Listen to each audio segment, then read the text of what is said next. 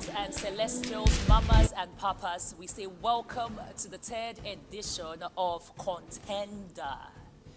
We want to say welcome to each and every one of you that has managed to find your way through the busy city called Lagos, the city by the sea, as they say when they like to sleep or like sweating. As you step up to the plate today, we will say yes, you should release your mind and make yourself available to the feast, the movable feast of esports and online gaming that we have spread out for you. Now, it's just not something that is going to be about the pad and your finger walk. We are going to have conversations that will stimulate you and get you into that place that you know that esports is here to stay, in case you were not aware. We're going to have people, men's and women's them, when mount for the industry, people who are captains of their industry, part of the ecosystem in this part of the hemisphere called Nigeria, that are making things happen. Now we say, relax, chillax, relax your mind, because we will take on quickly, one by one, each and each. The repertoire is plenty. Some of the faces you know, some of them are new, some of them old, some of them used to be mid, they were upcoming, and now they're not a step up. But we say thank you, first of all, for those of you that actually followed up for the Nigerian time, into the African man time, into the set time. But I will say thank you for your patience, thank you for your support. We see you Gaming, we see you Gamer, we see you Zanoza, we see you Kucheza. But at this time, we're going to start off, and as we start off, we are going to introduce a man that has made Contender what it is, one of the most competitive gaming tournaments packaging that you will have for not just amateurs, semi-professionals, but also professionals and enthusiasts in the gaming space.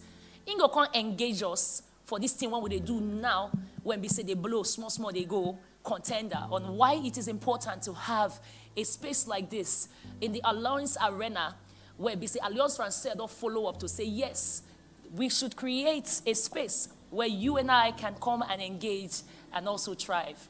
My name is Swore Chappelle, Chief Swore, if you want to call me that.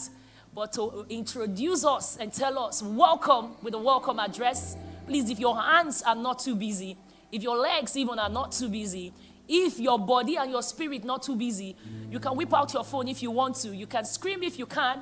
Please make welcome the man behind the dream of Contender, the one called Sydney Esiri, a.k.a. Dr. Sid, as he gives us the opening address. Good afternoon, everyone. Thank you so much for being here. This is the third edition of the Kon10dr Esports Championship.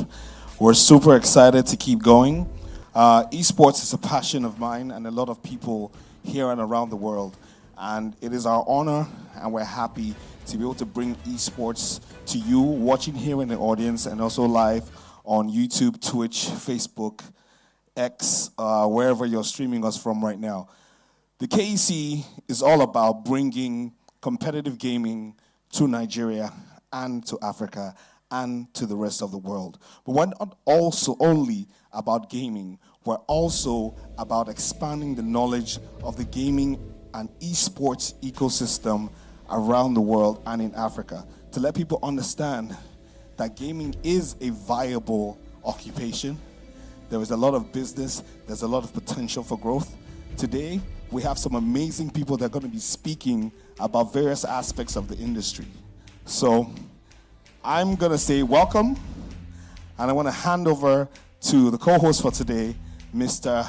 Tosin Odulami, who's going to walk us through some of the panels that we're going to be having today. Welcome to KEC 2023. Thank you so much, Doctor. Right now, we're going to start with our first panel for tonight. I would like you all to be prepared to be a part of Contender actively, because we're not just going to be talking to you, we'll be taking feedback from you as well. As we go on with the panelists, I'm going to call them out one by one. We have 4 very solid panels for you today. The first one is titled Game Development and Video Game Industry. And we have 4 persons that are going to come out today to talk to us about it. Please listen as we go through this panel, and be ready to engage them with questions here and there so that they can expand your mind on what is going on. First up, we have a man from a place that is not new to esports. Oops.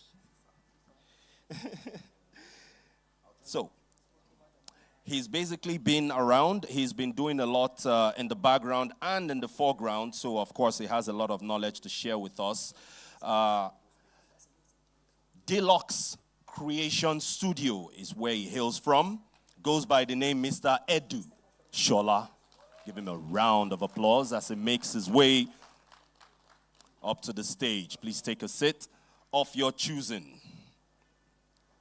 Next, we're going to call one of our active game developers, because yes, we don't just play, we don't just showcase, we don't just give you entertainment, we also create that which keeps you comfortable and entertained at home. So, we have a game developer joining us by name Dushima Lois Anga.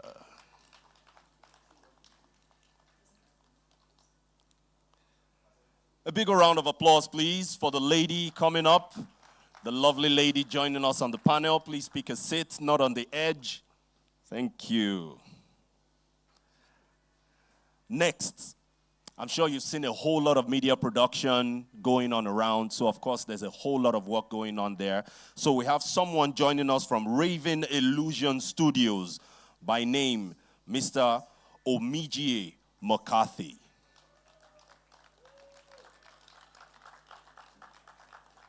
Thank you very much.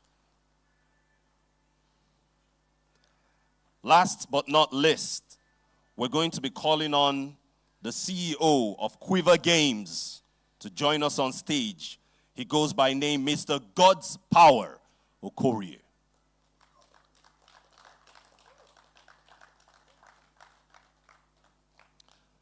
I'll be helping us along with this panel to walk through the flow of things. And keep in mind, like I said, we would very much like you to engage as we go along. We'll be here for just a few minutes, and we hope to make those few minutes very, very fantastic for you. It's good to have you with us today at Kon10dr 2023, so I'll take my seat as well, so that I don't stick out like a sore thumb. So, you've been with us for a while with this journey of esports. Right now, we're here to talk about game development. So, could you just, let's start with the lady, because ladies first. So, could you just talk to us a little bit about the ecosystem around game development in Nigeria? And of course, I know you do a little bit of work Pan-African as well. If you want to touch around there, that's fine.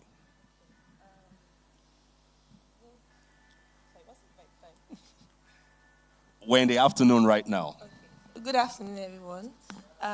My name is Dushima Ange, but you can call me Anga. Whichever one is fine. My apologies. That means I murdered your name.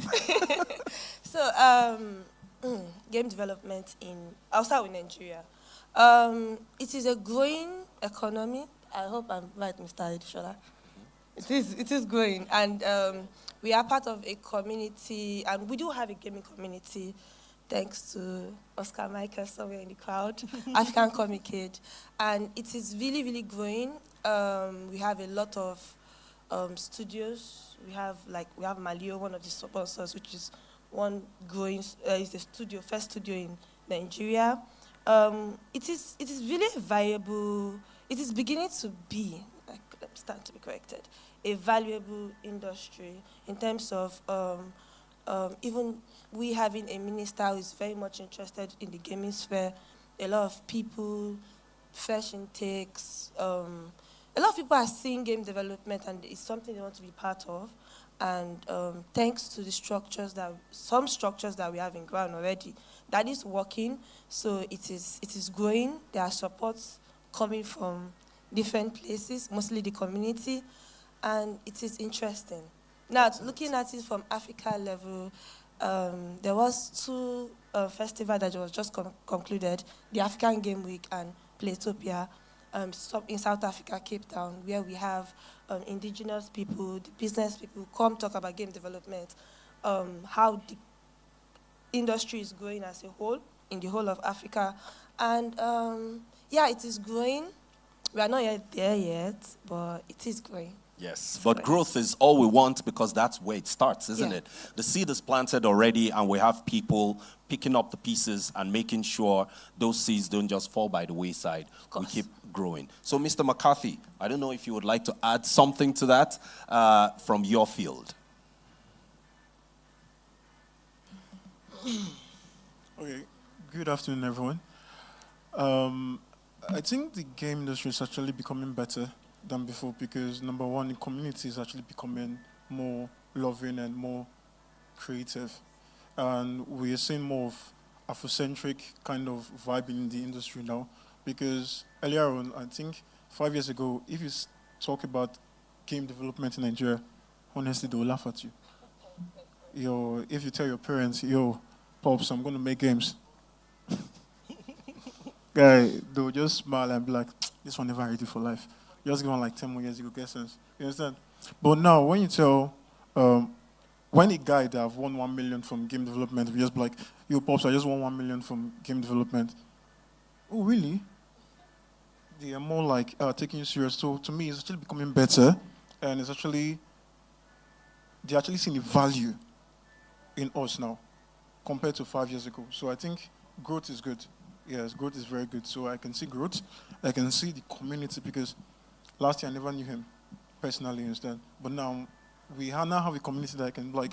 There's Oscar, there's Hugo, there's Doshima, there's Shola, there's other people in the gaming industry, and if I need help, I can go and ask, I need help doing this. So I think community and growth is actually. So there's a whole lot of back and forth that goes on between different arms of the game development industry itself. Yeah. Even the people are not like one size fits all, because we know how it is most times when you're trying to start something new in Nigeria. One person is doing everything, has to do the proof of concept before other people start coming in. So basically what you're telling us is right now there are so many people that have seen this vision come into it at the same time, and you all work together as a team, handling different sides. So Mr. Shola, could you talk to us a little bit about your own area and maybe also shed a little light into some specific activities that people can take part in, especially for those that might be looking at coming into game development as well? Because usually when people hear game development, all they think about is coding. So just to code, I'm sure there's a whole lot more that goes into it, which the three of you know very much about. So please, just shed some light. Good afternoon, everyone. My name is Edu Shola. I work with Deluxe Creation Studios, a game development and animation studio based here in Lagos, Nigeria. And so the work we do basically is make games. We make games for ourselves. We make games for people as well, like clients that come to us. So the interesting thing about the question you asked is because my friend Oscar from Africa Communicate, he just started off his Spark and Hack Fellowship. So I would have loved if he talked about it himself, but I could still chip in something. So if there are people that want to go into game development, that's like a good launch pad for them. So the Spark Fellowship is like for people who want to learn game development. Then the Hack is for like game developers who want to like scale up and improve on their craft and be better, and also get some level of support in terms of funding. So yeah, those are like some good opportunities. But aside from that, the interesting thing is that we have a thriving community right now. And we figured out that we need to build more bridges. And that's part of the things that myself and Oscar discussed when we saw in Ghana in 2021. It was like, okay, we discussed that we really need to take the game development in Nigeria to places it has never been heard of. And we've been doing that ever since. And recently, we saw what some of the congratulations we've been getting in different areas. We saw Dash Studio won the Hack page. Dash Studio also won AOT. Myself, I won the OCN, and that's the Netherlands, supported by the Netherlands government. So there are different opportunities, and we are taking the game development there, and we are saying, okay, this is a game development studio, and we are pitching against companies that are selling food, companies that are in tech, solar, and we are winning. You understand what I'm saying? So that's just to show you that if you have something solid, we have something solid, and we can do. What we just need to do is stop hiding ourselves, and we need to go out there and let people know that we have a growing industry and we can do way better. I think that deserves a round of applause. Thank you so much. And that's a good segue, because I was going to have us talk about some of the achievements that we've seen with game development, especially in this sphere. There aren't a lot of people in it, but at the same time, there's a whole lot more people than people may think. Because the other time, I know we had a graduation ceremony for some game developers that just went through a lot of training. So we have even more people coming into the sphere as well, learning the coding aspect, the graphic aspect, the launching aspect, the marketing aspect, the animation aspect. So I would like us to just talk about some achievements that we've been able to hit. If there are some major milestones in separate areas. So I'll just want you to do that in a couple seconds. So I'll just start from the other end, Mr. Okori. Mr. McCarthy, sorry. You want to go first? Oh, you want him to go first? Okay, well, so, he just spoke, so in terms of achievement, I think we have a lot of achievements, and it's not just in game. Okay, I think this year alone, when they did Gamer X, and we had that's the first time the game development industry is having a booth. So we had a booth there, and we were able to exhibit our game. So for us, it was really interesting because when we got those opportunities, well, maybe when we had Wage, I don't know if you heard of Wage. So Wage used to be a big thing back in the days, a few years ago. But Africa Comic Con has been the one giving us the opportunity. And then we had, even the Comic Con too this year, we had our own booth as well. And we also had a whole panel session for ourselves. So there are different events now. Hardly would you see maybe a tech event now that we wouldn't find a way to get game development in that space. But in terms of achievement, I think a lot of studios are coming for. Even Africa Comic Con won the AOT. Another one. She won an award as well. So I think you just did that yourself. So I won the OC, and they launched a very interesting. It's not launched yet, but it's still in the works. And so there are a lot of games. We've seen what the Legends of Orisha guys too are doing as well. They've gotten some grants as well. Yeah. And we've seen what Malio is doing. We've seen what Kucheza is doing for the kids. Man, it's a lot of, but we just need to we need a media company that will just sit on top of our matter and just let's blow that loudspeaker so that people will know that stuff are going on here. Mr. Okori seems to know how to just go into my next line of thought because he's... Sorry, Mr. Shola. But I would still like to hear from you. I don't know if there is more we want to touch on because he kind of talked about achievements from both sides as well. But I would definitely want us to touch on some of the challenges before we go into the audience for their questions. So if you have anything you want to add to it. All right. So in terms of achievements, I think we had the first ever Microsoft Xbox Game Camp this year, which was very beautiful because this shows that, okay, they're actually noticing us, you understand, and they're acknowledging us as actually good game developers and African people bringing out African stories, like you said, people doing Legend of Oshas, you understand, bringing out the African culture, the Yoruba culture and Yoruba storyline into modern age and all that, and seeing people play such beautiful Nigerian stories, and also some other games coming from Raven Illusion Studio, example the Adventurers, and also all of that titles. So I think having the Xbox Game Camp this year was one of the very big milestone, because for someone like Xbox to acknowledge Nigerians, okay, you guys are developing, that means we are actually doing something good. And also other awards given to Doshima, given to African Comic Aid, you understand, given to Shola, given to Raven Illusion Studio, you understand. So it's a way of still telling us we are doing well. Yes, definitely, and I like that you mentioned Microsoft because when Xbox came then, they actually reached out to people individually. It wasn't even reach out to this group or whatever, so that was awesome. So let's go to Lewis. We didn't save the best for last. We saved the absolute best to speak last, so please. Okay, so apart from all the accomplishments that they have talked about, I think one very important one that wasn't missed, but I want to add to it, was the fact that the minister, Ms. Anat, Art and Culture, showed interest in game development, and we were so excited that, so government is recognizing us as a profession not as an hobby or not that we are playing or not. And or not. There was this one I heard about that they see game development or gamers as what's this gambling.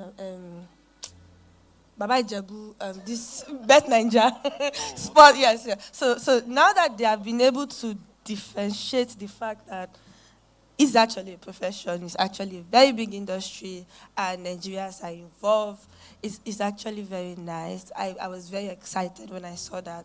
And then I also had an opportunity to go to South Africa, Playtopia, and saw a lot of people from outside who are very much interested in the African communities. We saw Beat Summit, we saw Beat Summit from Japan, we saw Amaze from Germany, who are very, very much interested in the community development and more like sharing knowledge and involvement. Yes, it's starting in South Africa. Me and Michael were talking about the fact we need to bring it down to Nigeria. But I mean, it's really amazing that the whole continent as a whole, as Africa, and then Nigeria is also part of it. We are growing, and we are also representing, so it's actually nice. Yes, very much so. The gaming industry is huge. Let's give them a round of applause, please. Thank you very much. So the gaming industry is huge, and there's a whole lot that is going on in Nigeria. There's been a lot of recognition. We've had people come in, and we've had our people go out. You've heard from them. We'd very much like to hear from the audience as well. So if you have questions, comments, whatever it is that you have, we'll spend about 2 minutes addressing those. So please raise your hand from the audience. Okay, thank you. Let me come over to you with a mic.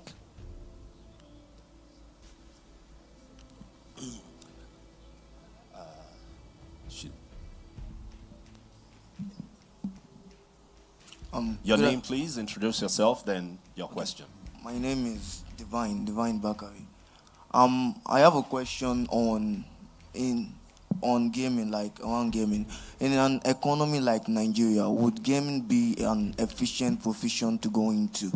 And if yes, how do you efficiently become a professional esports gamer in Nigeria? Did you get the question? Is it gaming or game development? Gaming. So right now we're talking about game development. We will have a panel for gaming itself.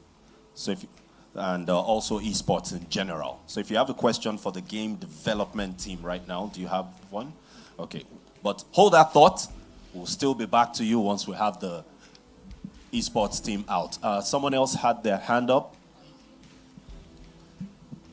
My name is Malawa Davis. I have just one question. And this is to all three of you. Where do you guys see the gaming development community in 5 years from now?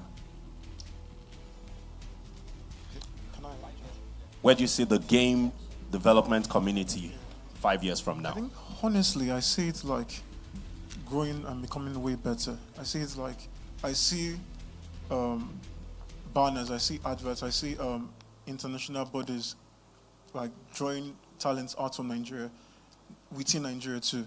So I see it like somewhere like we'll be proud of. Because honestly, I'll tell you, 2023, under less than, just this year, amazing things has happened. You understand? Like, beginning of this year, like, it was like the graph was like a little bit slow, but boom, it just kept on going up, you understand? So I see it, 5 years from now, I see people acknowledging game developers. I even see some universities introducing some side courses on game development too. Because now people are actually seeing, okay, it's not just about creating people running the screens. Because game development is not just, oh, I go to create games. No, there's animations, there's programming, there's technical writing, there's different branch.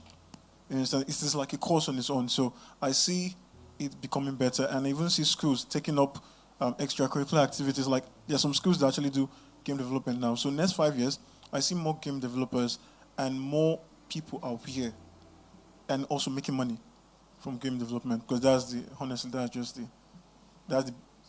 Let me add to that, like, quickly. So from the point of view of, because there is something that is a big switch that is happening now, and the fact that we are also considering making games so that the esports community, there could be some sort of synergy. So we see companies, I see a lot of companies making games for esports, and people are playing games with characters that look like them, environments that they've been to that they can relate with. So I see a lot of synergy, a lot of collaboration between esports and game development, and you'd also want to play a game that's that with characters you can relate to, so and locations that you'd love. So things like that are coming, definitely coming. It can't be stopped. It's already on its way. So yeah, that's part of it. Yeah.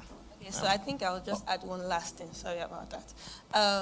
I see, which I started, more indigenous game being published on Xbox and other console, Steam. I mean, we had a couple of Steam games that were published this year, and Xbox is already in communication with a lot of studios, and they're about to publish their games. So more publishing games on console games, more Nigerian shipped games out there. They are going to be very successful, hopefully. And lastly, more studios becoming very successful and becoming a very, very strong, maybe not up to triple A, but mid-A studios. I mean, I don't know about you saying maybe not triple A. I mean, that's exactly where we're going. I'm trying to project 5 years. I'm looking at 5 years projection. A lot can happen in 5 years. A lot can happen in 5 years. And a lot has happened in the last 5 years. Can we have a resounding round of applause for our panelists, please? Thank you so very much for your time. It was good to have you with us. We're going to have a short break, then we go straight into the next panel. This is just going to be like 10 seconds to let our panelists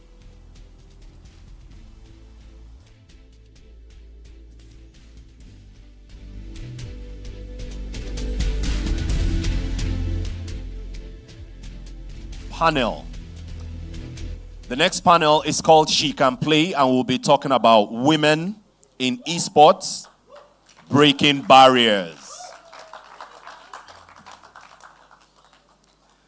I see you're all very enthusiastic to be able to have our panelists on. So am I. First person I'm going to call out on the panel is someone who is a trendsetter in the esports industry. She's done a whole lot in terms of bringing people together, gamifying experiences, and finding new ways for people to learn and engage with one another. She is Susan Adinoyi.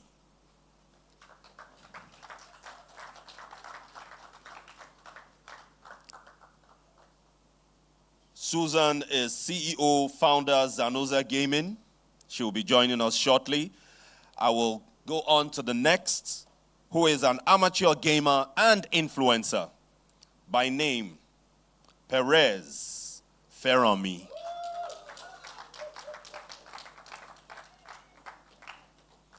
Let's keep that round of applause going, please. I love the hair. Please have a seat. Pick one of your choosing. Next, I'd like to call on one of our hosts for today. She's been very, very, very supportive of the esports industry. She was there for many, many different events, not just Contender, but also supporting even other personalities, and organizations in esports. She is the Cultural Corporation Officer for the French Embassy, Leah Poirier.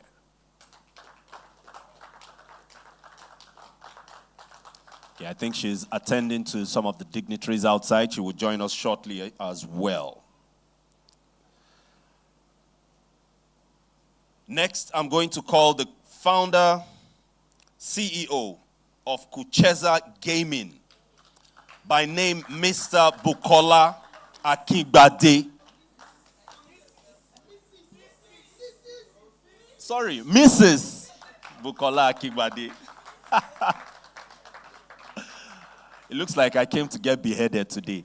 The last panel, I messed up a name. I hope I haven't done the same this time. You'll be fine, sir. That's all. My husband will come your way. Please tell your husband that I've begged for mercy. Okay, so while we wait for the other persons to join us, we might as well get things going right now. So these ladies here are going to talk about women in esports, breaking barriers, achievements in esports so far. So I'll sit with you.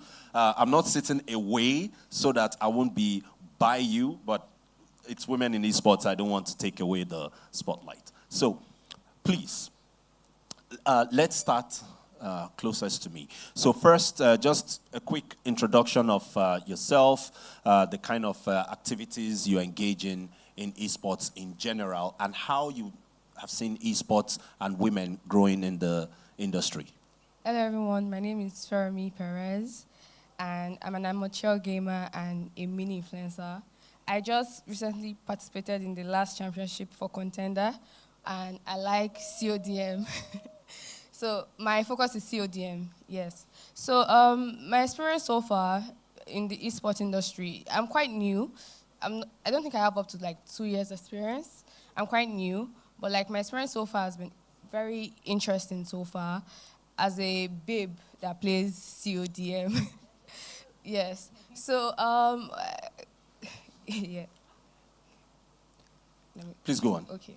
So as a babe that plays CODM, I've had interesting experiences so far. Like when I play games and people can hear my voice and like they know that I'm a girl, the reaction is always different and priceless sometimes. So it's always like, oh wow, now babe they play. Oh wow, you be babe. Make I follow you, or it can turn to harassment sometimes. Do you get like it's not? I don't really have a lot of female friends that play CODM. Do you get? Even when I posted like the poster for Kon10dr, people were like, "Oh my God, you're a gamer, you're a gamer." There's this thing. Sometimes it can be reverent. Sometimes it can be like, "Oh, do you get?" And they expect a certain type of like girl. They expect a certain look. If you're a girl, you have to make me look like a tomboy. I'm a very girly girl. I'm not a tomboy, but I just like to play games. And girls like to play games. Girls like to be competitive as well. It's esports, like. So I'm just trying to like. This is just like an awareness session. Like girls can play too. We can all play too. And succeed. And succeed, yes. There are like a couple of people that I've seen. They're top players. I've read about like one Scarlet girl for StarCraft. Like she's one of the like top players. We have Queen Arrow from Kenya and all of that. Like girls can indeed play too and can win too. And I don't care if I'm playing, you may like you want to be more competitive. I'm going to beat you. Yeah. So yeah. So Call of Duty is a very competitive game. Yes. So I would definitely want to come back to you on some of your experiences there. But we'll just talk to the others as well. Oh, it's good to have you with us, Leah. Hi. And Hi, everyone. Susan. Thank you. Hello, everyone. So let's go back to Mrs. Akinbade. Yes, something happened. Yeah, it's an inside joke between us. Don't worry. It's not even for the audience. Just me and you. So could you please tell us a little bit about your engagement in esports so far, and what's been your experience with watching women in esports? Hi, everybody. Thank you. It's good to be here. So I'm not an esports player, but we run esports or inter-school esports in schools, in public schools and private schools. And I think one of the things that initially was a little bit difficult for us to try to do was to get girls to play. Initially, we thought it was an issue with the titles because we started with Smash, so Nintendo titles mostly, and then we added like Mario Kart as an example. Against our better judgment, we added FIFA. But now, I think our last tournament earlier in the year with public schools, we had an all-girl team. And it was quite interesting to see how they played, and they played really, really well. And it's so weird because I think the general view is online, especially. There's a lot of, like you're saying, sometimes like kind of guys treating women badly or ladies badly when they find out they're women. But with the schools at that public school level or secondary school level, the encouragement that the girls get is ridiculous. Like, it's off the chart. Like, they actually want them to play. Yeah. So it's been good to see the journey of, initially girls not wanting to get involved and, a few years down the line, having even an all-girl team. And in some cases you have girls as part of a school team as well, which is quite interesting to see now. By the way, I wouldn't say against your better judgment, because one of the top casters in esports today is here today, and she casts for FIFA. And now, I think you don't need FC talent to play 2014. FIFA, but COD, Yeah. I vote COD. Yeah. FIFA guys don't really need talent. And it's good that you also mentioned. Don't worry, you get your chance. It's good you mentioned the other sides as well, because earlier on we were just saying, when we were talking about game development, that sometimes when people talk about video games, they think about just people who are playing. When you talk about game development, they think about people who are writing code. When you talk about, there are women in esports as well, you think, all they are doing is maybe gaming, or they are some gamer boy's girlfriend or something. So this would definitely break a stereotype for them to see how things are. And like she said too, they tend to think they are tomboys.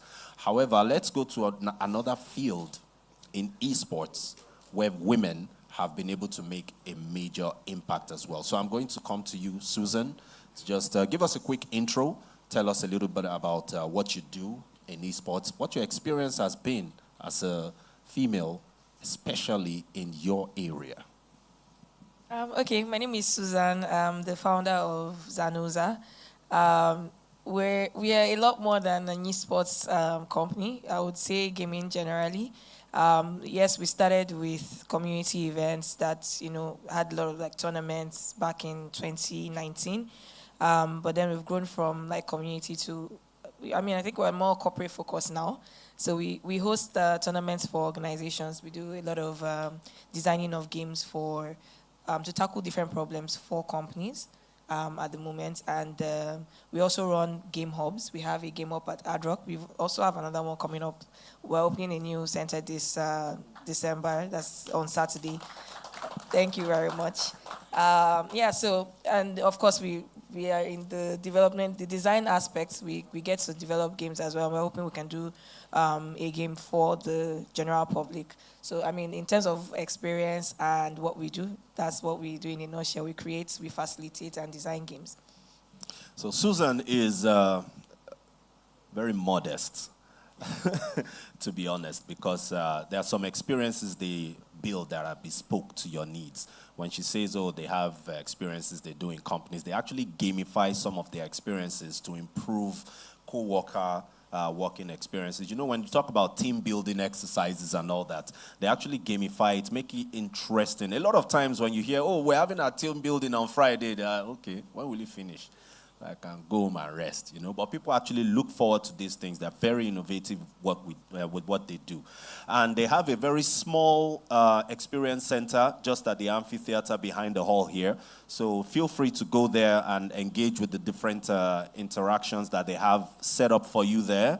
You cannot miss it. There's a whole lot of stuff there, and it's going to be really exciting. So I'm sure her team looks forward to having you there. So next, we're going to go on to one of our esteemed hosts, one of the biggest partners of esports so far. She's been a rock. Is this me? I don't know. I'm talking about someone, though. A person who is so influential in keeping everybody encouraged to keep things going, because at the end of the day, you can't do anything alone if you can't work with others. Leah here has been very instrumental. Yes, I am talking about you. She's been very instrumental in keeping things going and keeping everybody together, keeping a good focus, not just on the players, but as you can see, there's a massive ecosystem around esports. So Leah, I'd very much like you to just tell us a little bit about yourself, what you do, but most importantly, I'd like to hear what your experience has been with all the different areas of esports that you've interacted with, what you've seen with women, and what the experience has been. So, good afternoon, everyone. My name is Leah. I'm the Cooperation Officer of the French Embassy handling esport, video game, digital economy. So one thing I think that's been clear for us from the get-go is that esport and video games have never really been perceived as like a male-dominated only ecosystem, because so in France, for your information, we do sensors every year on like the practices around esport video games, and one of the categories like casual gamers. So casual gamers is between 4 to 10 hours of like gaming per week, and actually 60% of casual gamers in France are women. So it has always been something that has been quite widely accepted. I'm a gamer myself, not a professional one, but I'm pretty sure that, you know, I have a PS4, I have a PS5, I follow the games, and we understood that as a practice that is, you know, welcoming for everyone, and also it's not something purely masculine in the sense that women enjoy the same sense of accomplishment, the same drive, the same enjoyment out of video games and everything around it, because it's video games, but it's producing video games, it's marketing, it's event organizers. These are not typically masculine. It's not a masculine field. The skills that are required are not masculine. The drive that is required is not masculine. So what we've done is basically just, you know, push an ecosystem to structure itself and bring programs that would not promote only like one gender, and just we look at the program, we look at the project, and that's what makes us want to continue in that field. And I think that our partners can attest to the fact that we are kind of just looking at what has been done, and also we do still try to bring a bit more, you know, push the door that more open. But for me, honestly, to be fair, like the Nigerian ecosystem is quite, you know, not woman-friendly, but woman-dominated. Like most of my partners are women, to be fair, in this, like, Bukola, I work with you, Suzanne, I work with Gamer. These are still like quite some of the biggest, sorry, Sydney, you know, some of the biggest events in Nigeria, and even now, honestly, like West Africa. The scope of the programs, the outreach, the structure, and it's women-based. So, a big round of applause for that, please. So as you can see, not only is esports breaking boundaries in Nigeria, or rather Nigerians breaking boundaries in esports, but women are also making things happen, even at the highest levels of the organizations. We have CEOs, CTOs, chief marketing officers. We have people at decision-making levels at different organizations all over. And we have multiple organizations that have these people working, and a lot of them are women at high levels. So before I come to the audience, I'd like to come back to the Call of Duty conversation we were having before. So Call of Duty seems to be one of those shooter games that people regard as highly competitive today. There was a time that Call of Duty was not even mentioned when we were talking about shooters. I mean, back in my time, it was Quake. It was Real Tournament and things like that. Then later it was Halo. And then later we had Gears of War and the rest. But now it's Call of Duty. There are a lot of casual games out there as well. But the competitive ones today, and you also have them on mobile, like PUBG Mobile for it. And there's also Call of Duty Mobile as well. That's my specialty. So you have Free Fire, you have a whole lot of them. There are casual games as well, like Destiny and the rest. We have the just drop in and pick something up and start shooting. Those are the open world ones. What are they called again? Battle Royale. Battle Royale games, yeah. You have those ones like Apex Legends and the Gang as well. There's so many different ones. Why Call of Duty? And how have you found it going up against the guys? You mentioned earlier you haven't seen a lot of females, but have you seen some? I have, definitely. I've never played like females, but like still just mostly men that I play with. And there's this shock that I still get, like, oh, she's a gamer. For this contenders, I was participating in the recently concluded. It's not even concluded yet. The finals is today. Finals is today. Yeah, yes. finals is today. But they kicked me out. They kicked us out. They beat us. So yeah. But that's a team event, isn't it? Yeah, a team event. Blame it on your teammates. Don't worry. I will. That's what I'm going to do. I will. So, CODM in university.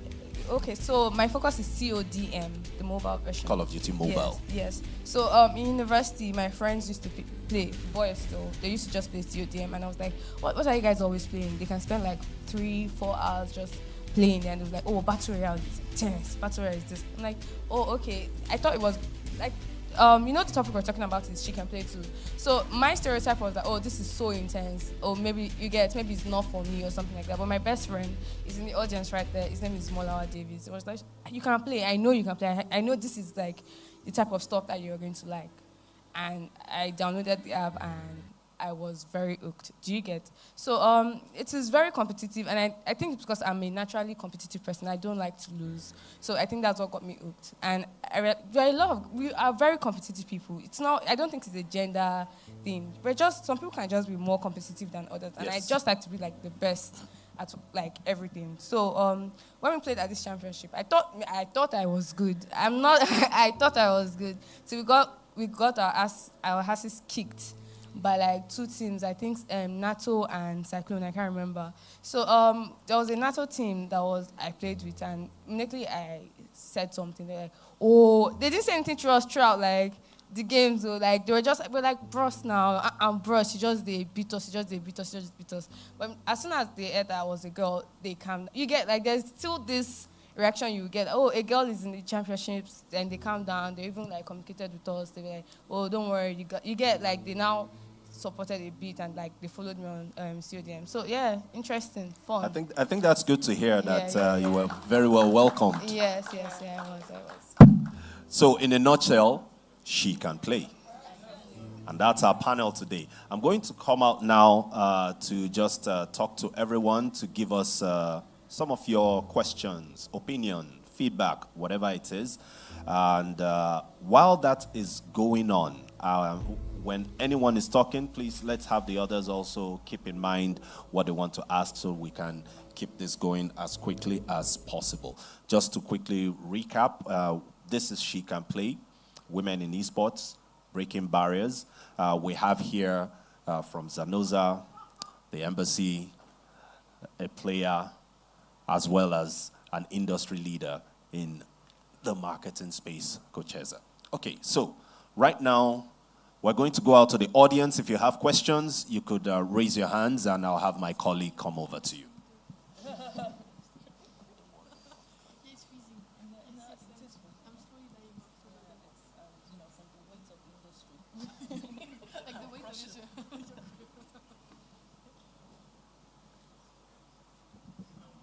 Yeah, good afternoon, everyone. Malgas. So my name is Bakari Paul. I work with Nexal Gaming, and I'm going to share a bit of insights on some of the things that we've seen, particularly with the demographics. So we've collected surveys, we've collected data summing up to around 5,000 users and 5,000 participants. And we've noticed a huge gap in the demographics in the sense that it is somewhere around 90-10. And that is even me being kind, because it's around 95-5. So there's a really huge gap in terms of the demographics. And I feel that's something that really needs to be addressed, because we can be confident that yes, we're having more female participation, but the demographics might not be balanced in any way. So what do you think can be done to kind of like close that gap? Okay, let's not even assume that it's 90, let's assume that it's 70. What can be done to close that gap to 50-50 or 55-60-40, where it's a more fairer environment for females in the ecosystem? Should it be more of these games being designed to be more female adherent? Should it be more about creating more female-driven programs where we have more, where we're able to segregate that and boost more of the female activities? What do you think can be done? So I would quickly jump on this one, and in case anyone also has any response here. So I mean, years ago I worked as a market analyst, so I know when it comes to data can be, it can be screwed to us, whoever it is that you interviewed. When it comes to gameplay, I don't think, my own personal opinion, you don't have to create a game and then start looking for how to tailor it to women, right? Games are games. people who love to play it, either way you find your niche, because there are people who love to play casual games, there are people who love to play very competitive games. You don't have to create, a particular game for women, right? And it's I've attended workshops where we were just talking about why is it that when we get to a certain age as women, it's almost like you can't see a lot of women participating anymore. If you go to, and I think this would even play very well in your space, if you go to secondary schools or from primary schools to secondary schools, you see that we have active female participation. Once people start getting into that, teenage age where you have to start preparing for your husband's house, then you start seeing the numbers, sort of go down. But it still doesn't mean people do not play. They most likely will play casually, and you just need to find exactly where you're looking at the data from. That's my own perspective on this, but I don't think you need to create a game specifically for that. Of course, when you're promoting, you want more women participation. It's just getting into networks that have women who will be willing to come out, and also panel sessions like this also make people see the fact that women are actually actively in this space, so you can actually come out, right? You don't need to stay inside. Just in terms of the diversity, in terms of the career pathways, even in esports. Obviously, shoutcasting today is Swore. Swore is a radio personality. She does an amazing job with FIFA shoutcasting, and that's a huge area.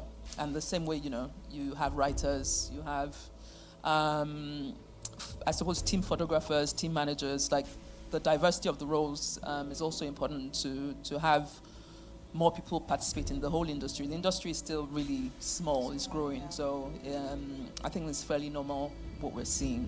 So, but I think the more diverse as well, the understanding of the different career pathways would also help to kind of get more people into the different aspects as the industry continues to grow.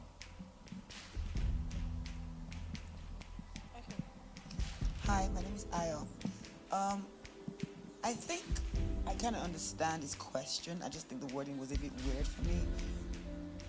We can't deny the fact that there's definitely a stereotype in the gaming industry in Nigeria when it comes to men and women.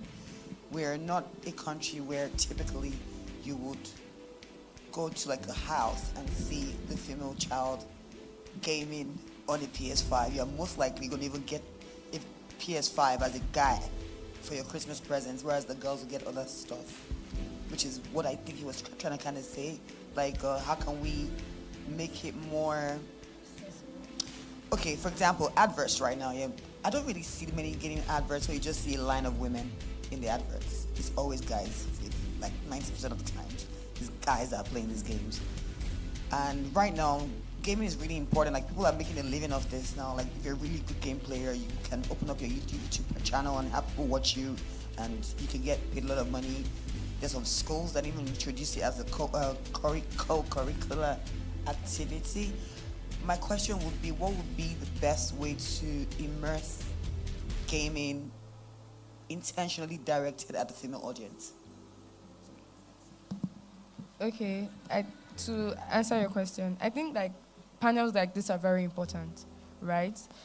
If not for this panel, I would not know that these women have made like such amazing strides in like gaming industry. And like obviously some games also try, like in CODM you see some skins, you see female feminine skins are like the body you want to choose. Do you get, like, you get? So most of it's still awareness, basically. We just need more awareness. On Twitter, when I say who wants to play CODM, it's mostly like guys that will answer me like, oh yeah, do you get? So if we have more awareness, like conversations like this, more advertisement geared to, not really geared, because we don't want to make it a gender, like we don't want games specifically for girls. We have that. Like, I want to play CODM. I want to play like a competitive sport too. I don't want it to be because I'm a girl or anything. But also, there's something called like, we can give opportunities, you get, to break stereotypes. We're not saying you should get all girls like PS5 or something like that. But like, there's also something called like intersectional politics that is also at play here. Do you get, like, most girls, like you said, do not get like the PS5 as a gift, even though they want like the PS5 as a gift. So it's just awareness. We just need to create more awareness generally. And like, if girls can play, we can play too. You have to tell more girls. I tell my girlfriends, like, oh, you need to download CODM. We have to like play together. Do you get? I've told a couple of my female friends to like, let's play CODM. Do you get? And the funny thing is that they always end up enjoying it. So it's just awareness, basically. Yeah, I also think economics. I go back to economics. When the industry is successful, women will find their way there, especially because the industry itself or the games don't discriminate in terms of how you can participate. So we have cultural barriers, which is to your point. But I think, the last time we were here, like sometime last year, talking about someone who won 5 million, and I think, there's going to be people winning again today. Like, sometimes some people need to do is hear that, how much? Huh. Exactly. You don't play what? I know. You're gonna. So I think the more, once the economics gets better as well, more people will by default participate because there's no real barrier. And I think also last is the fact that esports is like a wide ecosystem, and instead of only seeing like only players, for me and what we're trying to do is raise awareness on the skills that are necessary to be within that ecosystem, and these skills are transferable. Like you can use them for marketing, for product management, so it's also a matter of showing that esport is one pathway. It's not like a final destination. You can do esport for fun, you can do esport professionally, but also you can do all of the skills around it, and this can bring you like resources, opportunity. Like if you are able to organize an esport tournament, it also means that you're able to organize, let's say, like a conference, because at the heart of it is like the same skills that are needed. So it's also a matter of like putting forward opportunity, not only opportunities, but showcasing the fact that it's kind of like it's a jumping board for something. Like you can do it for yourself, but then you can also apply it for your job. It's a marketable skill, and I think it's also a matter of the ecosystem needs to mature a bit for, let's say MTN to realize that, she has done that, and that within the ecosystem. It means that she has this skill, so she's marketable as, let's say, like a product manager. So it's also, I think, it's a multi-pronged, we need visibility of like storytelling, we need success story, but we also need transversibility to other markets. Yeah, and I think what I would just say to wrap, everybody has said that, creating opportunities for people to see that, she can play, right? But even beyond that, because a lot of times when people say CODM, right, like we're focusing on CODM now, there are also a lot of other games that might not be as intense as, CODM, that have competitive elements, right? How many people know that Uno has, a world championship, right? And Uno is a card game, right? So, I mean, it's just better awareness and just even knowing what exactly we have out there in terms of competition and how people can participate in that. I know that there are writers, and I'm sure there are a lot of writers in this room, so if we're also able to sort of tell our stories in the way where everyone knows that whatever it is that is your, for lack of a better word, poison, right? Whether it's a competitive, a shooting game, or whether it's, a card game, or, if it's sports, right? You can always find something that you can compete at. Thank you. Give them a big round of applause. Thank you so very much for your feedback to the audience. Thank you also for your participation from everybody here. It's been an interesting conversation.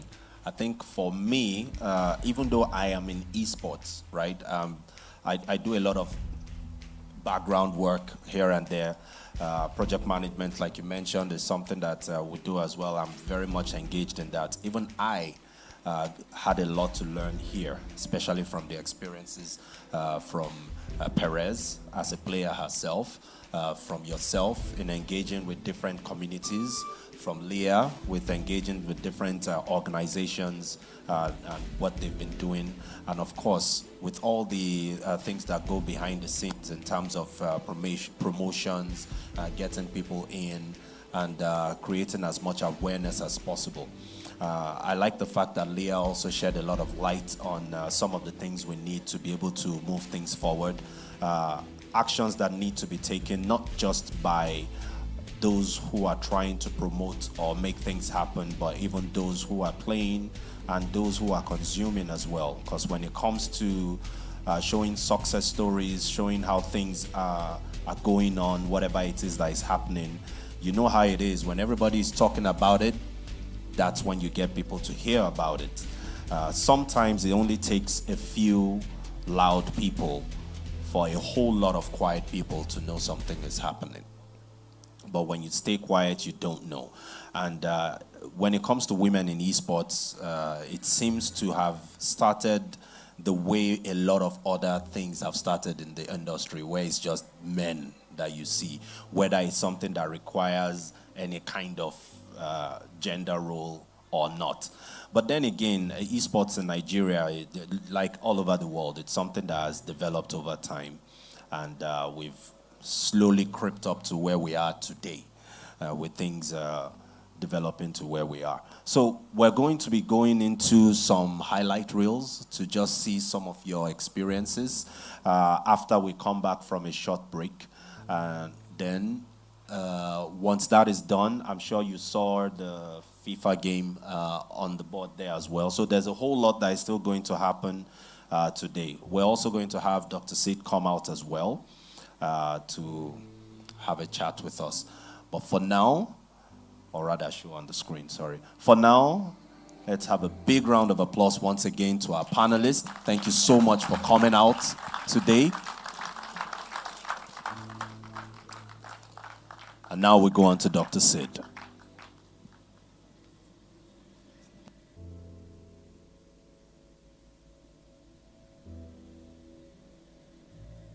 That we brought together in Contender. I like, you need to appreciate them, like, with the fullness of your claps, the fullness of your mouth, everything that you can, because like, this is one of the first time, Sid, that I'm seeing all female she can play, and panels that are put together while we are having a gaming competition that has, developers in the mix of it and talking about their process and the journey so far. What did stand out for you? I think for me, the most important thing was just looking at the fact that gaming has so many aspects to it. Yeah. There's esports, there's development, there's tournament organization, there's education, there's so many aspects to it. And for Contender, we're happy to be able to sort of bring all that together, at the Kon10dr Esports Championship. Hopefully next time we have the Kon10dr Esports Festival. And I was listening to Ferami when she was talking about her experience. Yeah. And it's so funny, we actually have a video of her team's experience, which we'll be playing sometime during the break.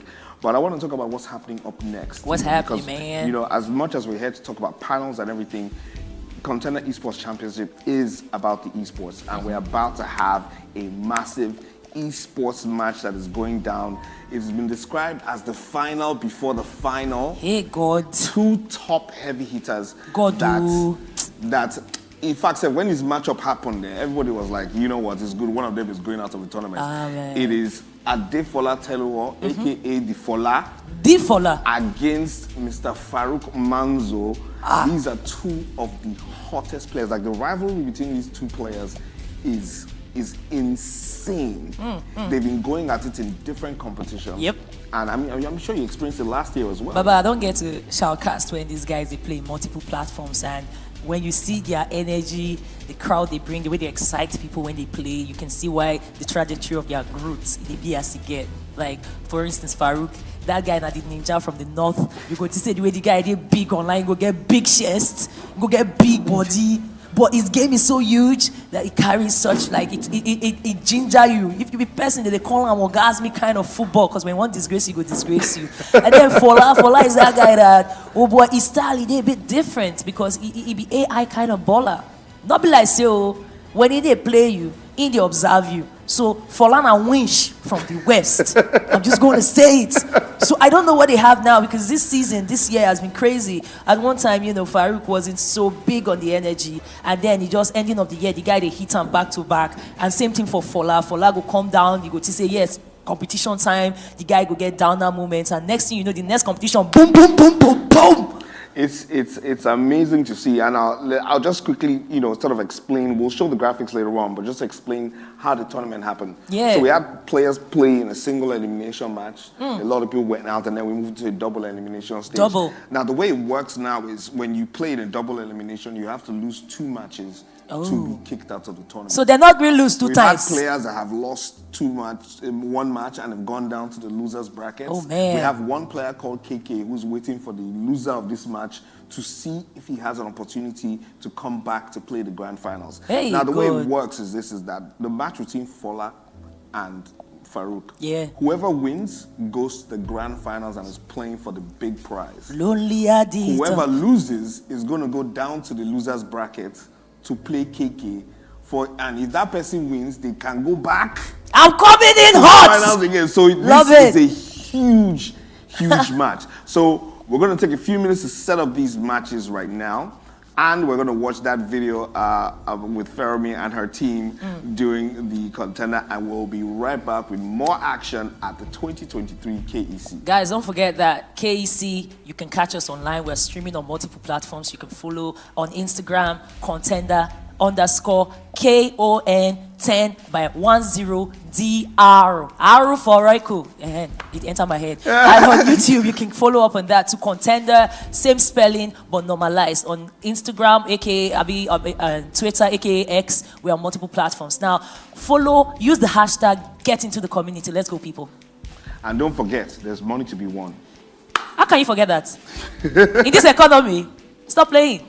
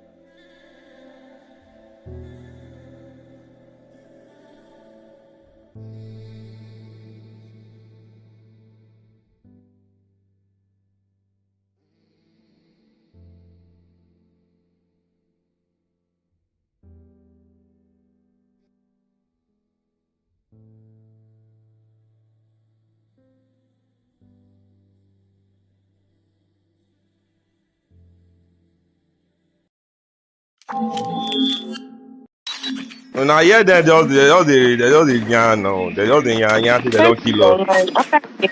Now, the yarn is now, they don't kill us. If we can set up here, we can have a chance in this game. I swear.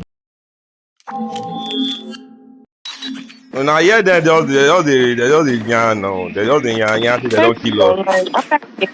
Now, the yarn is now, they don't kill us. If we can set up here, we can have a chance in this game. I swear, there are some places that we can just look out because this is control. Like,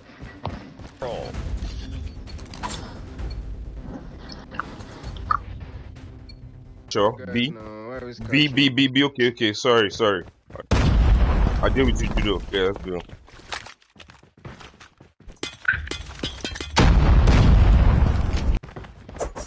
Enemy in sight! Target down! Woo!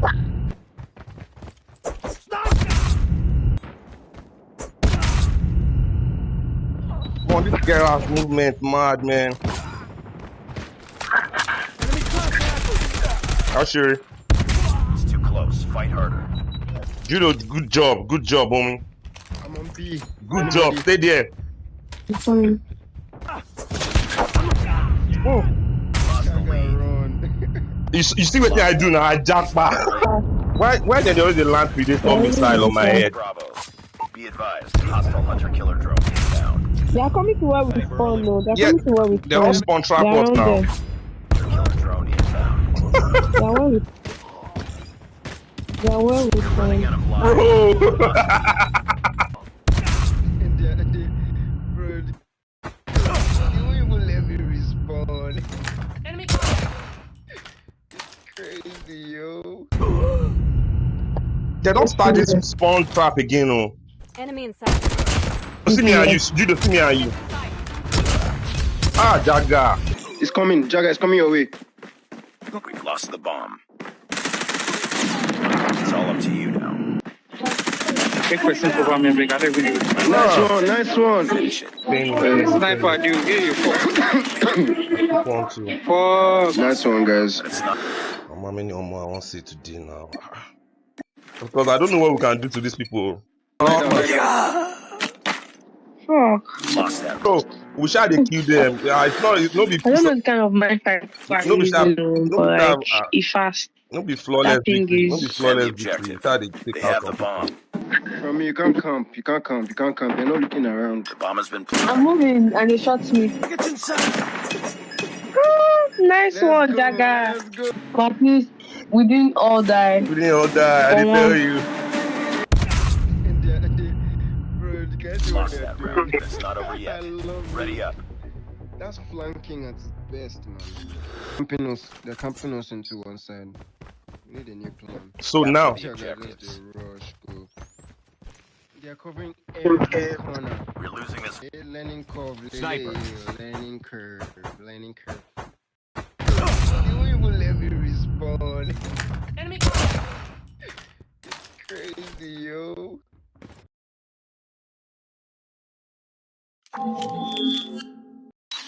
When I hear that, they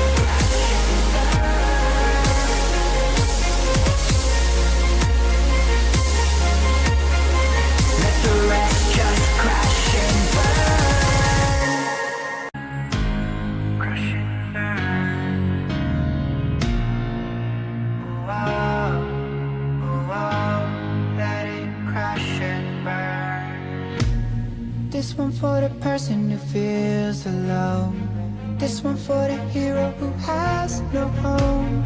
This one for the one who live for hope. Changing better days. Pick your head up, keep on fighting, living, loving. Make your mind up.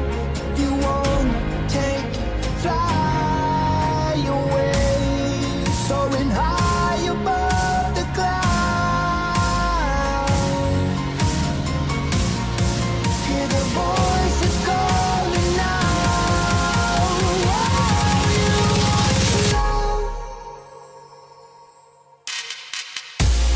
Crash and burn, I found myself beneath the emptiness. Make your mind up. Wanting more, I let it go. Holding on to love, breaking through, I feel alive. For once in my life, I'ma live by the one to be all I can. Let the rest just crash and burn.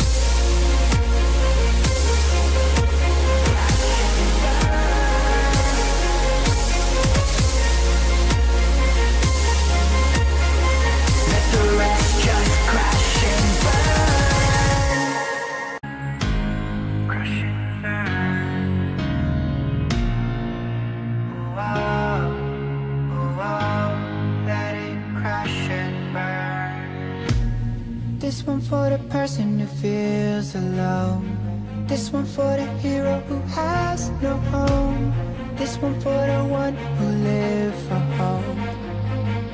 Changing better days. Pick your head up, keep on fighting, living, loving. Make your mind up.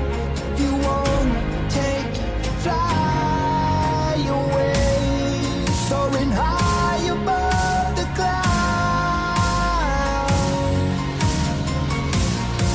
Hear the voices calling out.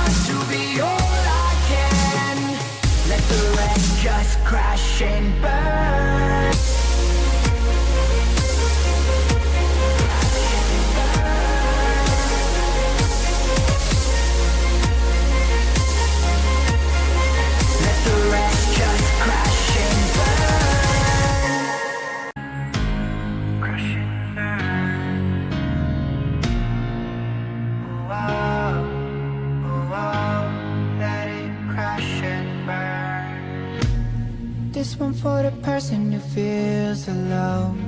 This one for the hero who has no home.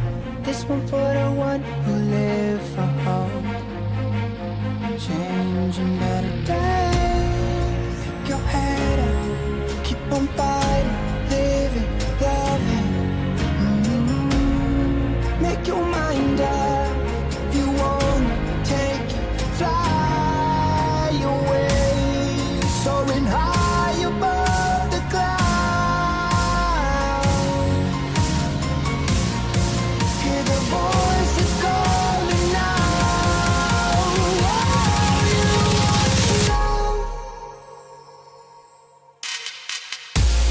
Crash and burn, I found myself beneath the emptiness. Make your mind up. Wanting more, I let it go. Holding on to love. Breaking through, I feel alive. The ones in my life I'ma live by. The one to be all I can. Let the rest just crash and burn.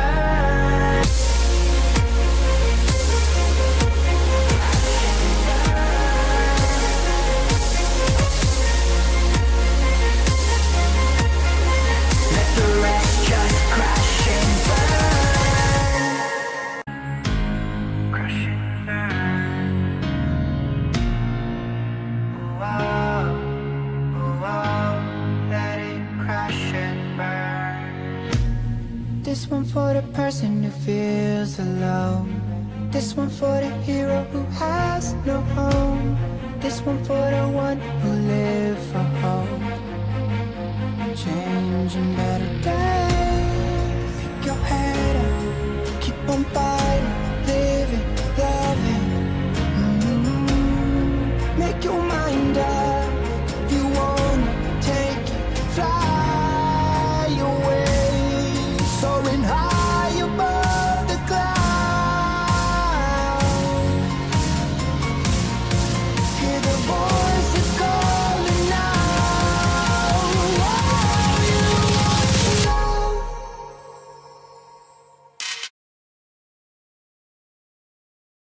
Myself beneath the emptiness. Make your mind up. Wanting more, I let it go. Holding on to love. Breaking through, I feel alive. The ones in my life I'ma live by. The one to be all I can. Let the rest just crash and burn.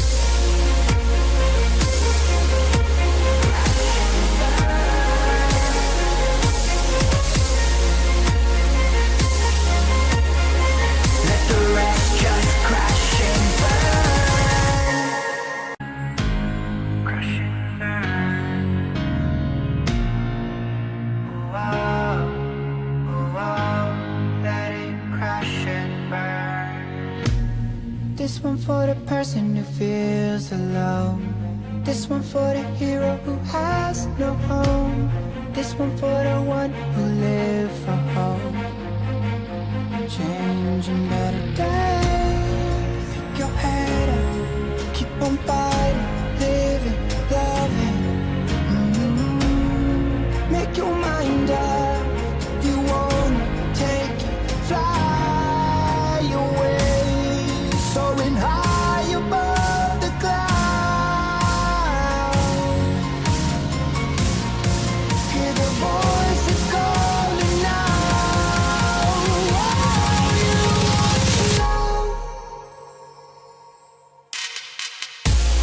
Crash and burn, I found myself beneath the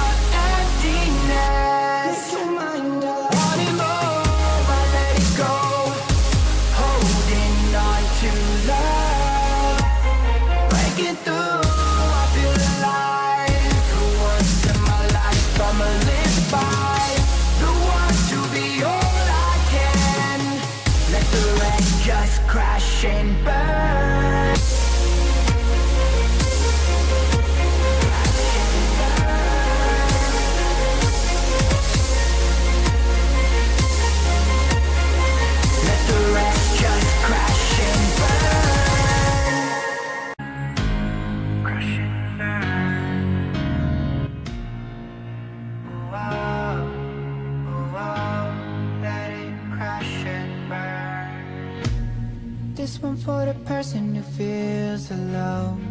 This one for the hero who has no home. This one for the one who live for hope. Changing better days. Pick your head up, keep on fighting, living, loving. Make your mind up. If you wanna take it, fly away, soaring high above the clouds. Hear the voices calling now. You know. Crash and burn, I found myself beneath the emptiness. Make your mind up. Wanting more, I let it go. Holding on to love. Breaking through, I feel alive. The ones in my life I'ma live by. The ones to be all I can. Let the rest just crash and burn.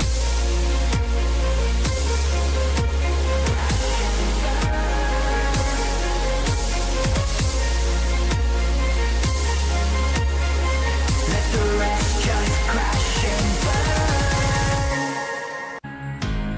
Crash and burn. Oh, oh, let it crash and burn. This one for the person who feels alone.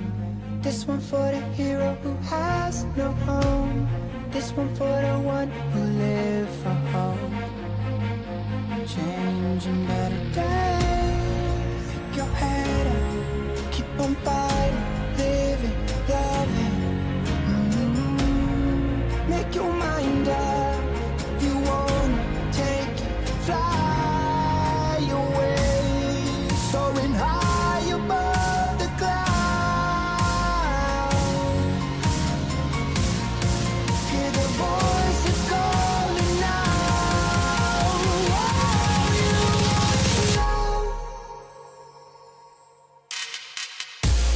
Crash and burn, I found myself beneath the emptiness. Make your mind up. Wanting more, I let it go. Holding on to love.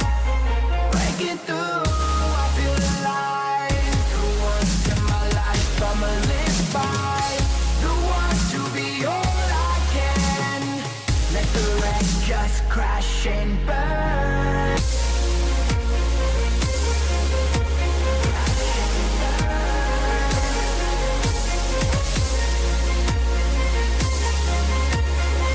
Let the rest just crash and burn.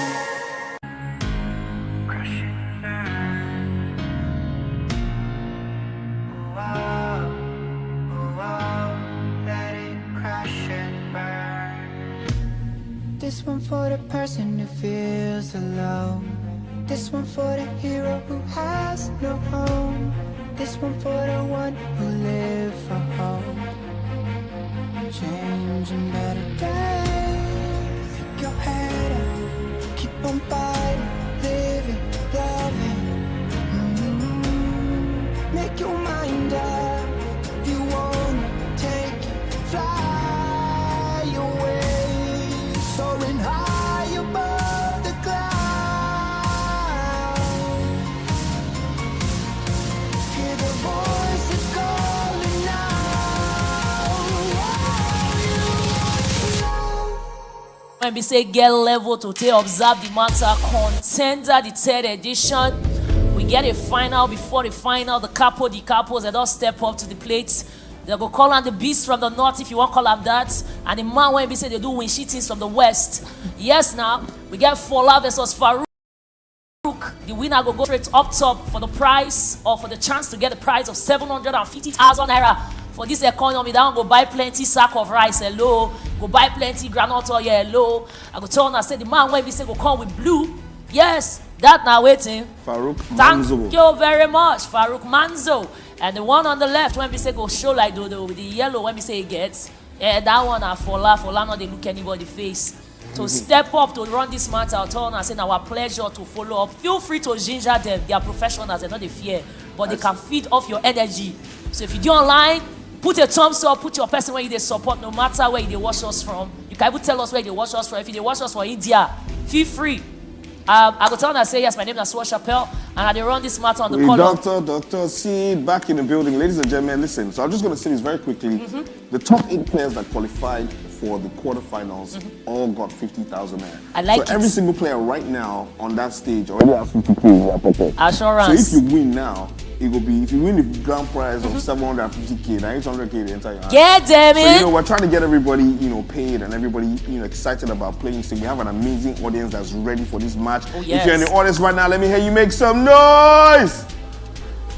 All right, all right, make the noise, because they get money on ground. If you are watching the stream right now, put your fire emojis in the chat right now. Ladies and gentlemen, without further ado, this match is about to kick off. We're going to be watching Adefola versus Farouk Manzo. Yes, two ma'am. titans. They say when elephant they fight that the grass is suffer. The grass is about to feel it in this match. Ladies and gentlemen, this is the KEC 2023 upper finals in this double elimination Let tournament. them know. Let's go. Let's go, people. Now, one man will set up on the left, he carry himself, Paris Saint-Germain. That might be the color if you're about that life. The other guy carry a contender kind of package. Now he put for one side. I don't know the names. You go see Real Madrid name. I've been at Bash. You go see Cost Clan. Thank God say somebody prayer warrior mama no dey. I think the person used the name Contender as their team. I hope they win, whoever that is. But we're waiting for the players to kick off the match right now. Farouk and Adefola. Yep. We are waiting for you to start your game so we can go. All right, ladies and gentlemen, it is about to kick off. And Boko, the game don't kick off. Bellingham, 9 is the start of the matter. The man on the right, that now Fola in white. They go spread the piece of play to De Jong up. I go square play. Strictly straight to Davis. They do one sweetly. They use 4-3-3 formation, meaning say we will see some walk through the middle, but now the wide areas will take a while. It seems like they are choking up every low block they can. True ball to Alexia. I like that in this new EA Sports package, you can mix man, you can mix woman, you can cross carpet for inside the matter. We already had a discussion, toasting when we started, and we're talking about the kind of strategy when we say these players are going to use. Are they going to go for the classics? Because they don't face off each other well. To be honest, the first few minutes of this game is going to be a lot of them studying each other. I think these guys have played well enough, but they're going to see which kind of strategy and level of aggression they're going to come out with in the first. Oh, I love that. Square play, come on! It's a bar! Not be them, Baba matter. Graham will carry and go back again. I see this is a low block.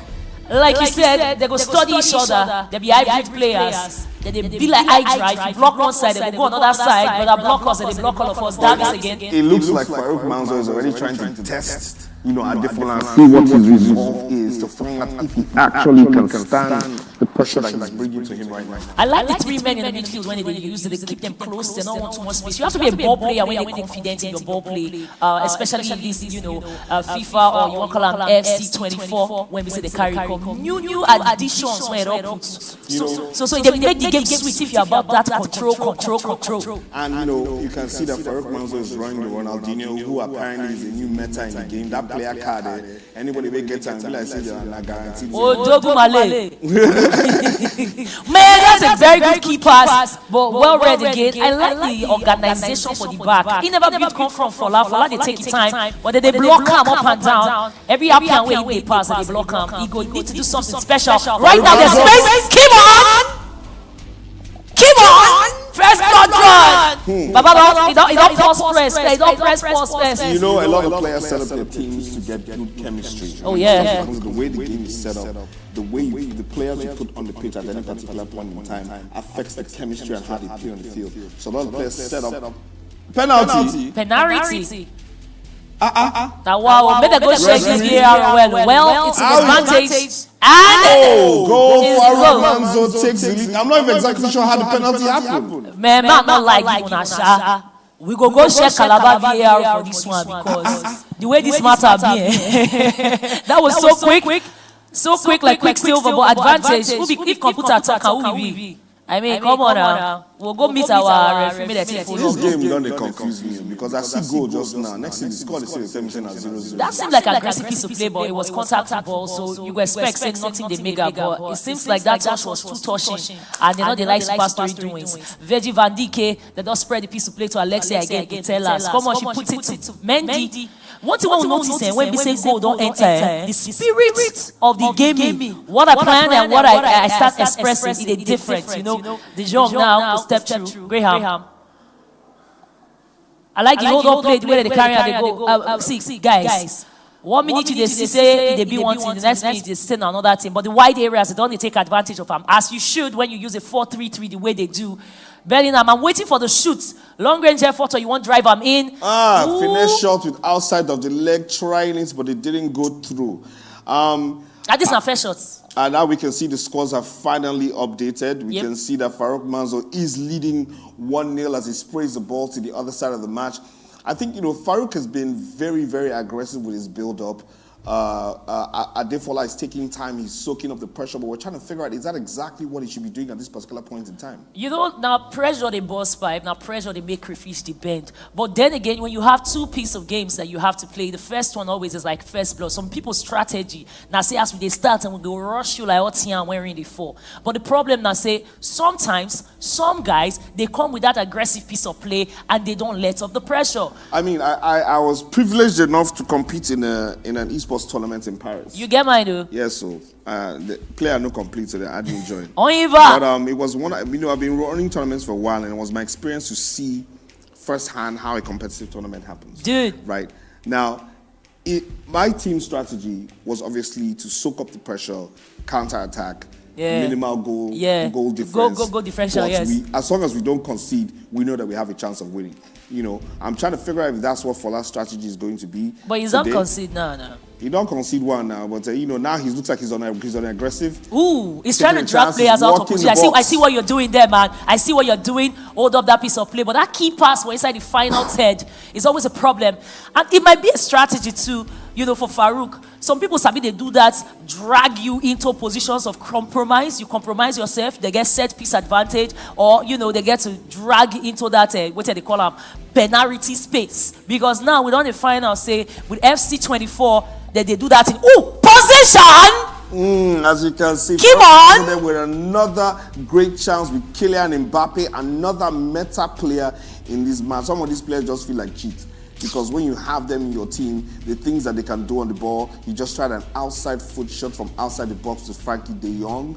Didn't really go through, and now Adefola is on the attack once again. I like that they are going for it, but if you notice the intensity at which they go for it, don't they pause, and the ability for Farouk to get some steals, some interjections, as they call them, interception. Oh boy, he don't do plenty, but he don't run out of space, unfortunately. Too much dribbling sometimes is not good in this game. And look, and you can see that Adefola is pushing the ball down the right wing. He's holding with Frankie de Jong, who both players seem to be relying on Frankie de Jong in the middle. Militao in the defense, kicking it out wide. Ooh, I like that. João Cancelo. Link up, man. No, that's a wrong one. Good defense, but he gets the ball back. It's Frankie de Jong. João Cancelo pushing down the line. Every time he goes to wide areas. Ooh, Bellingham. Nice one. Neymar with the dribble, keeps the ball. It's a foul, free kick to Adefola. Set piece advantage. You know why they jump over here as they talk, Because as they do, they sweet to see where their mind is. Anytime when we say for the shift go flank, when they go wide, you go no say yes, this guy not strategist. But now can he play short or he go direct? Double fake. Oh, blocked. He fake it. Faked himself. Well, he faked himself out of it for this one. Ladies and gentlemen, it is half time right now in this match. It is so crazy. It is hot. Farouk Manzo leading 1-0. Without further ado, we're going straight into the second half. I like it. No time to waste. No time to check time. Let's go and have a good time. Well, Farouk Manzo has drawn first blood, but he not be Rambo. After all, who first score police not be every time they win case. Veggie Van Dijk go spread that piece of play, lobbing ball out, and of course, Hakimi go get him. He go day wide. That's a nice strategy, by the way. And of course, Ronaldinho go link up to Mbappe. Mbappe square play. Hey, get them baby call. Don't do that. Don't tease us. For this one, all the guys when they wear blue, they give us blue balls. When I go wipe the ball, if you're there for position, score or get a shot at it. I'm not sure what Farouk Manzo was doing there, passing back when he was in a clear goal-scoring position. It'd be like he don't press the button before. I think that by mistake he did. I just like slip of hand. It's a slip of. Forget me, they get slip of fingers. Slip of fingers, yes. So it works. Oh, boys, they sweat when they play. Oh, inside nice the box! Oh, what a goal! Daglish! What a goal! Kenny Daglish rose from the grave. To the outside of the foot to the near post. I didn't even see that coming. You never saw it coming, but it don't happen. Joe. Now 1-1 right now. This one will tell you, say this guy is like I talk for Lana hybrid player. He not a rush, but when you don't debut there, this guy be like transformer. I go change down for you. If you don't get so life, you don't get extra. That means wahala day wahala. Now you go see waiting go happen for Farouk. What he does now that they don't balance him, even Stevens right here, Jean to the right, Mendy again. Mendy go turn around like Baba Share. That link up play no go align. Graham go hook up. I like game, For game, woman they follow, man they play. Giddy go. I think you know, it's all about inclusivity. Lobby passes, begin to do some trick passes. The game is actually hitting on. Both players have realized that there's no more time for relaxation. They're both going at it. Hakimi playing down the middle to Alexa, to Virgil van Dijk, plays it to the left wing to Mendy. Virgil van Dijk looking for an option back to Mendy on the left wing. Spreads the ball across the field. What vision right now? Back to Hakimi. Instead that to Ronaldinho. He bosses one or two moves but loses the ball. Alexa picks it up to Davies from Canada and Bayern Munchen.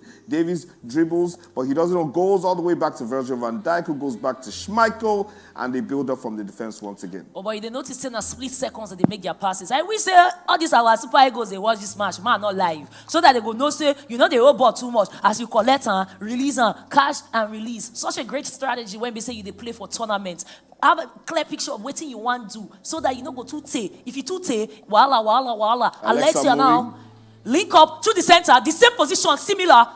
Still holding on. Get that, why did you do that? Don't do that for us. That was highly predictable. Don't tease us. Farouk Manze knew exactly what Fola was going to do there when he was in the box. Sometimes I feel like these guys make too many touches in the box instead of just shooting. While Frankie de Jong is taking the ball in the middle, spreads it out to the right-hand side to Hakimi right now, who moves down the right wing, looks for an option, but he goes all the way down the right wing. He's still moving on the right. I love that. Passes into Ronaldinho. Mbappe with a dribble, but he doesn't go through. He gets it back again. He pushes it out to Bellingham, the building back of the young takes a shot, but it was deflected. Almost see one thing when you go notice now. See, not only for real life, now you they see player just a carry body run up and down. You have to be extra. Don't drag players out of position with very quick thinking passes before you go feed they won't carry body run for inside this FC24. Call it work. But one thing I observed too, Dr. Sid, as they set up to rearrange their substitution and make sure who go feel alive for the Vinny Jr. in the mix right now. I think that might be extra quality. Now say, one thing Fola don't do now say, he don't discover where we say holes day for Farouk structure, especially in the art of the box. And one thing where Farouk don't do now say, fool me one shame on me, I'll be on you. Fool me twice, shame on me. So he don't go block that place. Brother Bernard, hey!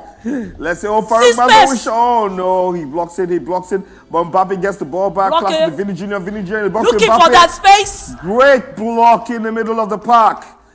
I love it. Ronaldinho with the ball, comes in, dribbles Frankie de Jong with a shot, but great block again by Fola. Pushes it out to Kenny Dalglish, who spreads it. No, he spreads it out wide to Frankie de Jong. Dangerous. If he does a lobbing ball, there's a problem. If he switches play from one end to the other, there's a problem. But he does it through the center. Graham to continue on the flank. I wish I saw some of all those switch of plays when we say we see normally from them. But that's what happens when they don't block your usual up and way. You get to find some other style, and I think that's what's happening here. Because normally when you don't hold that ball for that position, you go switch position from the left to the right. That means you go jump over other players, and that sets what they call that low block when they use for inside blockade for their trap. What they call offside trap. You can't beat them. Normally they switch. But you don't block that runs. So you have to put the ball on the ground and play. Virgil van Dijk switches the play across to the other side. And collected again. Bellingham picks up the ball. See what I Davies mean? back to the middle to Militao. Militao switches the play to the right side for João Cancelo. Cancelo, what does he do? He takes it across again to the other side, back to Davies. Alphonso Davies moving the ball down the wing, watching, looking for options. Passing space, the ball man. to Alexa. Alexa beats one, goes down the line to Davies. Davies back in the middle of the park to Bellingham. Bellingham is extra dribble, loses the ball. But Neymar Jr. picks it up. Is that a foul? No, it's not. Ronaldinho back to De Jong. De Jong is with Hakimi on the right-hand side. Picks Cutting the through the center, man. Cutting through the center. Does he get it? Yes, he does. Mbappe gets the ball. Square play again, square play, bros. Takes it out to the wing. Hakimi once again.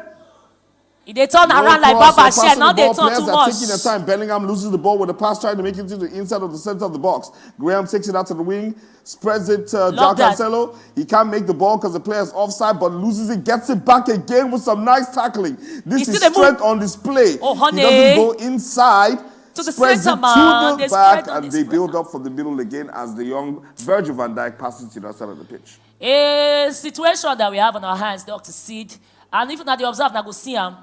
When we say I don't give themselves opportunity for open play, it be like say they shock them because they expect say barrier go there. But when you don't finally break through, most times they get that split-second decision of should I go or should I not go? If you want to shoot, shoot. Don't turn around. Don't talk. And they say talk, bros. You don't get space now. João Cancelo tries to pass it in the middle, doesn't get it. Taken up by Frankie de Jong, passing to the middle to Mbappe. Mbappe gets the ball, passes to Ronaldinho. He goes past one. Does he do it? No. Virgil van Dijk with a tackle, but that is a foul. Or is the match over? Ladies and gentlemen, the first match in this two-legged tie ends 1-1. Now that means that it is highly important for these two gentlemen to bring their A game in this next match. This next match is the important decider as to who goes through. You're quite right, man. Because I believe that when you see the attempts, they get one person gets 10 attempts, the other one gets 6 attempts. A lot of the passes they made was in the center of the park, and I think that's because of how much they push each other and stretch each other. Now, of course, Clan, aka Farouk, and on the other side, the one contender, aka Fola, you go expect say this not the one because nobody they like penalty. I don't know. Most gamers when you talk with them, they will tell you say, I know they like maybe say they score penalty, even if goal is a goal. But it's a sweet pass when we say, I wire you for open play. So this one now, I don't know, see, you expect to go through everything, caution to the win, may just do. See, they are going straight into the second leg of this match right now. Nobody's wasting any time. We're about to kick off. It is game 2. Now, the time that these people are putting into this game has shown on the pitch. Both players putting a lot of work to prepare for this tournament. The second game is about to kick off. The score is 1-1. We're about to go live for kickoff for game 2. Ladies and gentlemen, it is the Kon10dr Esports Championship upper finals. Farouk, Lanzo, and Adefola. First leg 1-1. Let's go. Let's go, people. And as you can see, all the respect they want to ram out of the window. They don't send nobody. They don't send nobody at the papa. Men with the ball now. Men with a bit of leg play. Looking for somebody to come at him, but nobody they come at him. They respect him too much. Okay, De Jong with the steal. Bellingham with the hold up play. Carry back to Cancelo. Cancelo turn around. He can drop the ball back. I wish he did that. Sometimes you try not to be predictable. You know that the players, like you said, pass the ball back, but the players are so tricky that he's going to pass the ball back. And at that point in time, he thinks, okay, let me pass forward. But then again, it's like why are me? Who are you pass? You know what I'm saying? Nice one from Davis. I feel like the way they position their players, especially up front, that final pass is going to be a problem because of the positioning of the players. When your shoulder, your back play towards away from the goal and towards the byline, there's a problem because when you want turn, you don't give space for your guy to rush in and get players with small speed to cover up. Now that is a lovely pass to Graham. Graham will open space. That's space. Can he do it? Why did you pass? Why the heck did you pass? Bro, the pass more. Be selfish. This is Nigeria. Be selfish. Virgil don't carry the ball opportunity now. Come on, people. This is an opportunity for you to get that blood, secure the bag, and keep it moving. De Jong now in the middle of the park, carry that ball, sweet pass to Mendy. I like it. I love it, actually. Mendy Fayong in the middle, spreading the ball out to Virgil van Dijk. He's looking for options in the middle of the park. Spreads it out wide to Hakimi with a lovely take, but it goes out for a throwing to Adefola. Hakimi not sabi the but maybe like say my mama day around, you forgive the mama she will. But straight up, Alexia, I like how quickly they take the balls. They go spread up. Nice work. I love it. Neymar on the flank now. Neymar go turn again, go shimmy, but they go block him. Not be every shake. How come Neymar need to shake people up for game safe? He does. I mean, Neymar is also one of those players that has high-level skill moves. You know, 5-star skill moves, 5-star weak foot. There's hardly players that can actually use Neymar on the level that people manage to use, say, Mbappe. No, Neymar has his strengths in the game. You know, Mbappe also is one of those dope levels. If you understand how to use Neymar and his skill moves, they're obviously used for breaking down play and giving yourself an opportunity to open up space. With a game like this, you need to be able to move players out of position by passing the ball and keeping your players moving. When you move players out of position, you find that space to make that killer pass. Everybody's expecting that pass, and you can see that he had to hold up there to make sure that he has a good opportunity. He tried to play it with the fast one. Come on. Alexia ball, blocked by Militao. Spreads it out to Dalglish. Dalglish opens up to Graham. Graham spreads it to the middle to Bellingham. Come on! Over the defense. All the way to Frankie Young. What's he going to do? Just pass He's it, going to baby. pass Pass it. it. He moves into the box. Crosses it. Oh! I wish you did that quicker, bro. I wish you did that quicker. Schmeichel takes it out to Ferland Mendy. Virgil van Dijk looking for options in the middle of the park. This Van Dijk to get proud. No, he's too proud. This Van Dijk is one of the strongest defenders in the game. You then can't they cash out. almost Anytime everybody. When you open, That's over the top two. Ronaldinho passes in the box. Oh, but good read. That one bust my throat. Oh, my Dalglish. He go release the Cancelo. Not big on the speed, but he did good with the overhead. Oh, with the overhead pass, Kenny Dalglish takes the ball, passes into the middle to Graham. Get the ball. Neymar Jr.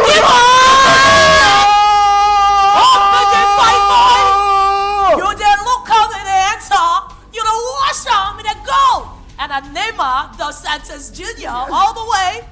See the beautiful piece of play, square play from Graham. Find Neymar.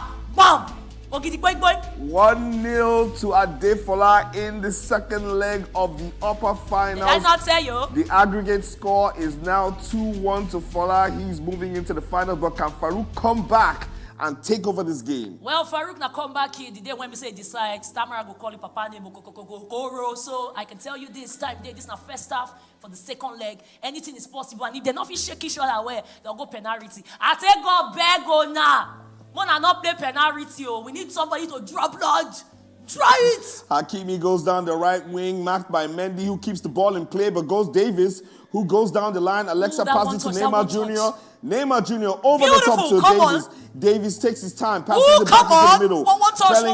Adefola making some great moves, but Dalglish loses it. In the middle of the park, Hakimi takes the ball down the right wing. He comes back to Ronaldinho, who's moved back into a lower position in the midfield, coming to get the balls. Nice one. Bellingham spreads it out wide. That ball is not going to reach Ronaldinho. It's picked up by Davis, who passes it out to Alexa, and she spreads it across the pitch to João Cancelo. You see what Fola do? Fola do one touch. You see what Farouk do? Farouk go touch the ball, hold on small before he go release. And more deliberate. Fola more instinctive. Fola getting on the aggressive end. And of course, Farouk don't turn to the hybrid player. And I be like, say, he won't get his own back. Trying to drag players again out of position. Bellingham too on the flank side, if you ask me. And not those kind of long range ball, no way by enter. Oh, those long range balls enter because, as you can tell, Adefola did try two in the first game that came off the bar. So there's obviously something about those long range shots with the finesse from outside the box. Is right twice a day. Most times for a tournament, boys they like when they head target. Oh, Graham with a nice pass to Dalglish, puts it back into the midfield, looking for space. I love that. Farouk Manzo reads the through ball. De Jong passes out to Neymar Jr. Neymar Jr., what does he? Does he go wide? He goes wide to Mendy. Mendy back to, oh my God, Alexa with the opportunity. What does she do with the ball? She beats one. It's the goal! Put it in, come on! Ladies and gentlemen, Alexa scores. What a game play by that. Look at the replay. She breaks down, she beats one, walks into the box with a shot with the left foot, low angle, into the right-hand corner. It is a goal. Sweet pass when we say you take your time sometimes. And you see, that thing when we say, what they call him, Farouk do, now sense. He had to use sense. Because initially, they rush before. Now, he got the you on the back foot. Now make us say, if things boss, go they change color for game. And the truth is, so we need go. Because go be like mama put, if they buy meat, they buy roundabout and all those kind of things. If they make the food, they sweet, it's punkious. So we need more goals. This is what More we came here goals for. in the game. The game is back level at 1-1, 2-2 in the aggregate score. Which one of these players is going to make it to the grand finals and stand a chance to win 750,000 naira? Now let me remind you guys once again, when a player who loses this match goes down into the lower bracket finals. Yep. And is going to be playing in the next FIFA match for an opportunity to get back into the grand finals, or out of the tournament and takes the third place position. With 50K for a pocket. With 50K in his I like pocket that already. they put some in, like say, so they beat you, but I collect money for transport. No, they already have 50K right now. Uh-huh. If he gets into third place, right now, every single player in the tournament right now has won money. Oh, yeah. The third prize is 150,000 naira. Second prize is 250,000 naira, and the first prize is 750K. Now, it's not just about the tournament and what it gives you for the money-wise. It's also bragging rights because these guys are having head-to-head. Now, we know if you pull up the head-to-head stats. Oh my God! That is that Neymar? Oh my God! Goes round the keeper and puts it in the net. I was about to talk about some other things, but ladies and gentlemen, that was a fantastic goal. Fola takes the lead. 2-1 in the match. It is 3-2 on aggregate. Now, also, you mentioned something about bragging rights, and I was going to say this. At Contender, what we do is this. We have something called the KEC leaderboard. Every single player in this game who has competed, every single match that they have won, starting from the quarterfinal stage up to today, they get 500 KEC points per win. To put them in pole position for the 2024 KEC leaderboard to start the year strongly. So it's advisable that whenever you see Contender is doing a tournament, you make sure that you compete, because these KEC leaderboards will put you in chance for the 2024 Kon10dr Esports Championship, which is going to be an invitational based on that leaderboard. And you didn't see, this is one of the things why I like the payoff line at Contender. Every winner was once a contender. See the true ball, still really looking good. Graham did too much there. A shimmer that couldn't work well. And now an opportunity for a counter. A counter coming through from Mbappe. Mbappe now to Neymar. But Neymar with the loose ball. De Jong go steal. De Jong go pass him a volley. And pass a volley. Cancelo go turn around like Baba Share. Still go drop the ball back to Militao. They go spread the piece of play. I feel like it's too slow. They get fast runners, but run with the balls, man. At this point in time, you know, Adefola doesn't really have to do much. All he has to do is maintain possession and make sure that he keeps the ball and prevents Farouk from scoring, and he's all the way into the ground. Easier said than done, because Farouk has been known to come back, especially in the first edition of Contender, when Farouk made some, actually against Fola, if I'm not mistaken, to make his way into the finals. I can't call this a grudge match because they don't play tired, these two guys. So they don't respect themselves as opponents, and they always use themselves to test how your voltage be at this time of the day. So respect to the tournamenters. But see that one touch. Come on. Oh wow, what a movie. Oh, look at that. Oh my God. Now the papa be that, not be the one for Leicester. Now make. If not that Leicester former one, now for look at that cross with the outside of the foot. Picked up by Neymar Jr. Bellingham takes the ball out, spreads it to Daglish over the top. No, Ronaldinho picks up the ball for Farouk, passes it back to Bellingham. Hakimi on the right-hand side of the fence, passes it back to Virgil van Dijk, who looks for an option, passes it back to Hakimi. Hakimi goes down the right-hand side, crosses it.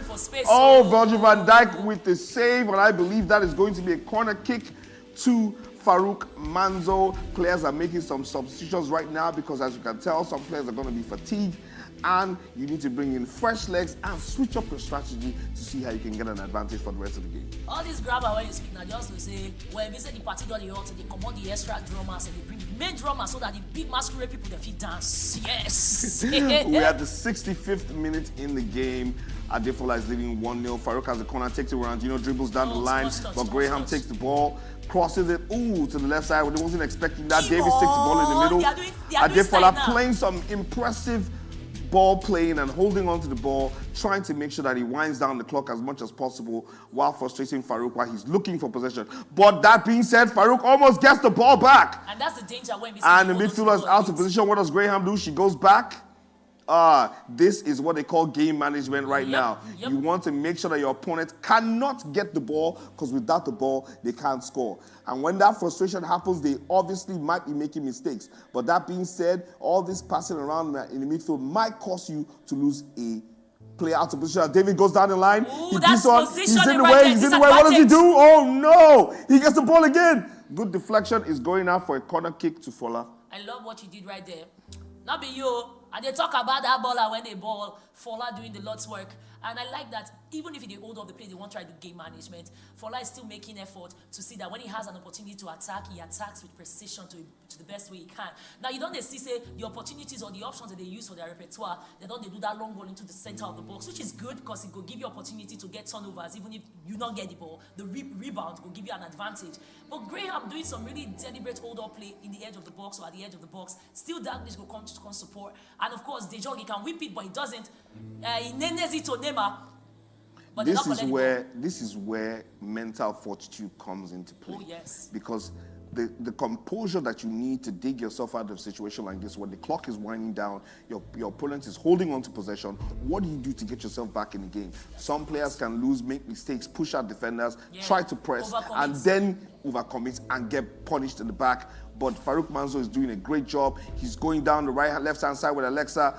Almost stopped there to Vini Jr. Mbappe with the ball. Militao with an amazing stop in the back. Passes out to Bellingham. Is this a counter-attack? No. Oh, no. He's done too much. And space. And now there's space. This is what we're talking about. And what happens? Ronaldinho pulls the ball back. 2-2. Do this for Mame. Is it sweet? With 7 minutes to go in the game, this is what we're talking about. Are you not entertained? Are you not entertained? Are you not entertained?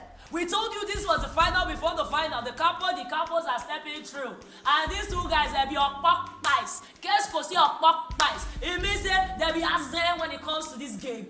You cannot predict. I think honestly. What?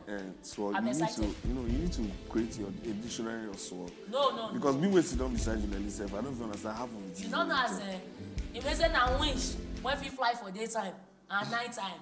And as you guys, I'm not insult them, but I'm just saying that you guys are wizards at this. Not everybody can do this day in, day out and still find something fresh against an opponent they don't face again and again and still manage to draw some energy out of us. More passion, more energy. I'm very curious as to how these players are going to end this game, because you can see the tension. You know, Fola had this game in the bag with 7 minutes to go in the match.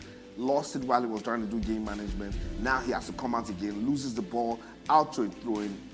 Oh my God, Mendy. And this is one of the things I like about this new feature. New statistics, yes. They tell you who's tired. Who don't tire? But you know who will be saying they work again. Oh my God, is that a chance for Farouk? No. Oh my, there was a mistake by the defense. Virgil van Dijk comes out and picks the ball up. Graham is on the left wing, crosses it across the pitch to Frankie de Jong. 1-2 touch, no. Neymar fakes it to the left. Goes on the right-hand side. Is Graham passes it down the line.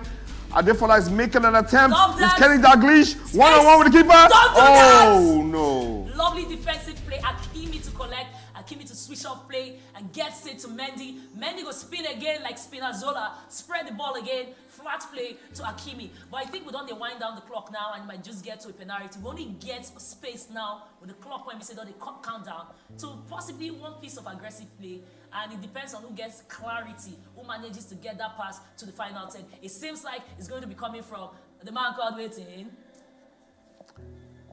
What do you mean this guy name again, huh? Fola. Thank you, Fola. No, that's Farouk, sorry. Farouk. I'm mesmerized. I'm excited about watching the game. Ladies and gentlemen, it has been an exhilarating game. We are going to be going straight into penalties right now while the players are setting up.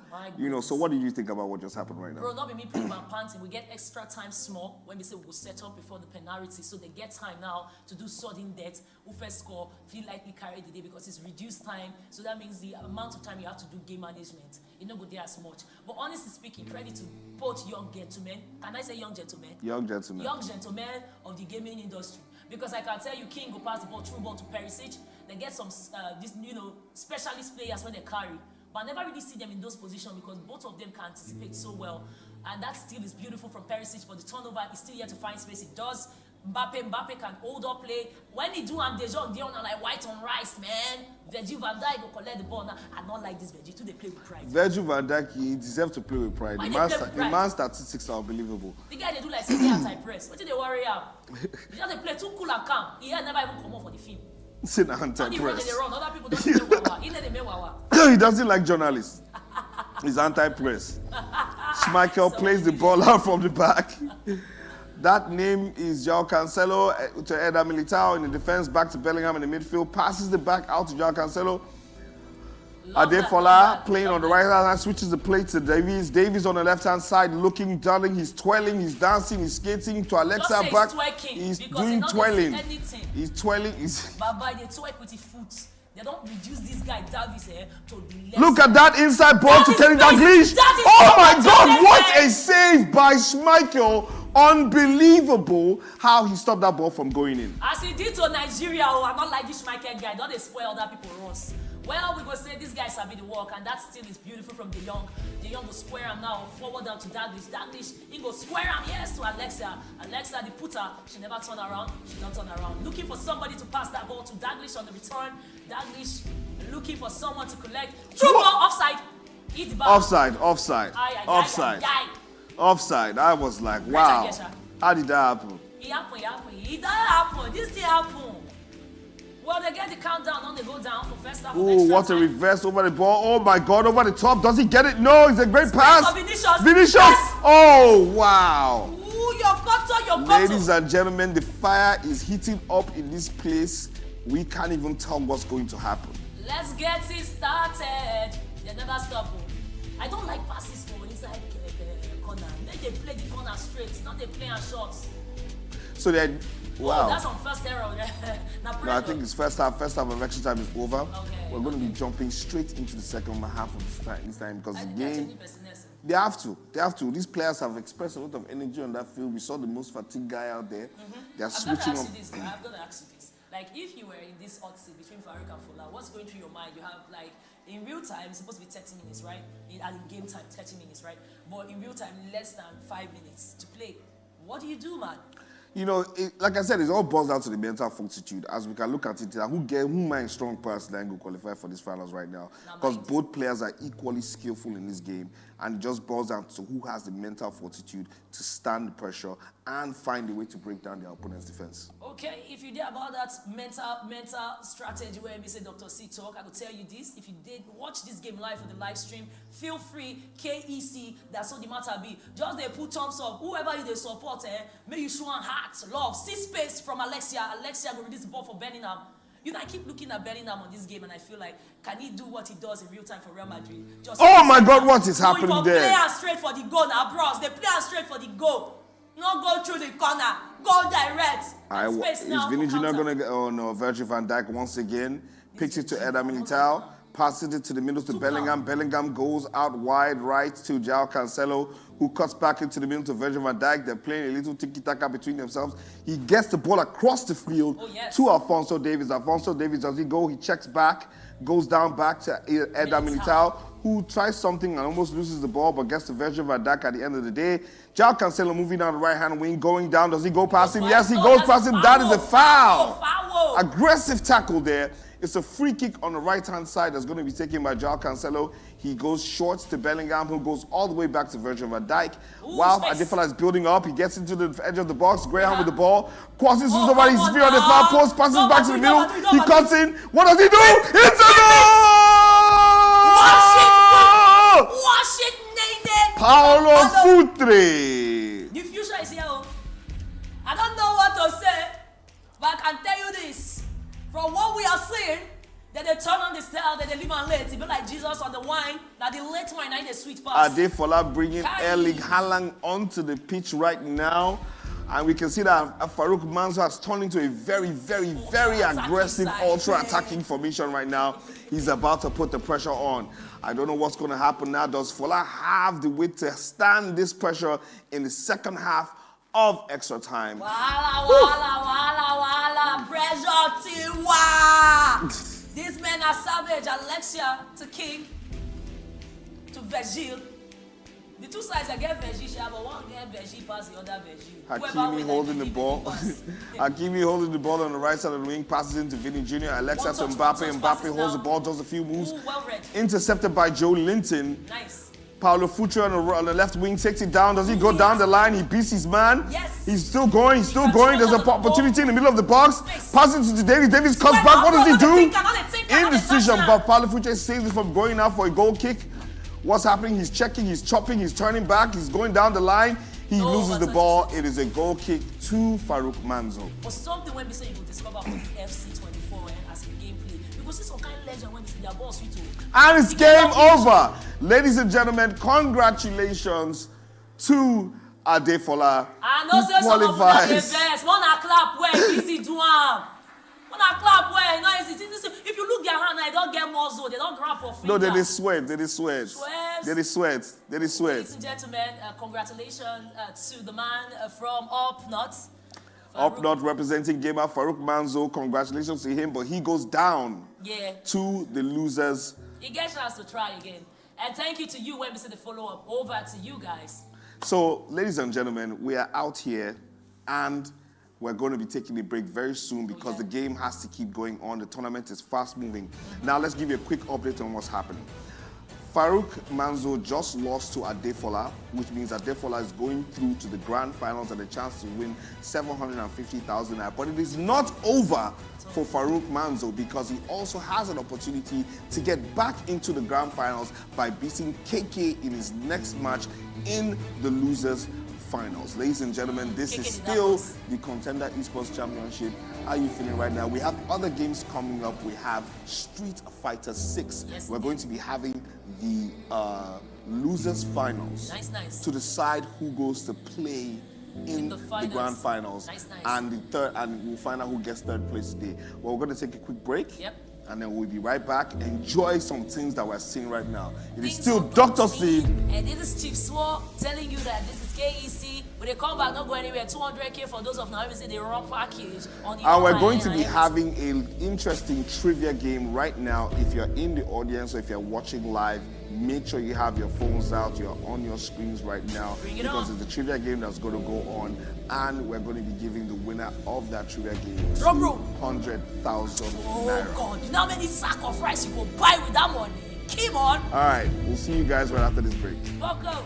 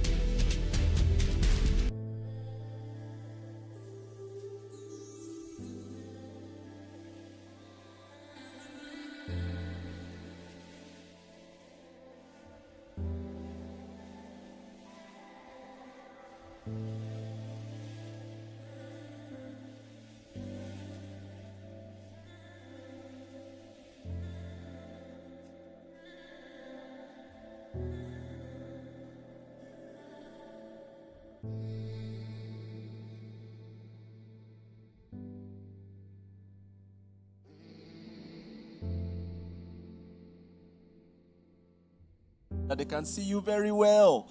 Don't worry, we'll make sure Kelechi is not hiding from you guys.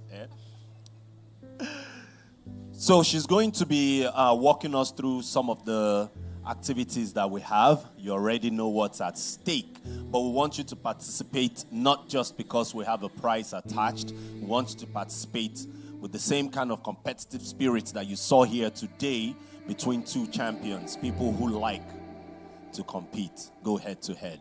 So, but this one will be a lot of fun.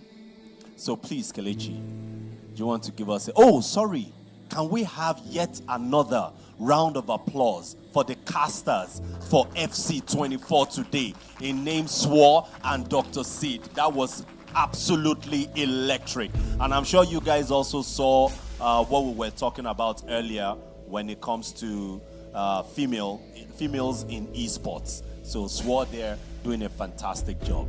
And now we're going to yet another one of our women. Kelechi, sorry to keep you waiting. Take it away. Thank you, Mr. Toussaint. Good afternoon, everyone. Or good afternoon, gamers. All right, this session or part of today's event is going to be very easy. You need your mobile phones for this, please. It's trivia, both general knowledge and game-related questions. You would have something displayed on screen. You scan the barcode if you can scan it. If you can't scan it, you would have the link putting your getting your.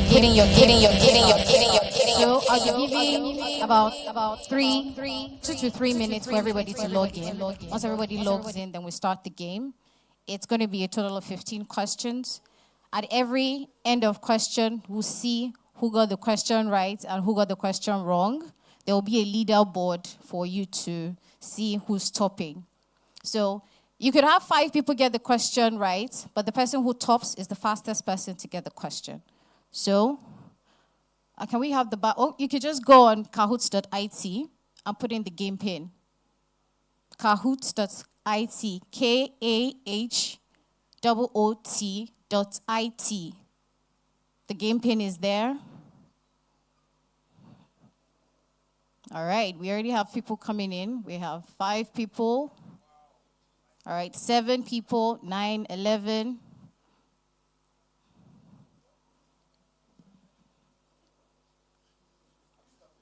Yeah. We already have people coming up. You want to join in? 35, 36, 30, wow, 40.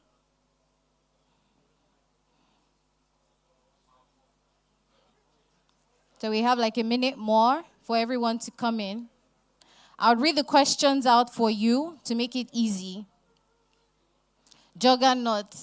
We have some interesting nicknames here. Falcon. Okay. Big Natty. Neon. Smoky. Are we going to get to 100?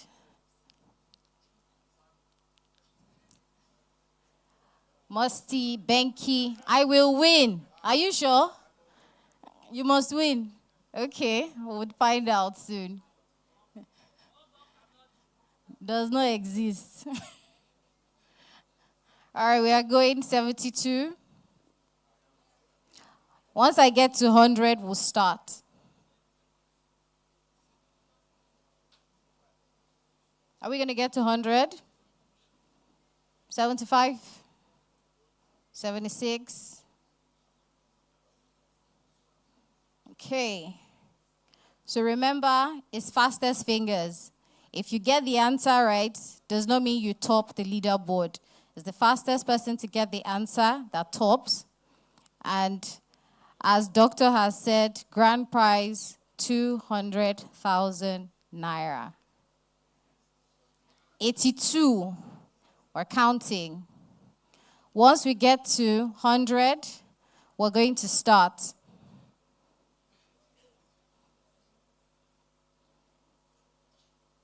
Vice, Idon. Okay. Clouds.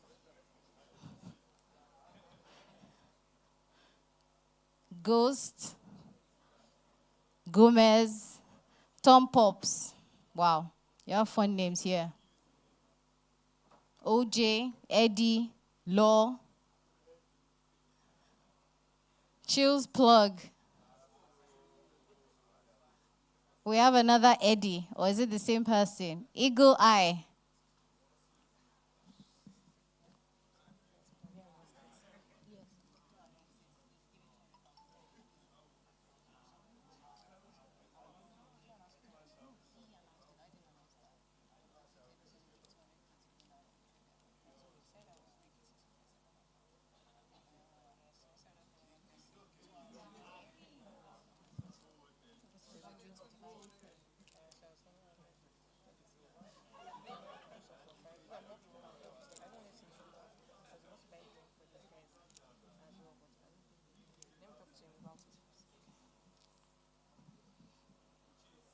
How did we go from 95 to 94?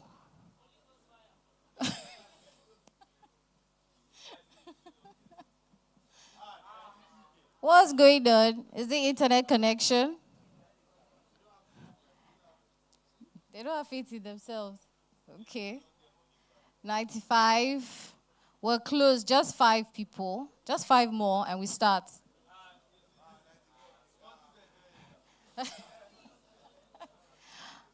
All right. It seems we're going to start so that we can move along. Please go ahead and start.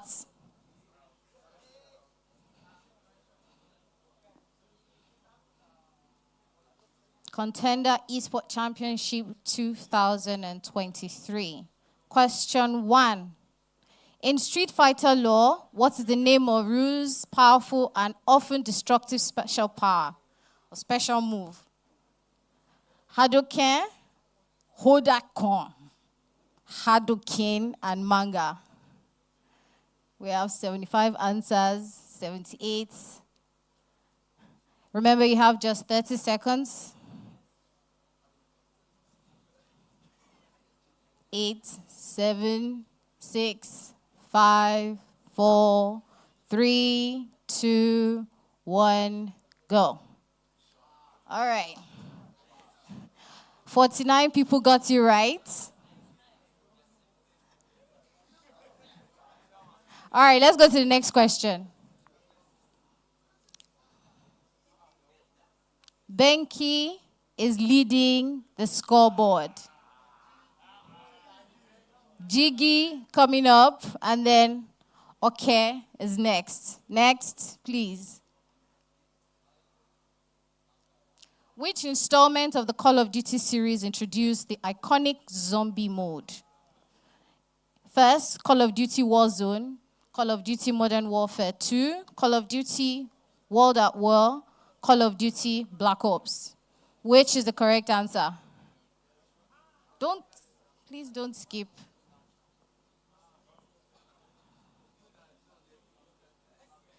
Seven seconds more. 6, 5, 4, 3, 2, 1.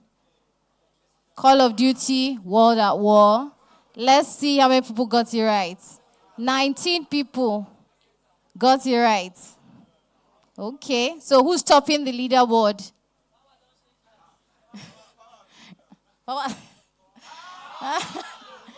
Wheezy is topping the leaderboard. All right, let's go next. Next question. Who is known as the father of modern science? Harrison Ford, Albert Einstein, Isaac Newton, Mike Tyson. Mike Tyson, Abby? Put it there now. You don't press up, okay.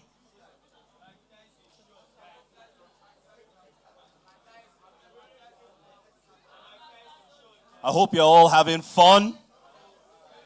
We're going to have the CEO of Zanoza Games just give you some quick info on what's going to happen after this is done.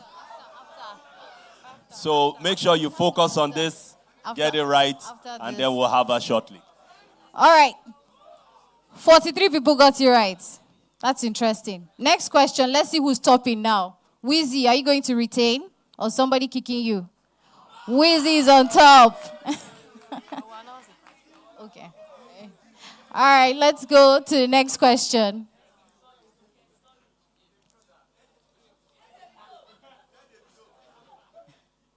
In FC24, what is the maximum number of players on the standard soccer team?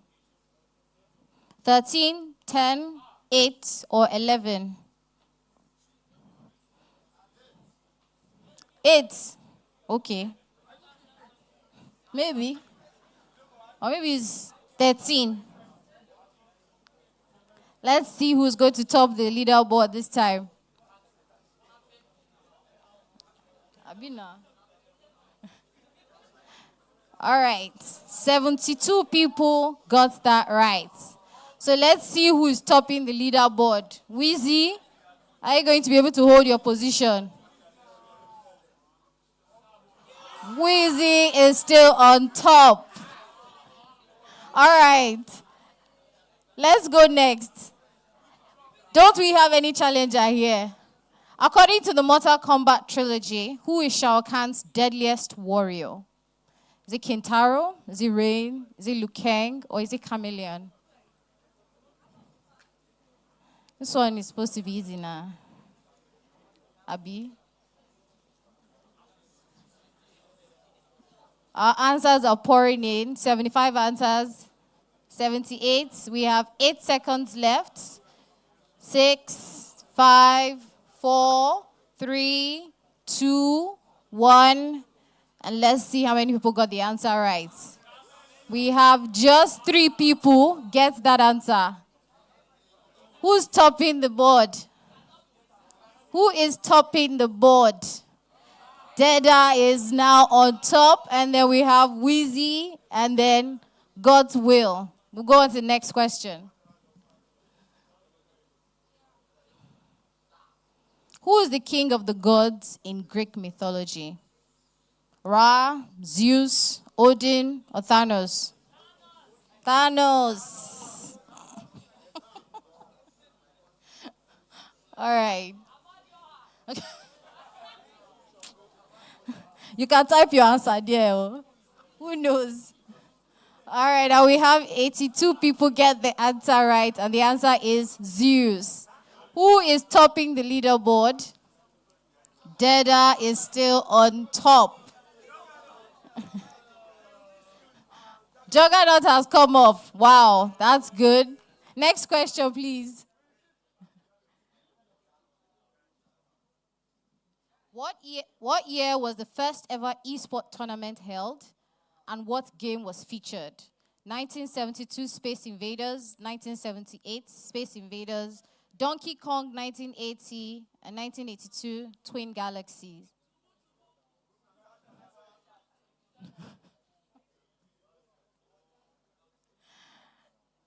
We have 10 seconds left. 8, 7, 6, 5, 4, 3, 2, 1, and 23 people got that right. Let's go and see who's on top of the leaderboard. Deda is still on top, and Eagle Eye has come up. Wheezy is still holding strong in second position. Let's go next. Question 8. Where is the name Nigeria derived from? Anybody will not get this one, eh? We'll deport you from this place to some other place. Niger Republic, Niger, River Niger, Niger States. If you don't get this question, we are going to deport you. We'll go come out, you not go date this place again. We're not waiting to fight for a year.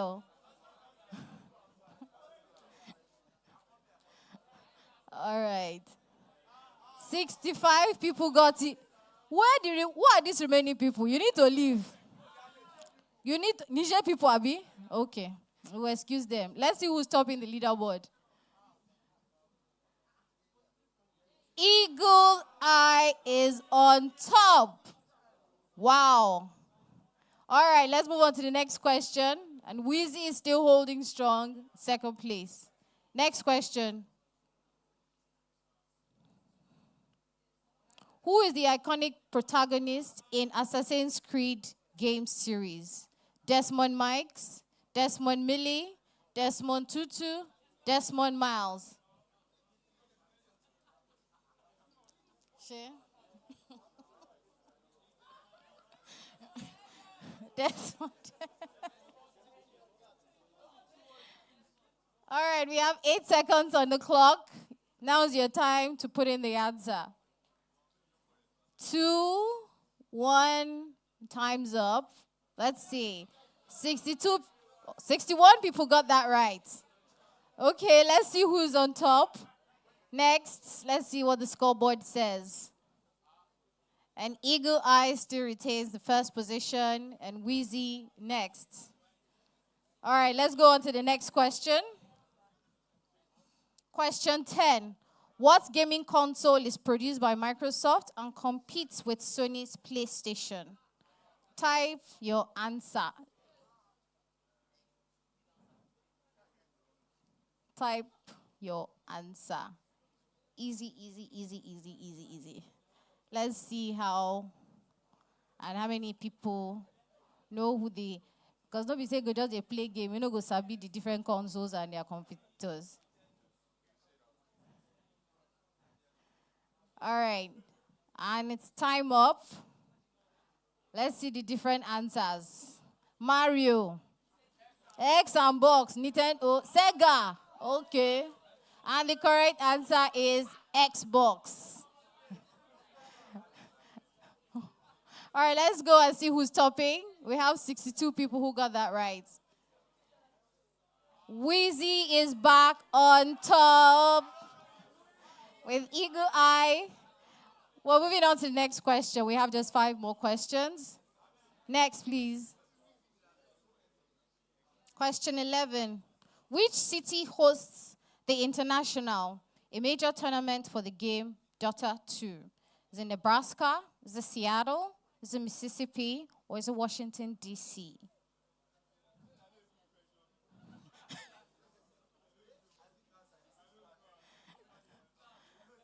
All right, 63. We have 67 people who have answered. 72. And we have 5 seconds left.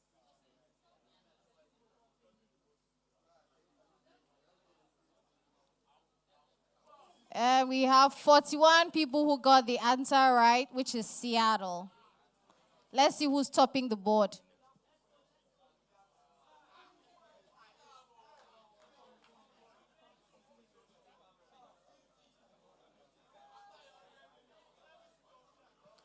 And Wheezy is on top. Vice Idon has shown why he's Vice Idon. Idon 777. Okay. All right, before we proceed, I'll call on CEO Zanoza to come and announce how the gift would be split. So please. Hi, everyone. Just calm down. Can't be coming down. Hold on. Please don't skip. Let everybody answer this question first. All right. What planet is... Don't skip. Do not skip. Don't skip. Just answer the question. What planet is known as the blue planet? Pluto, Jupiter, Mars, and Earth. Please, the person in the control room, immediately after the answer is given, please just hold on for some minutes. Just hold on before you click next.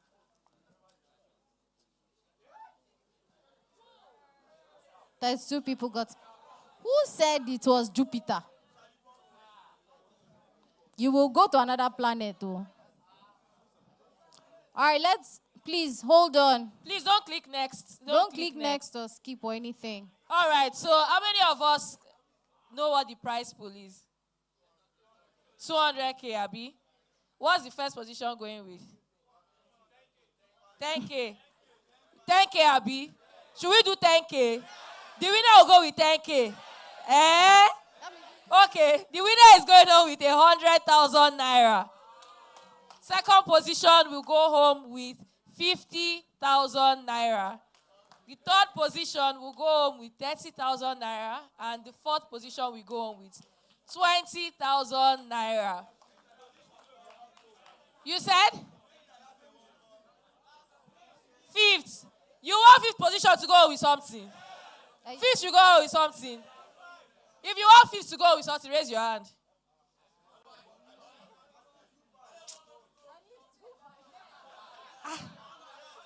Una dey stress me, oh. Okay. So do you know what I will do? Since we have 200K, we will split it amongst the 4 people, right? The first 4. But for the 5th position, because you have said the 5th position should go with something, Zanoza will add another 10K for the 5th position. Please, a round of applause for Madam Susan. Okay, we'll proceed. Next question. Control room, please, next.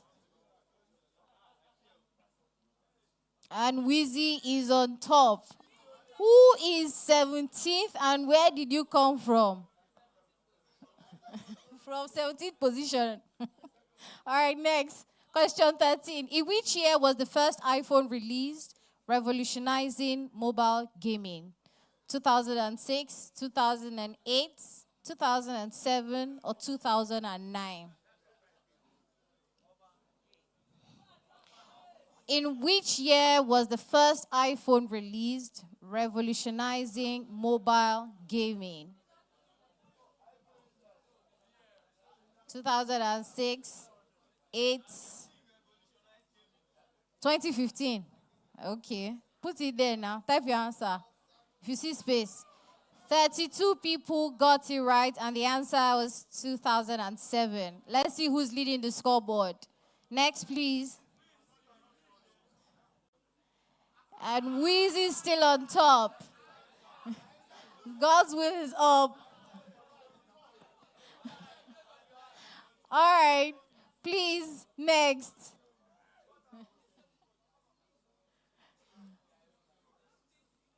What platform is known for its exclusive title for Halo and Forza Motorsport? Is it PlayStation? Is it Xbox? Is it Sega? Or is it Nintendo? Xbox. If you think it's Xbox, all right. Is it PlayStation? Is it Sega? Is it Nintendo? All right. If you think so, you have 5 seconds to select your answer. Mario, okay. And 52 people got it right. The answer is Xbox. And Wheezy is still on top. Our next question, we are going on to question 14. Next, please. Control room. Last question. What is the largest mountain range in the world? Is it Mount Everest? Is it Kilimanjaro? Is it the Andes? Or is it K2? K2? All right, put it there. If you see my 12 self, you can add it too. K2, you can type your answer. And you have 5 seconds before we know who our winner or winners are. 52 people got it wrong. Only 8 people got it right. And the answer is the Andes. Let's see who our final winner is for this game. And in 3rd position, we have 17th. In 2nd position, we have Wheezy. And in 1st position, please, who is this? Musi! From where? Please, can we have you come forward? Can we have our winners come forward? Let us see you. Please, 3rd position, 17th, please come forward. Let us see you. 17th, please show yourself. Can we give him a round of applause as he's coming forward? Wheezy, please. Wheezy, come forward.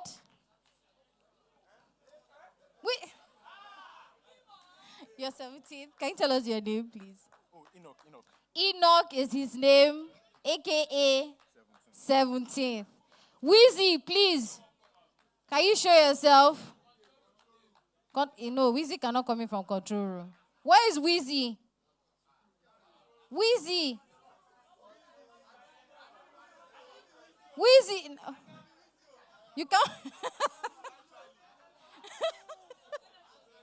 Yeah. You showed it to me. Yeah, showed it to me. Please, Wheezy. If Wheezy does not want it, I will take his own. Can we agree? Let me go with it. I think we have agreed that I'm going with second prize. First position, Musi, please come forward. Let us see who you are. We would find out if Wheezy is online. Musi.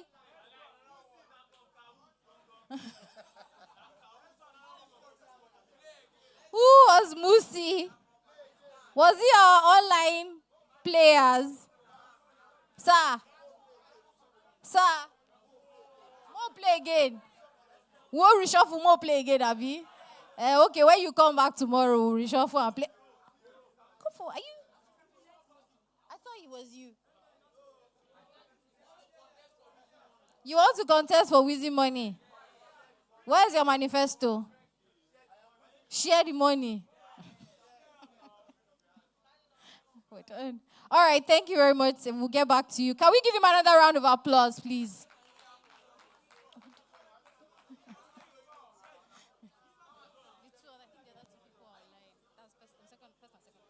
Oh, they're online.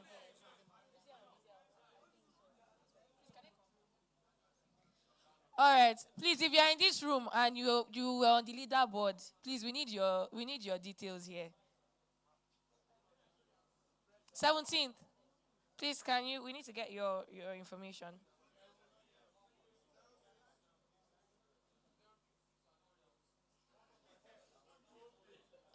Control room, please, can you show us the summary so that we can see the top 5? Top 5, please, control room.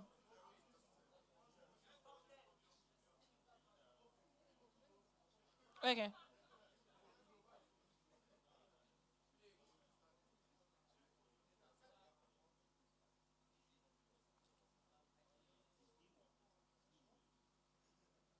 I hear that some people joining us online actually played. Who are the people online? Yeah, that's so. Online gang. Wheezy. So you're representing Wheezy.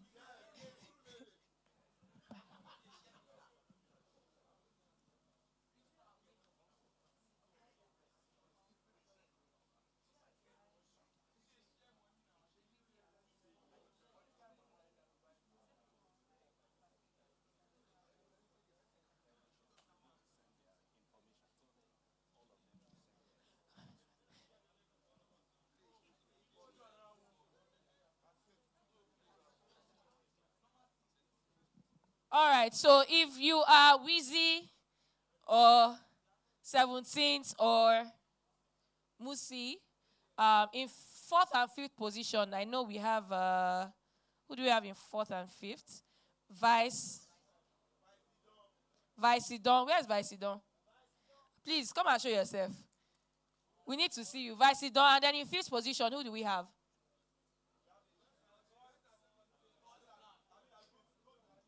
5th position, who do we have?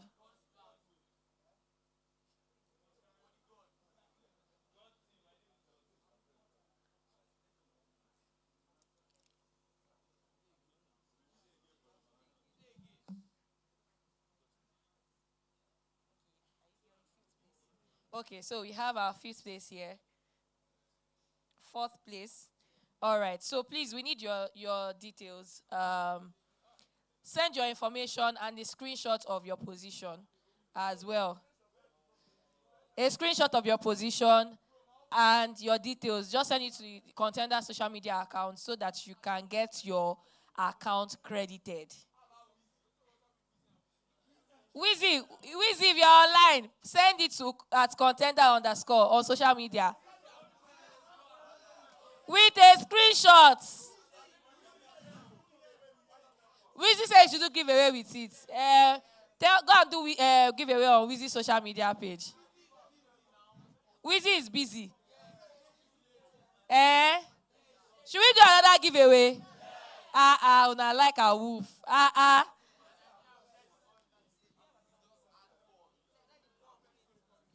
Okay, so we are Street Fighter players in the house. Street Fighter players. So nobody here plays Street Fighter. Street Fighter. Don't be shy now. Raise your hand if you play Street Fighter. Okay, Street Fighter or Mortal Kombat? Hello. Who said Mortal Kombat? If you know you're for Mortal Kombat, raise your hands up. Street Fighter, raise your hands. Now, wow. This street is tough.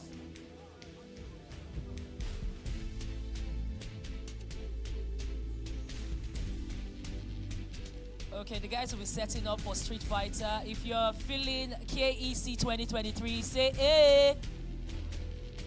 Yeah. So I like the energy when I carry come. I'll say you guys have been gentlemen and gentlewomen for a bit, and I encourage you to continue. Now, fix your eye on the screen.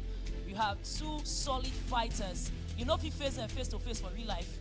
Now you're going to see what they do, with their fingertips and their brain work.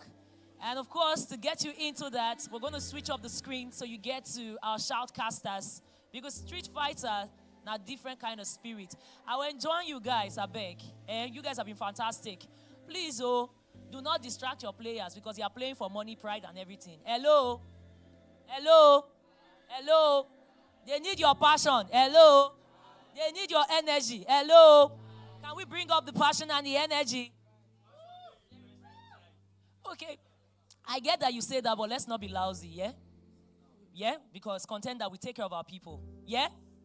We take care of our people, right? So rest assured, you know that you're going to get what you need to get to be comfortable. But in the meantime, let's not do that loose. Because we are cool, calm, and collect. Those bros, I not get money, I forgive you. And my younger sisters are too young. So I go just sit down here when we say the door of the light. Hello? Okay, guys. A round of applause for the guys that are going to set up for Street Fighter. Let's do this. Energy.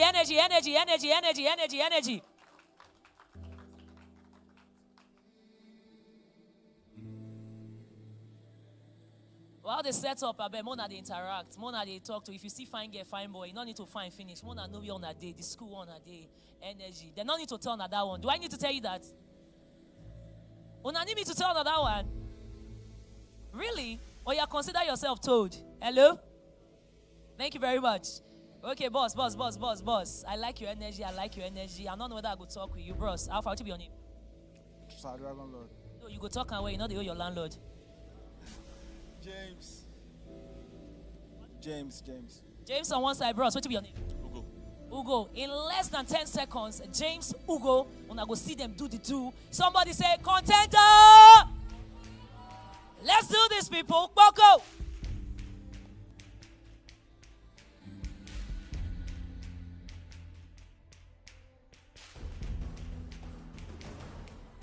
Hello, everybody, and welcome to KEC 2023, the grand finale for the Street Fighter 6 event.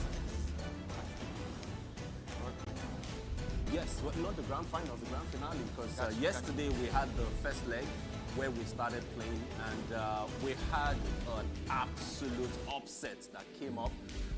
We lost Kev D, he already came in 4th place. We have the grand finals and the 3rd place match next. So the 3rd place match going to be played next, and those are the 2 matches that we have left. So we have the 3rd place with Dragon Lord going against the DYT's apprentice. Yes, and Dragon Lord is the one that caused the upset during the top 8 playoffs, where he absolutely destroyed King Kev D. King Kev D had come in super confident into the tournament. He is one of those that was favored to win the whole thing, but somehow he fell short of his own expectations. First of all, shout outs to Chooks though, who is currently not here. He's representing Nigeria at the Global Esports I was just Games. going to say that. I was going to say, considering all the players, from yesterday into today, I know a bunch of players, really strong hands. I know Ainsland was here also. Yes. And I don't even know what happened. You know what I mean? Like, these are really good, tough players. The scene is really strong. Yeah, so the scene is really strong. Just a quick recap, a couple of strong hands have been through the heats, been through the kitchen, they didn't make it out, right? We've got the best of the chefs here now, and we're looking at 3 of the top players. Now, the best of them so far, the most dominating is obviously, or surprising, not so surprising, not but too surprising. Yeah, Sheikh, right? Yeah. Sheikh is really up there. The Shakestar. He's going to be waiting for whoever wins this first match going to be waiting for them in the grand finals. And I think Funny this enough, double the elimination, top 4 of this KEC 2023 actually went all the way to Ivory Coast to represent the country earlier on as well. And they did pretty well. I think currently Chooks is even in Saudi, yeah? Chooks is in South Africa, in Saudi Saudi Arabia, Arabia right playing, now for the yeah, Global like, Esports Games. yeah. And he came in 3rd place at the Feja tournament in Ivory Coast. That was like a month ago? No, just a couple weeks, ago, like yeah. 2-3 weeks ago that they had that tournament. So Chooks will be here today doing his thing. So let's see what the competition is like today. Let's But see what happens. we have a rough idea of what this player is about, right? We haven't, the one person that is an upset here, we haven't seen in the longest time is Dragon Lord. It needs to be said as well. Dragon Lord actually stays in the United States. He was born here a long time ago. He had migrated, and he stayed very close to the Nigerian fighting game community. He's been involved in a whole lot of things. He even helps to support local events too. So when he heard that the Kon10dr Esports Championship was going to happen, the qualifier series was rounding up in the EYT League, Yeah, the he participated in that, yeah, I saw that. event. So when he found out, okay, the grand finale is going to happen just a week before, the grand finals for the EYT League was going to happen just before the KEC started. He actually planned his time and flew down to be able to attend. And he qualified for the KEC, not only qualifying, but actually knocking the kid down to 3rd place, one of the favorites to win it. Yeah, and the funny thing is, I know the kid keeps coming up, that's Kevin. His name keeps coming up in this conversation because he's a pretty good player. It's not a regular day, like walking on the streets, going up against kid and actually taking him out. And Dragon Lord did that. Like, he did that quite convincingly, if I may say. It was 3-0, So, if I'm not yeah, mistaken. it was 3-0. What people don't, what we seem to have forgotten about Dragon Lord himself is that he used to be very, very dangerous at the time when he was in Nigeria. One of the OGs. Yeah, he hasn't been around for a long time, and he used to be very, very dangerous. Like, his gameplay is weird. You see, I'm sure the audience will see it. Yeah, by they'll the see, like, he's going to be using JP from what I'm seeing on this character select screen. I'm sure you'll sexy see old man. the way he plays his full screen JP, his zoning JP is now let's a little different. Yeah, let's talk a bit about Apprentice. I mean, a couple of us know who Apprentice is. Some may not know who Apprentice is. Now, both these players are OGs. They come from way back. And this rivalry is something that is almost, 10, 15 years? Like, they've been playing a long time, a really long time. So there is some familiarity with both these players. There is some familiarity there. But what's more interesting about what's going on now is that this is a brand new game. The game is about 6 months? Thereabouts. It's pretty new, yeah. There's a lot to experience here. There's a lot to discover, a lot to uncover about how to navigate their play styles in this game. I'm really in for it. Like, I'm really up for it because I know that by the time my Apprentice picks his Honda, the fat man, the sumo guy, up against JP, the classy old guy with the stick, it's going to be sparkles. These are two characters that have a lot of shenanigans, by the way. Tricks. Tricks Tricks up for their days. sleeve. And these are two players That, with a lot of that rely tricks. on tricks. Like, so it promises to be an interesting experience watching these two play. And also, by the time we look at Rhea Apprentice, when he starts playing and going into his play style, his gameplay, everybody, I mean, even in Street Fighter V, his E-Honda was very well known, even though he was termed a weak character. So E-Honda in Street Fighter 6 is no slouch. And like you said, the game is relatively new. There hasn't been much of a change other than new characters that came out recently. Then there was a small patch that was released a couple days ago where I think the only thing that was Quality adjusted of was the life wake up window and all that. Then before that was just making it making it easier to drive rush. So So not much has changed. So something you all should watch out for with both these characters. The fat guy is very particular with checking how much you know about what he's doing. He's very dependent on that. His entire strategy is how much do you know of what I'm doing. If you don't know, you will be blown up. And I'm very sure Apprentice is going to rely on that a lot. He's going to make sure Dragon Lord is knowledge checked. Do you think this what I'm doing is safe? Can you punish it? Can I get away with this trick? If not, I'm going to do it again. And I am sure as we watch the game go, proceed, we will see a lot of these tricks and techniques come out. Now, on the flip side, the old man doesn't want to get filth on his jackets. That's some expensive satin he's got wearing on there. Nice shoes He's also. a gentleman. Gentleman. He doesn't even want to touch his hand. He needs the stick to touch you. Yeah. He's too classy for that. He's too classy. He's even wearing yeah, gloves. exactly. So just in essentially, case of some blood splash, you know. Essentially, the character wants you to be as far away from him as possible. And when the game starts, you'll notice most of his moves are very much stronger at keeping you at a distance. Doesn't mean he can't fight you up close, but he's going to be very targeted at keeping you at a distance. And you will see his approach at that. Now, because of the way both these characters are designed, on the design spectrum, the old man JP tends to have a little bit of problem dealing with E-Honda. That's what I'm here for. I want to see how Dragon Lord overcomes the weakness of refusing entry. I mean, if you think about it though, in the high levels of play, Kami is supposed to be able to take down JP. But what did we see when Kevin, the top Kami player in the Nigerian fighting game community, when he went up against Dragon Lord's JP? He got blown up. He couldn't do anything. Yeah, so he just might have come up with something for E-Honda as well. Yeah, he's up in the air. So I mean, I'm really up for it. I'm really excited to see how this is going to go. I haven't actually seen both these players play in 10 years. So you can imagine how I'm feeling right now. Like I haven't seen them play in such a long time. And I mean, the ecosystem is different. The strategies are different now. I'm really looking forward to it. All I can speak for now is what I know about these characters. How these players have evolved over the years. I mean, I know what Apprentice is capable of in more recent time, but Dragon Lord, I don't know, man. He has some new tricks up his sleeves, even though the man is very short sleeve. You know, so I mean, we see him play every now and then in online tournaments. We see him play casuals. He comes into custom rooms. So we've seen him do one or two things every now and then.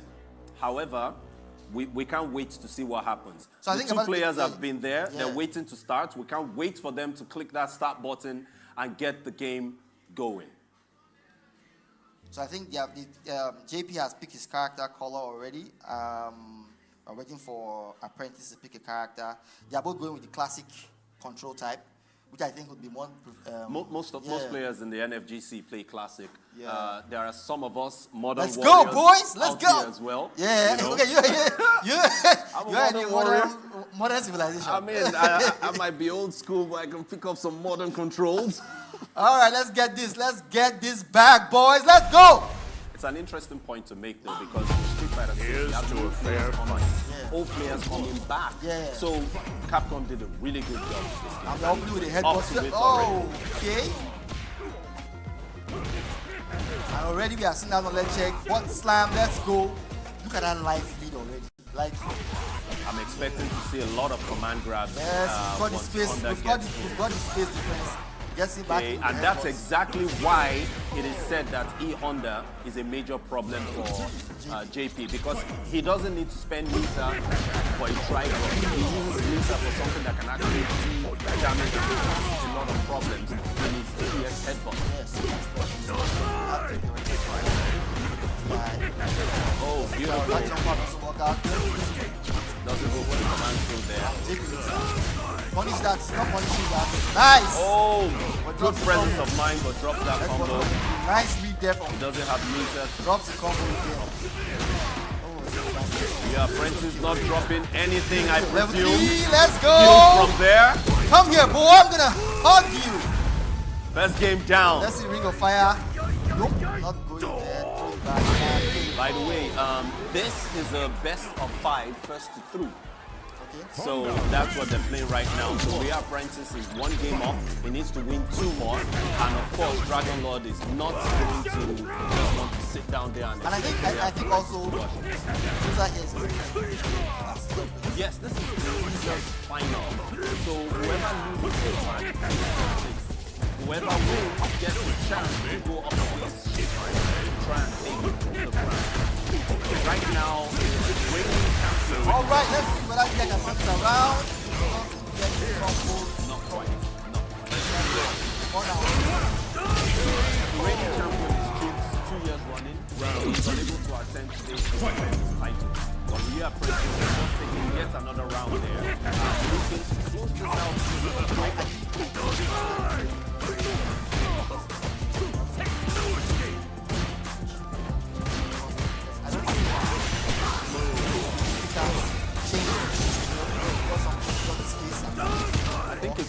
saying as well that Ria Apprentice is not really going to set up that go into the command frame. Okay. He wants to keep the pressure on because he doesn't want to take that pressure.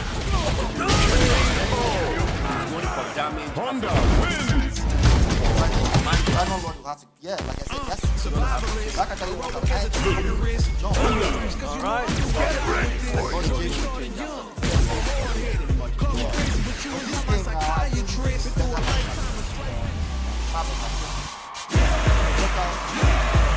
Started from the bottom and on the he can really much better punish and advance. He can actually on that knows how to skip it. Nice!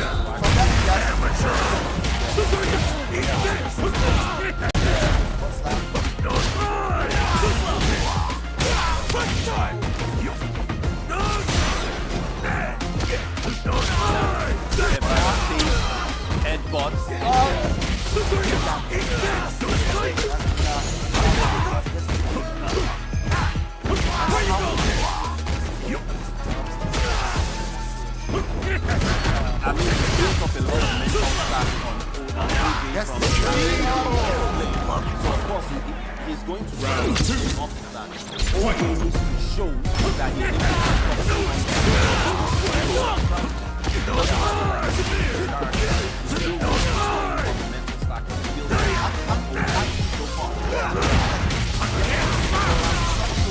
That's what we're about, and this is it. This is it. It's over.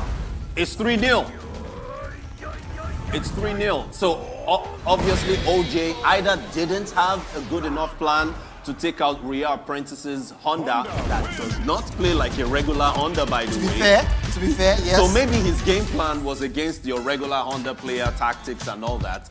So, however, we could also say that Ria Apprentice himself came up with an excellent game plan to outmatch OJ, whatever OJ Because he could have kept him come in the up corner, with. he kept him on the wall. He didn't give But him it's still that pretty space, textbook, yeah. you know? So we have our third place position. We have that third place position. But more OJ exciting stays right in third place. now. Ria Apprentice goes ahead exactly. to grand finals. Against And we're Sheik. going to see that soon after we have a few more events happen today. Now, Sheik. Can't wait.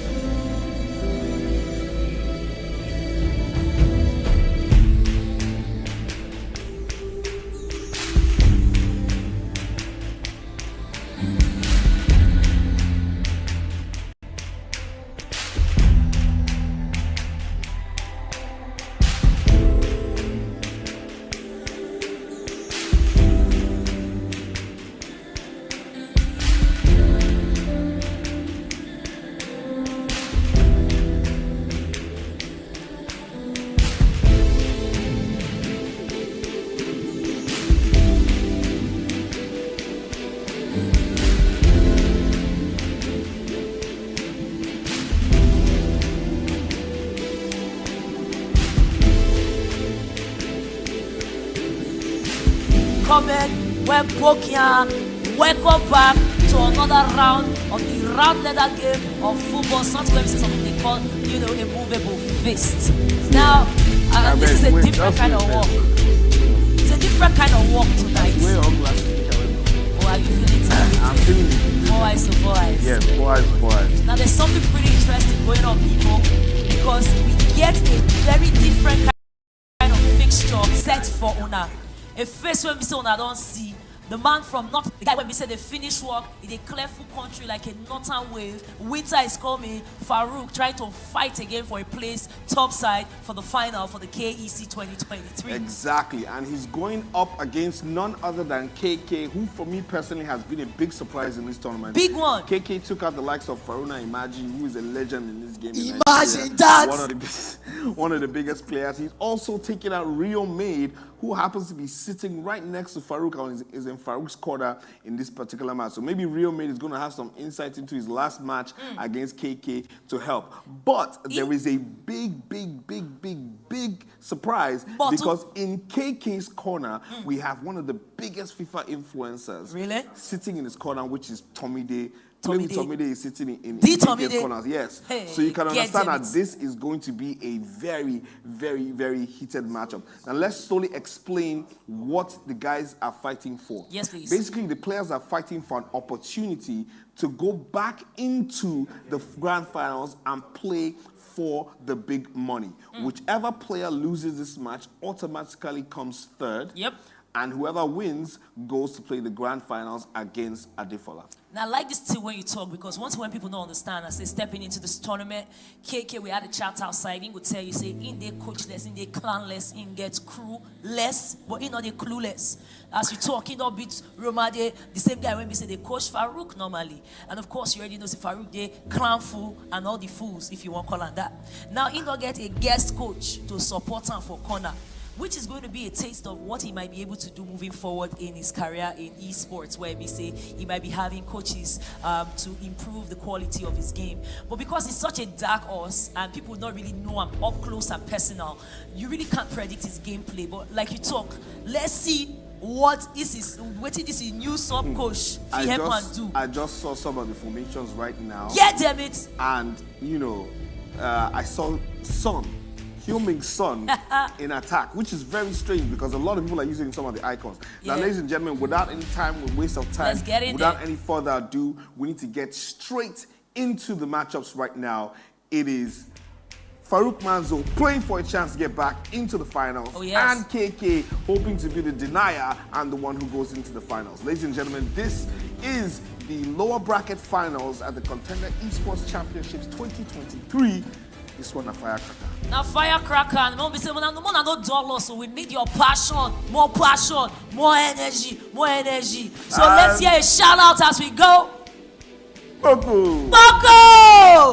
The game don't kick off. De Jong on one side, go turn and say KK looking like the man in white. Virgil in goes to De Jong, go spread on white. I'll turn and say, don't try different formations. Still on 4-3-3, I think. Kyle Walker in the mix of this, but the through pass, Jerzino.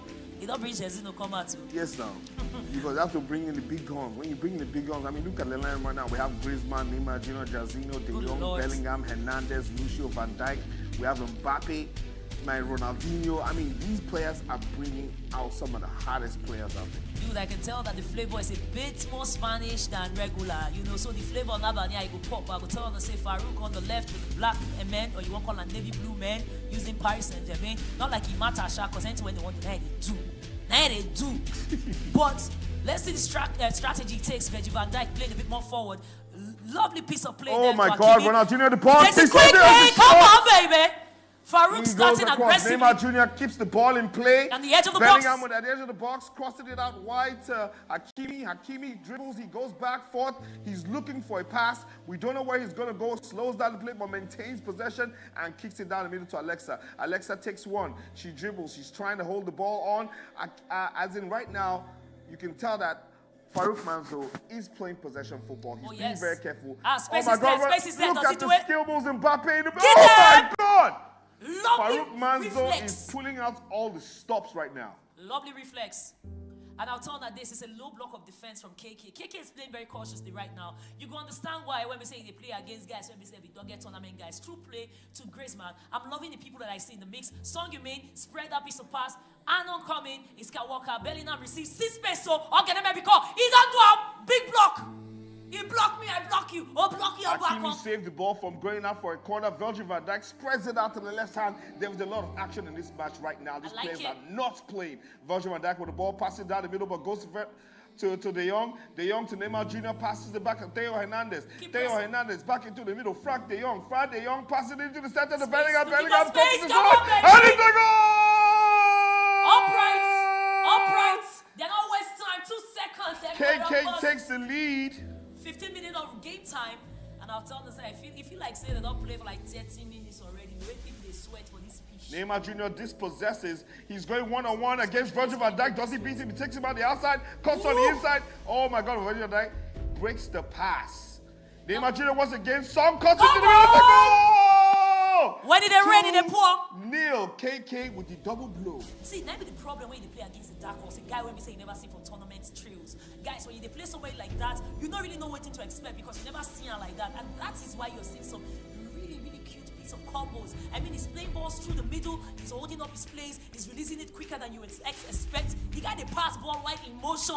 Emotion, guys! He's also, I don't know how many times KK and Farouk Banza have played against each other, but it's obvious that not they don't enough. really understand it and styles because this is a really open play. But now Farouk Banza has a big mountain to climb. He's down 2-0 in the losers finals in the first leg. Theo Hernandez takes the ball down the left-hand side, passes back to Lucio. The middle hook passes it over to the other end of the pitch. It is Kyle Walker, passes it back to Virgil van Dijk, back to Kyle Walker.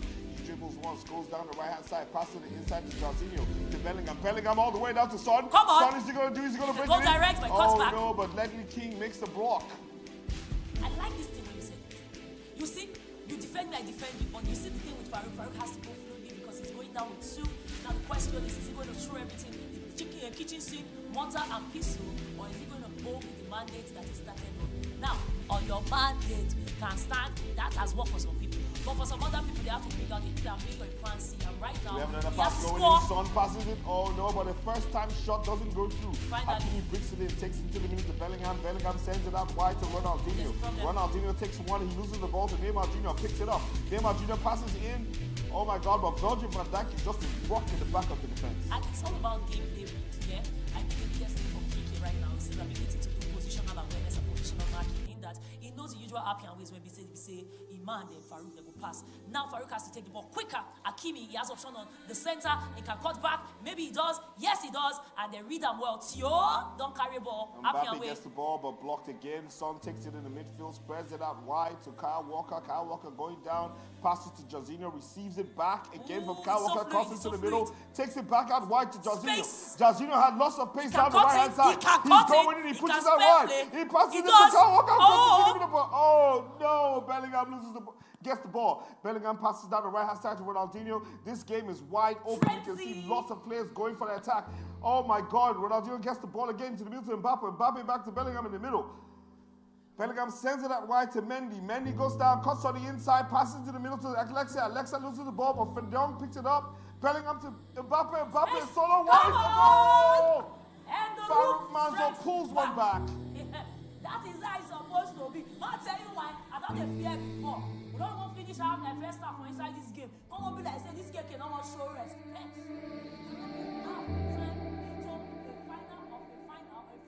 Final, and when they win people, 2 don't be nice for competition. That is respect. So I'm like saying, Farouk, don't move one back. Because he won't cut tickets, and we're not going to let tickets cut. Is he going to take it to Ronaldinho? Ronaldinho tries to dribble, but Lucio makes the block. Neymar dribbles one, goes back to Theo Hernandez. Theo Hernandez crosses the ball all the way to the other side. But is it intercepted? No, Bellingham picked it up. The young passes it down. Jorginho first time pass to Son. Son and Griezmann. Griezmann passes it down to Neymar Jr., who gets dispossessed by Hakimi. Hakimi to the left-hand side to Alexa. Alexa to Mbappe. Mbappe passes it back to Bellingham. Bellingham right-hand side. Hakimi, there's a lot of space in this match. 2 men coming with the low block. Hakimi passes one. Passes it to Bellingham. Bellingham intercepted. Lucio passes to Son. Son, the through ball over the top. To Mbappe, baby. Neymar Jr. Neymar Jr. dribbles one, goes back, cuts it back to the middle. He's still going. Oh my God. They do. Hard. You see, they go. Space now for Griezmann, but he turns around like Baba said. He jammed blockade. And I'll tell you this, one day half time. What a frenzy of football, different kind of styles. But we're going to clap for them. Listen, the action is hot. We're going back straight into the second half with Farouk Mazo passing back on in the middle to De Jong, back to Virgil van Dijk, who passes to the left-hand side to Mendy. Mendy cuts across all the way across the map with a nice switch over play. He's now in the middle with De Jong. I have to ask you, because this game is so if that you, Master of Farouk, if not you go slow the game down because it be like say KK did very good with very basketballs, get pressing kind of play. Are you going to slow it down? No, but I don't think you should slow it down. You need to keep the pressure on because right now KK is not understanding exactly what Farouk is going to be doing. He's nervous because at 2-0 he was comfortable, but right now with Farouk pulling one back, you know that Farouk is ready and is looking to punish you. Any mistake right now is going to be costly for KK. Farouk has to put the pressure on and not let down, but also try as much as possible to keep possession. I like that. Put the pressure on, not back down and keep possession. On paper, it's easy peasy lemon squeezy. Unfortunately, De Jong and the Bellingham, they see they move and they get on the prowl. Alexia will spread that piece of play to the center. If he finds space, voila! Go! Oh my God! Oh my God!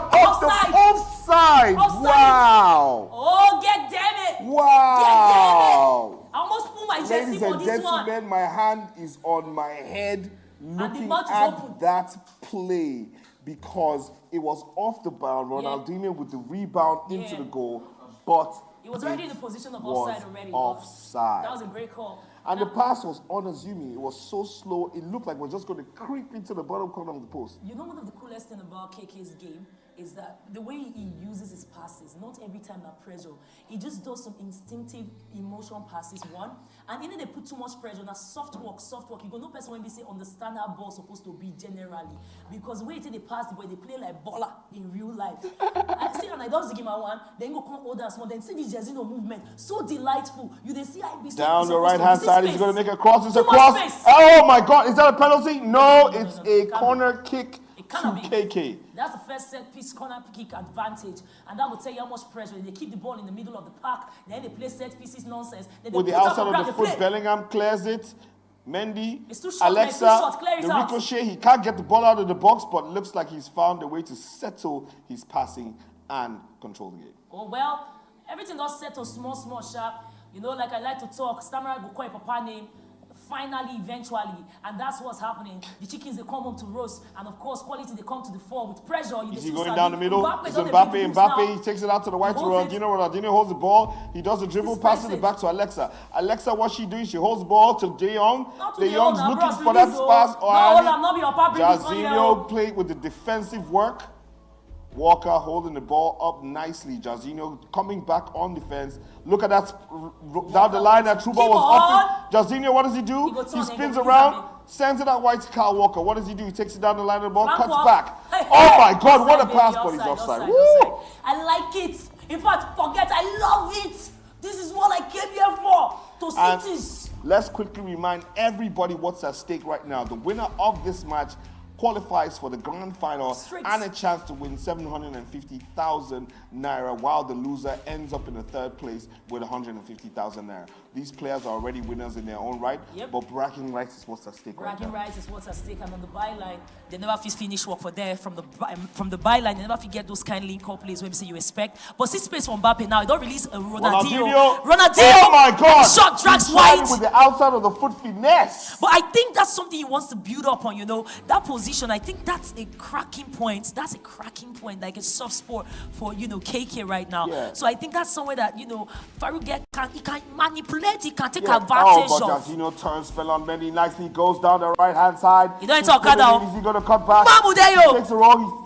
He fakes the dribble. Mamudeyo. The corner. He's looking for space, watching for an opportunity. Passes it back to Kyle Walker. Kyle Walker dispossessed by Alexa, who keeps the ball that's so clean. That's so clean. Play. Mendy to Virgil van Dijk to De Jong. De Jong to Bellingham. Bellingham looking for an opportunity. Passes it straight to Mbappe. Oh my days. But Virgil van Dijk to declare it. Make that guy Gerrard, he too they do well.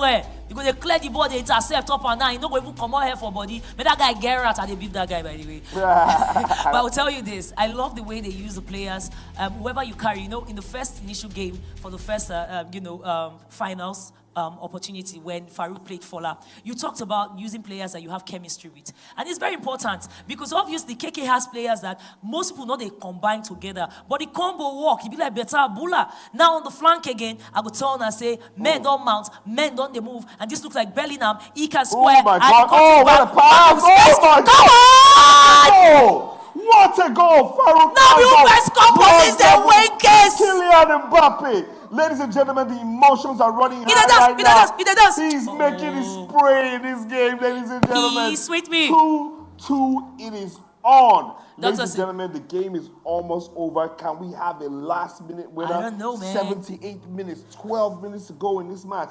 Anything can happen. I love it, high energy. So you see, I like when we say players, they take a tournament seriously. And when you take it seriously, you know with the kind of combos they use, you know the way they attack, the way they defend, the way they hold that middle. Now, normally you would think they go not close them down, but this game is so fast that you never know. Oh my God, please tell me. That was a left. That was a crazy left. That's offside. Don't do that. See, I don't like this Jorginho because this Jorginho, when he don't start here, it's practically untackable because he gets skills for both of his feet. So they know he wants to attack him because he can use the left, he can use the right. The only thing I never see him use, now Belete score. Problem.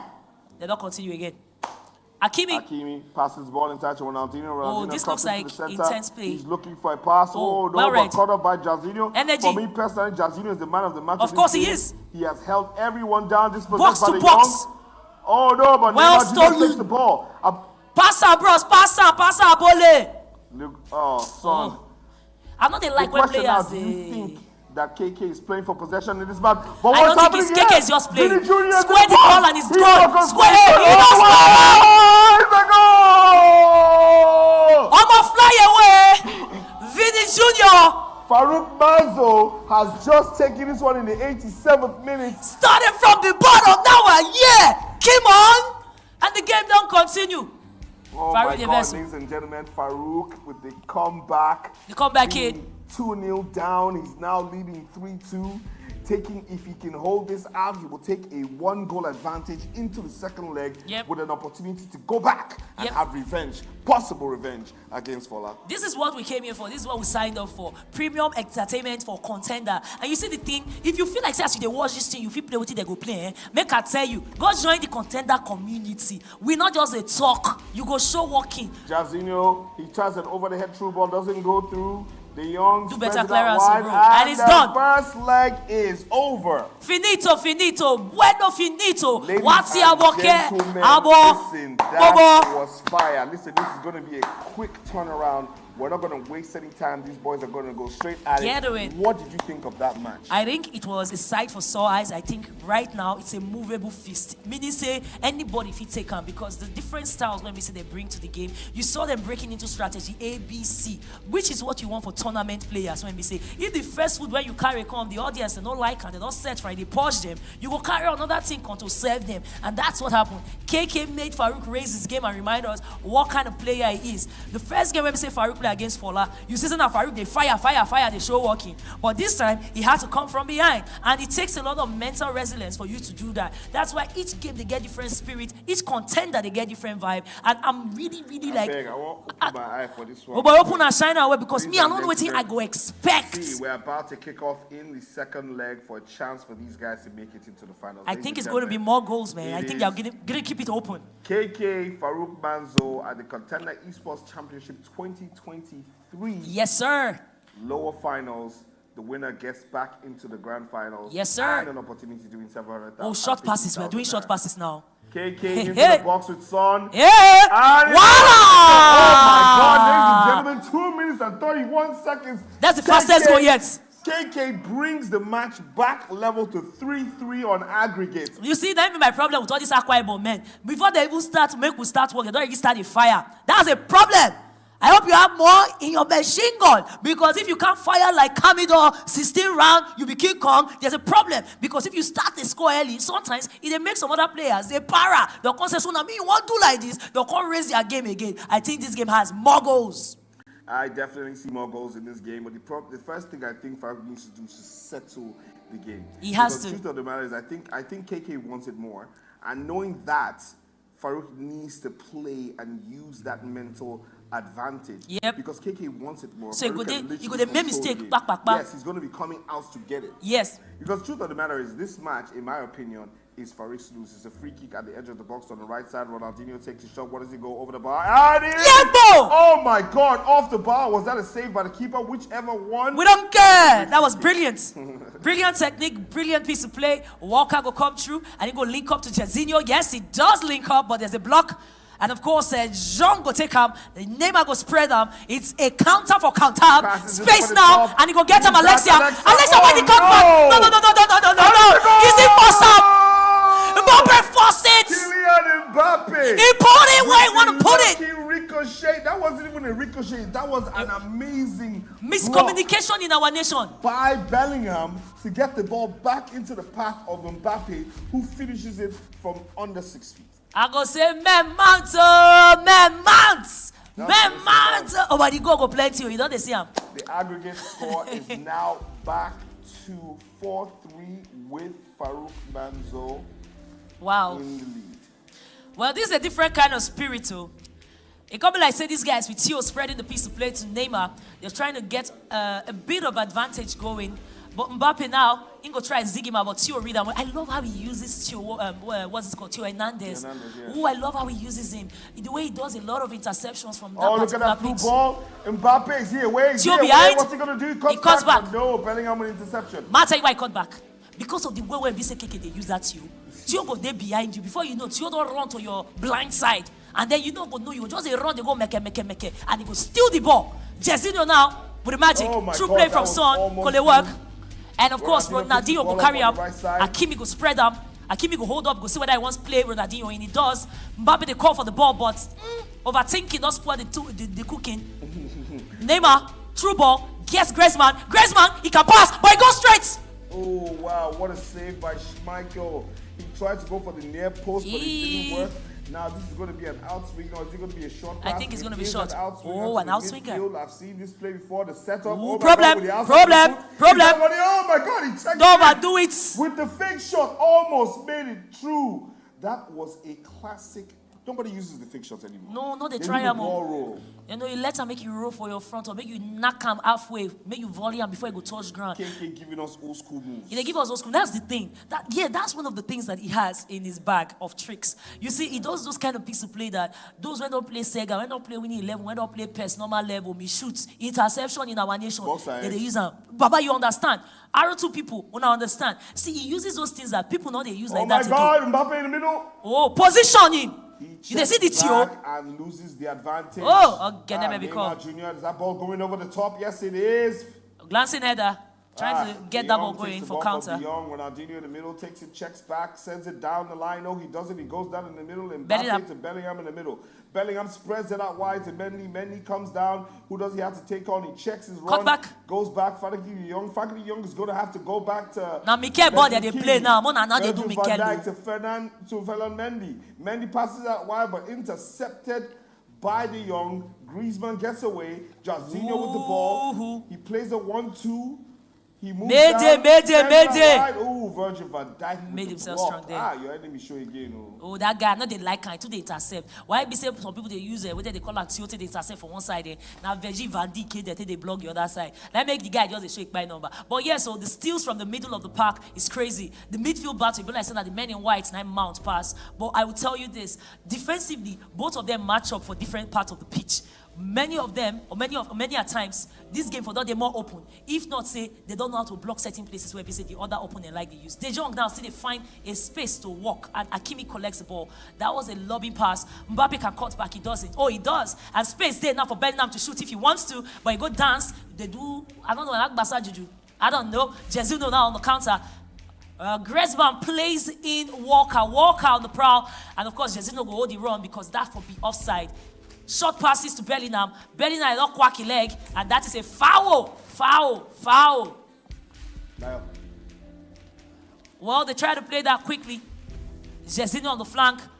Lift up your head, all you gates, and he go spread up to the back. Son now, Son you mean, gives it to Bellingham. Bellingham to Jong. Jong will spread that pass like saying a butter for bread. Neymar, and they block. Why this Neymar they do like Neymar for real life? The only thing I never do na roll. Because like it's a 2-0 for this guy. Oh my God, he tried to take it over. Lucio. With body check. This Lucio Van Dijk Perry in the middle is Sweet. Get damn it. It's so sweet. They get so kites when we see this. Neymar Jr. spreads it out wide over the top. He's a long He collects. one. He collects. He does collect. He sent it to the middle. Ooh, wala. Shot, but intercepted by Ledley King. Mbappe pushes it out wide, but blocked by Virgil van Dijk. Kyle Walker blocked again. This match is tough. It's tough. Personally, I feel like you don't want to use a 4-3 feature. You still organize this thing now because when you see a guy they run, you need somebody when they run off farm. So a 4-2-3, yes, maybe, or you go shift to a backman for 5. But some people they like backman for 5. But we already know say for middle of the park, then they like they do too much things. So officially the rules 5 and 3-man defense. Oh my God! Ooh. That was the pick by Ronaldinho. Is he going to go all the way? He gets space. Give out to Mbappe. He waste time. And Teo, come on, Teo Tequila. Yeah. It is. Sefi. I've lost track. Halftime. I don't know now. Halftime. I don't know. We have kick off again. Manzo leading 4-3 on aggregate and in pole position to make it to the finals and the rematch against Fulham. You did say that when this second game started that this was the game for Farouk to lose because KK was coming at it again and again. And I'll tell him, I say yes, Farouk, they don't hold off that pressure. It seems like he's coasting in classic tournament mode now. The guy just there in cruise control. Let's keep it simple. It is also important to mention that Fola is the defending champion at the Kon10dr Esports Championship. There's a folklore that says that if you be defending champion, usually it's hard for you to pass semi-final because people don't count you. They don't mark you normally. In a big dogs that they mark pass. If you be Man U fan, you go understand. Okay, sorry, Man U not be big dog. But the point is now say, not be like say if you like cry, I be Chelsea fan. That they do us too. Don't worry yourself. But people they know your matter. So it's easy to set up for you. Unlike the dark horses when we say they're in the mix. Neymar now cuts in the edge of danger zone, but they go block Mbappe. They don't see this Mbappe voice so well for this matter. They don't see someone. So the thing is, also when you look at this, we've had 3 editions of this. This is the 3rd edition of the Kon10dr Esports Championship. First edition was won by the Arogs. Oh, Arogs. Arogs was obviously knocked out in the first group stage in last year's tournament. They mountain. That was a semi-finalist in the first edition. Made it to the finals last year and won the tournament, and now he's in the finals again. So if he manages to win this tournament, the first to do back-to-back at Kon10dr, and that puts him down in the history books for Kon10dr. And I'll tell you, we like to talk, every contender or every champion was once a contender. And now for till they start. I like the stories when they build up because this contender, you go see guys where we say, your hand break. They still carry their hand in cast, take on play. So you go know say the passion and energy they mash up. Oh my God, they cross into the If you enter, I go pull my shirt. If you enter, I go pull my shirt. I go pull my shirt. I go pull my shirt. War is this? War is this? Starting from the bottom, now we are here. This is the money this is the game that we signed up for. This is the passion. I mean, come on, look at that piece of play. He held his neck. In fact, I want when he takes the pool. Look at the piece of play. From the middle, there was a ricochet.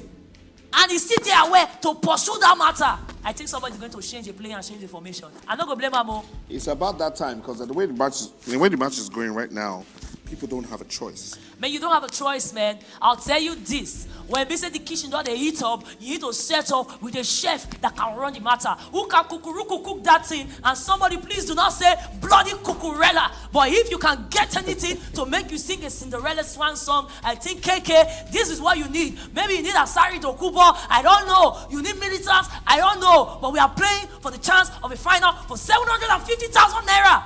Ladies and gentlemen, I'll have you know that Chief Swa actually took off her jacket. Now my shirt. Your jacket. You see my jacket. Your jacket. Because if you say shirt now, people they look say we will come back live today. But yeah, we don't kick off. Aubameyang in the mix, they don't come out Griezmann. I love that substitution. And let me tell you why. Because Griezmann, they show up for this game on the first set. Oh my God, what a two-pass. Ronaldinho takes it. He cuts into the middle, but lovely piece of by defense. Lucio. Theo Hernandez to Neymar Jr. He has to be ruthless. Aubameyang cuts down to the middle, beats one, beats two. Does he go on the outside? Does he go? He goes Love inside that, to Son. love that. Son passes it all the way, tries to go over, but Mendy with the interception. Alexis tries to take it up front, but Virgil van Dijk pushing up front and taking the ball. He's Keep in. on! Don't spread it! Keep on! The shot drag wide. Even Jezino, they shot on Diemo on your floor. Kilo popping. Virgil van Dijk will spread the piece of play for a counter back-to-back stuff. We're there for the final, before the finals for Contender. If you're not there, feel the passion, I promise you, now you'll be part of the problem for Nigeria. Well, De Jong, he passes the ball back to King. And then I'll tell you this, Akimi, relatively quiet, they do the work dirtily on the byline. The guy, they stroll, they go. Be like Nepa man when you see your girlfriend, he get assurance, say nobody go feel beaten for nights. They do one, he go off light. I don't off light.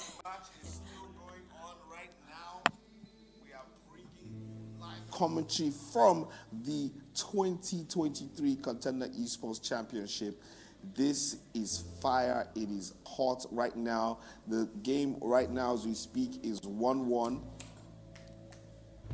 We have Farouk Manzo leading 4-3 on aggregate in pole position to make it to the finals of the Kon10dr Esports Championship and a match, a chance to get back revenge. And the match is 2-2. Wow, did we miss some goals while I was away? Well, we're 2-2.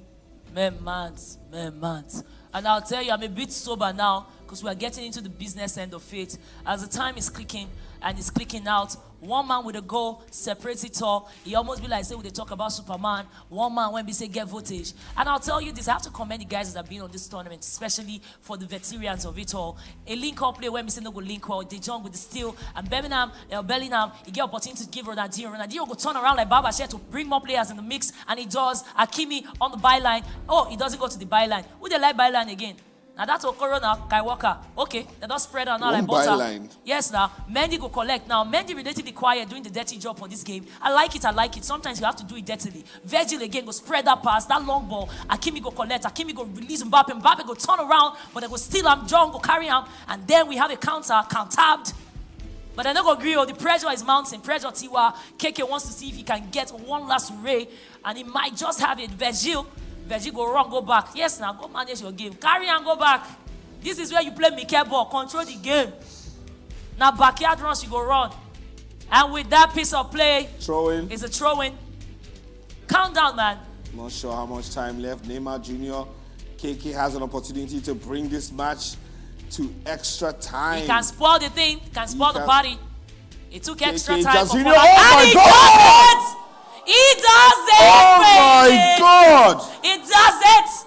With the man of the match for him, Jairzinho, 85-minute goal. Jairzinho, 85th-minute goal to draw the scores level. It is now 6-6. I tell you, say this competition, they go get plenty goal. I see how my bones tell me, I wear my jacket back. I cannot be doing this. You can't be doing this to me. When you are supposed to stop, you still continue. I said it today, Jairzinho, man of the match for me. I don't know how much time we have left in this game right now, but it looks like the Kon10dr Esports Championship is going to go into overtime because we never expected this. This is almost 2 minutes, 3 minutes to go into the match.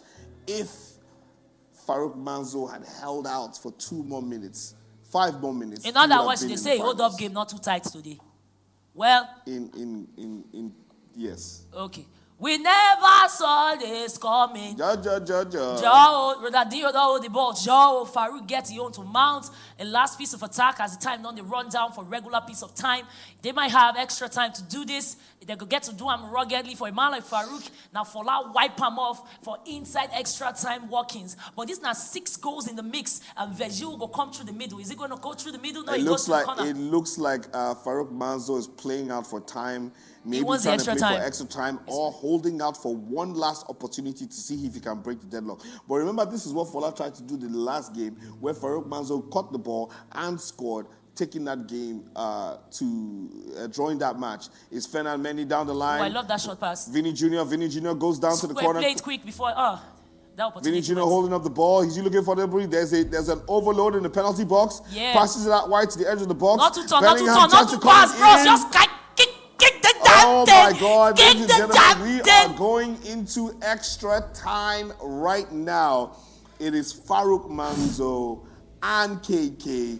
KK with the ultimate comeback to pull that game 2-3-3. Now, this is just amazing. Remember, these players are playing for a spot in the final. Yep. For Farouk Manzo, it's even more important because this is a chance for him to get back and win his first Kon10dr Esports Championship. Not be like But if KK can do it, he personally, for me, is the underdog that has showed up from nowhere and come through to the finals. Well, I'll say this. If you never follow KK before, go in social media and you begin to follow him. We already know the quality when Mr. Farouk gets. We already know he called following. But I'll tell you this, Kon10dr guys, Kon10dr family, you need to show love to every single player when we say they're in the mix. If you not they follow any of them, go on their socials, get on it, let them feel the love because the kind of entertaining football when we say they give us here. I go tell you, say, not like say I want shade Man U, not like say I want shade Barca, because plenty people now they feel they do this kind of thing where they do. So more give them It's their, looking more like give some them their. changes are going in the match right now. Of course We he can has to see change that, who is that? It's a 4-1-4-1 formation is Putellas contemplated. has been taken, Ronaldinho has been taken out. Putellas has come in for Farouk Manzo in the midfield. KK looks like he's going with an unchanged side. They say if it ain't broke, don't fix it. Don't fix it, baby. I like that. But we're excited as the match is about to kick off, ladies and gentlemen. It is extra time at the KEC lower finals for players playing for third place and a chance to get to the finals. Now, if you're somebody where me say feel like saying that your man, then me say go carry the first goal. I think this is a good time if you're doing comment or you're watching us from the live stream to put your men, support your men. If you are team Farouk Manzo, go team Farouk Manzo. If you are team KK, come through with the energy and feel. Let your guy feel your love. I will tell you and say Farouk, they go on the attack straight up. He go spread out to Hakimi. See whether he go do short pass. He does.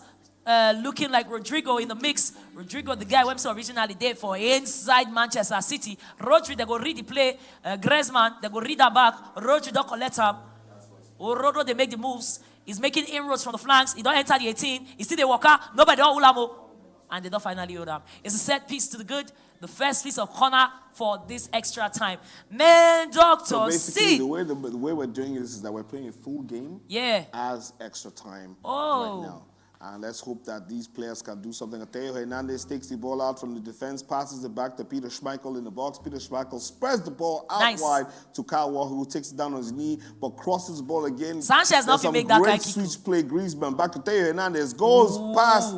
Who is that? Ronaldinho. But I like back the 1-2. to I like the Teo 1-2. Hernandez. They're playing 1-2. Will he receive? This is a Yes, back it and does. forth gameplay. Neymar Jr. It's classic. Goes down the outside, tries to play it over, but blocked by Ledley King. Neymar Jr. pushes the ball down to Mbappe, who's going down. Space. He can take it on to do 1-on-1. Is he going to cut on the inside? Yes, Ooh, he does. baby. But he couldn't take it back on the outside, and Neymar Jr. can take the ball out, passes it to Griezmann. End to end, man.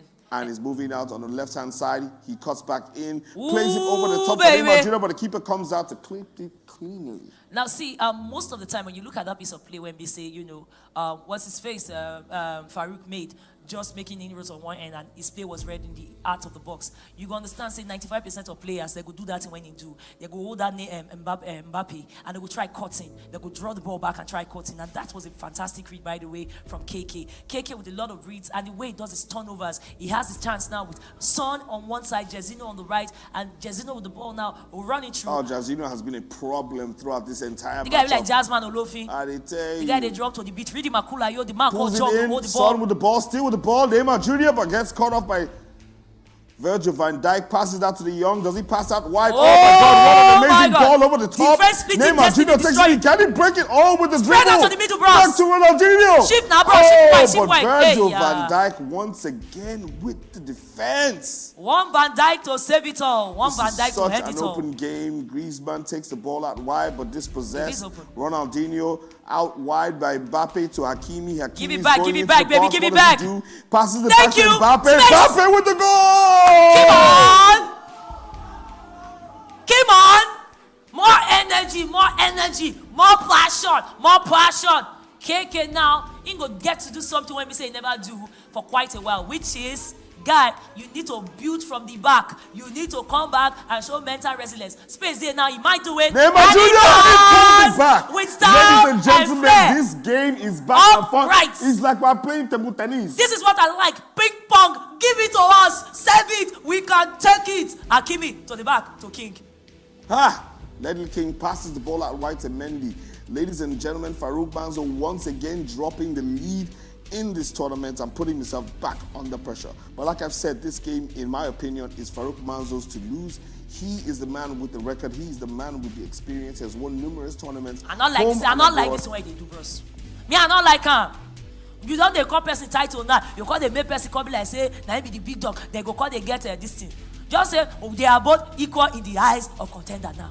We don't care about your old results. Because anytime when they call person name, say don't win this one, don't win that one. Usually, performance anxiety. I don't like it. Oh my God, the outside foot.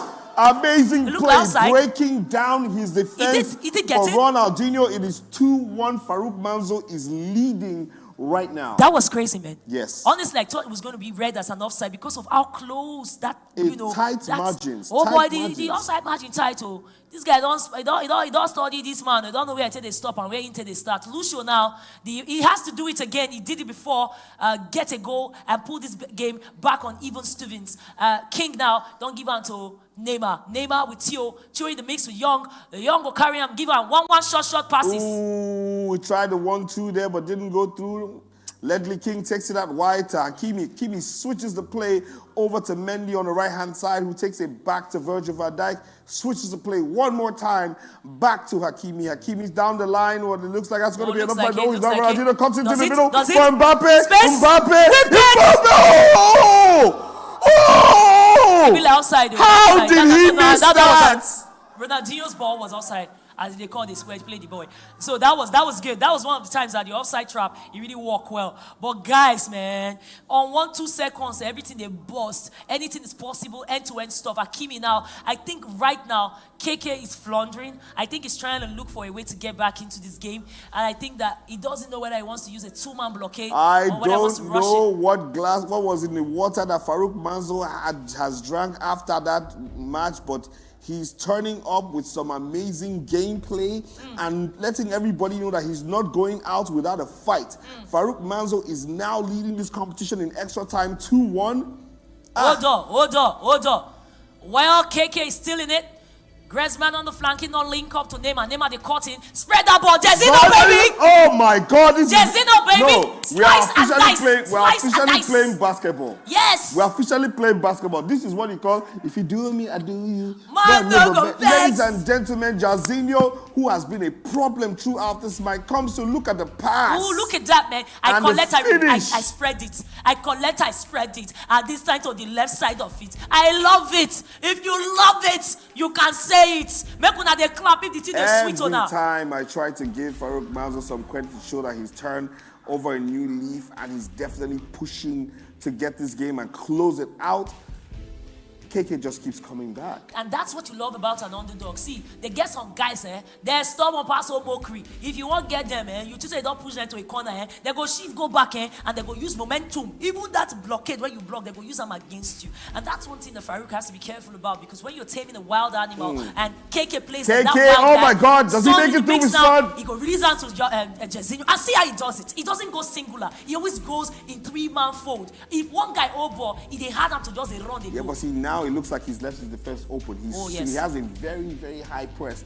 It looks like if there are 4 players attacking at any particular point in time. I respect that. When that happens, if you lose the ball, your midfield is fully exposed and you can get punished. Bro, Vala Mogulis, at times you could tell yourself, all die and die. All die and die. This is not the last half time when you will get. Yes, now. Anything when we say go happen, make it happen. And all this is what they like. Because sometimes you go to a moment, all these players will come, they do cautious football. We the professors of football, because they do all those nonsense. No, KK, if you want to die for the matter, throw away mortar, throw away pistol. Anything when you want to, carry and do.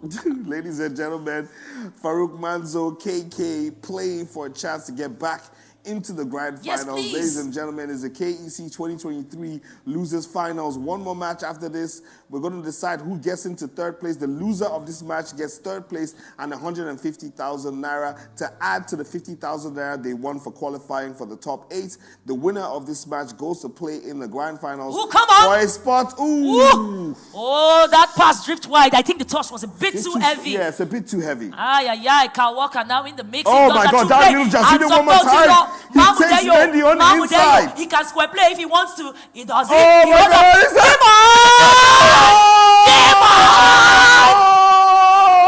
He don't tear up. He don't cast. Last. Song Yumin don't give a breakfast. Well, I will tell you this. You can't predict how this last set of 5 minutes go in real time. Some people say that 35, I mean 45 minutes now remain in game time. But look at that, man. From the right, he cut in. And Song Yumin get too much space, too much respect shown. Is he going to change his play? That's a question. Ladies and for gentlemen, this is tough right now. I can't be tough. Because we have just over 40 minutes left in this match. Get damn it. Just under 40 minutes. Farouk Manzo down 3-2. You know, this is extra time. What's going to happen? Guy, no, man. If you touch me now, my temperature will be as it gets. I ain't the like people they put me under pressure. If now they score, when they score well. When they do basketballs, when I put like 2 goals margin. Because right now, my temperature is making boom, boom, boom, boom. All my body is making boom, boom, boom. I said we're officially playing basketball. It's basketball, man. It's because the you score me, I score you. Man, no go verse. I have to say that when you say that. Yes, sir. Because like it's in the rules. It's in the rules. It's in the rules. Now, in the mix of it, in the art of that 18, it will come out from De Jong now. Will try. Oh my God! Oh, Virgil van Dijk with the save. Virgil van Dijk, now be that guy when they pray against. So any destiny season demon from the father and mother's house, that's Van Dijk for this match. Oh, Van Dijk has been totally phenomenal. But ladies and gentlemen, I have to give it to Jairzinho in this match. If you haven't got that card in your FUT squad, I suggest you go get it now. If you want to be part of a tournament like this, make sure you go sign up at Kon10dr. Yes, please. Follow Kon10dr on all our social media and get all the information that you need to be available and have the opportunity to win amazing prizes, compete at the highest level, and stand a chance to go international. Neymar Jr. takes it in. Space. Mbappe cuts back. Don't cut back. Bros, not a cut back. When you don't see space, just let go. Mamudeyo. Bellingham. Yes, Mbappe not overdo now. That final pass, that link-up play pass, he don't get Sikoko, he don't get staccato, he don't get Griezmann to Bellingham. Bellingham sends it out wide to Walker. Walker takes it on the outside, cuts back in, checks his run. Back to Bellingham. Couldn't get the pass in. Alexa, link me. Mbappe makes a run, but the pass is in the wrong direction. He wanted it on the inside. Oh, it was inside. Like, say that he enter inside. See, that's why you never go for outside. Sometimes when you get opportunity, take it inside. Well, let me they talk, you know what they talk about. I go tell you this. Walker, don't they walk through the flank again. He they make inroads and he they do anything when he wants to. Link up to De Jong. Back to Walker. Keep on. And now finally, Neymar don't show some ginger. Counter to go. Farouk on the prowl. Alexia, they turn around like Baba Share, but Jairzinho, man of the match performance from Jairzinho today.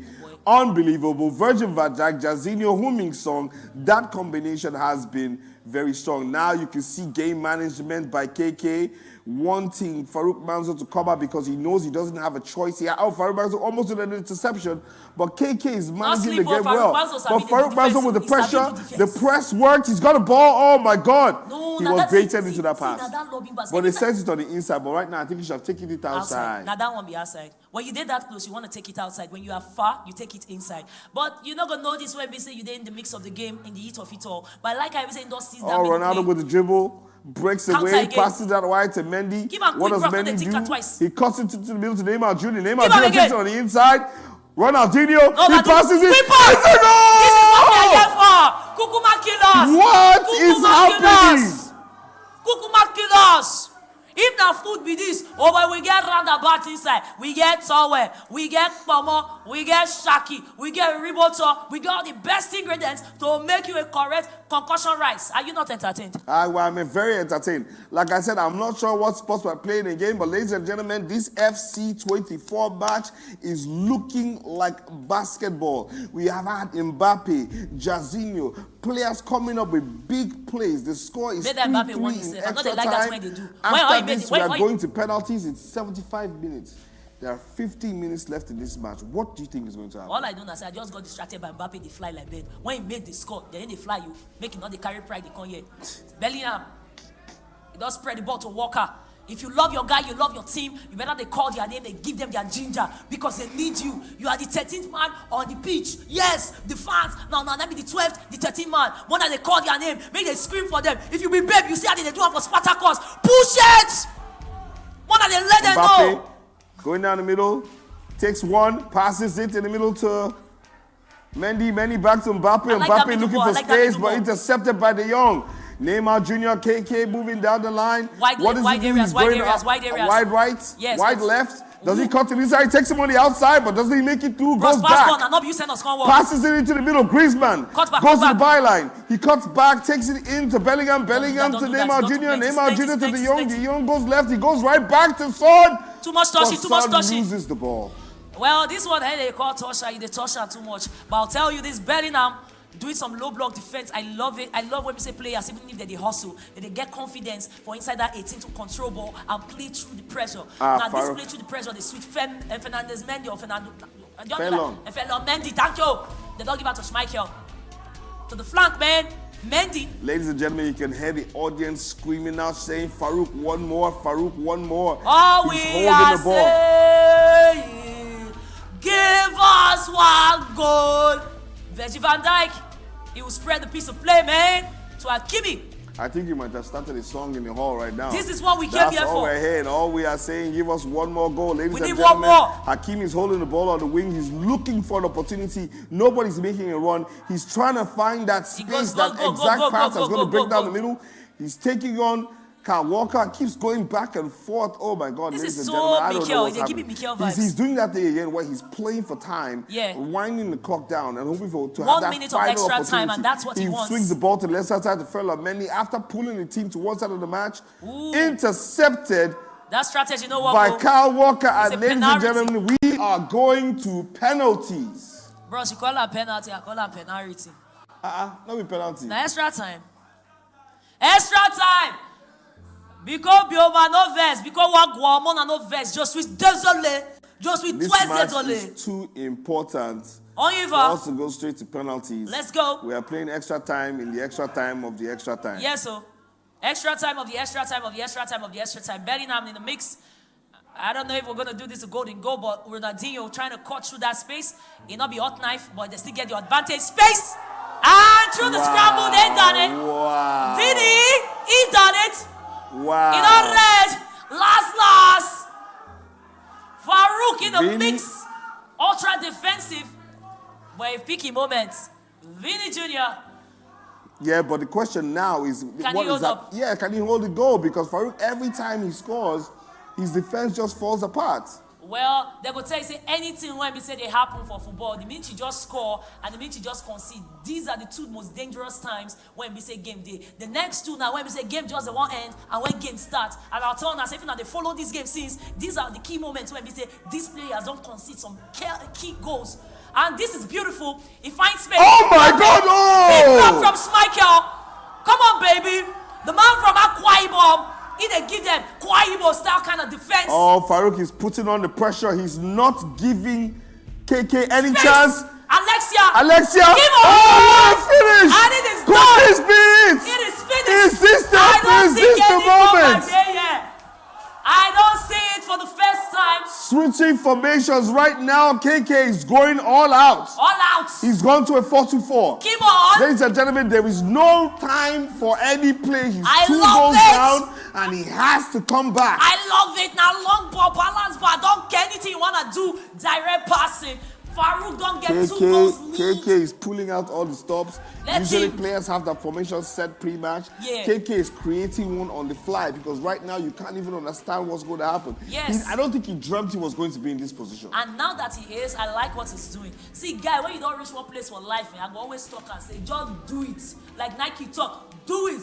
If you go down with a swan song. Don't go down looking like a letterful. The game don't start. 2-goal lead to Farouk. And I tell you this, anything is possible. De Jong, I never see any guy when use 4-man attack for inside this competition I don't yet. know how Ronaldinho with the ball again passes it over the top. Offside. Is it off? Vini Jr., Theo Hernandez to Lucio. Lucio say, takes it outside to Theo Hernandez. Theo Hernandez down the line to Neymar Jr. Ricochet, but Vini Jr. comes away with the ball. He goes down the line, dribbles. No, he doesn't. Goes back to Hakimi. Hakimi looks for the through ball, but decides the game management, sends it all the way back to Peter Schmeichel and spreads it to the other side of the map. Well, I love what I see. I see what I love, and I like to see Bellingham getting that back passing. He does. Griezmann cuts back again to Bellingham. Bellingham space. I think there's a goal in the mix, but Schmeichel make himself strong. He don't shake. He stand kakaraka. Walu. Somebody say Farouk. Farouk is on fire. We don't need any water. Make the brother make it burn. I love it. Oh my God. KK.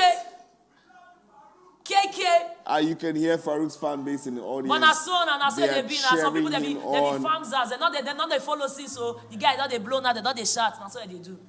But you know, sometimes you want to see.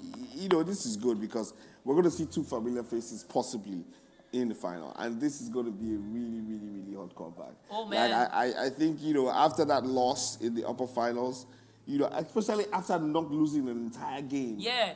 Throughout this particular There's space tournament. now. I see space. KK, I don't think KK is going out without the fight.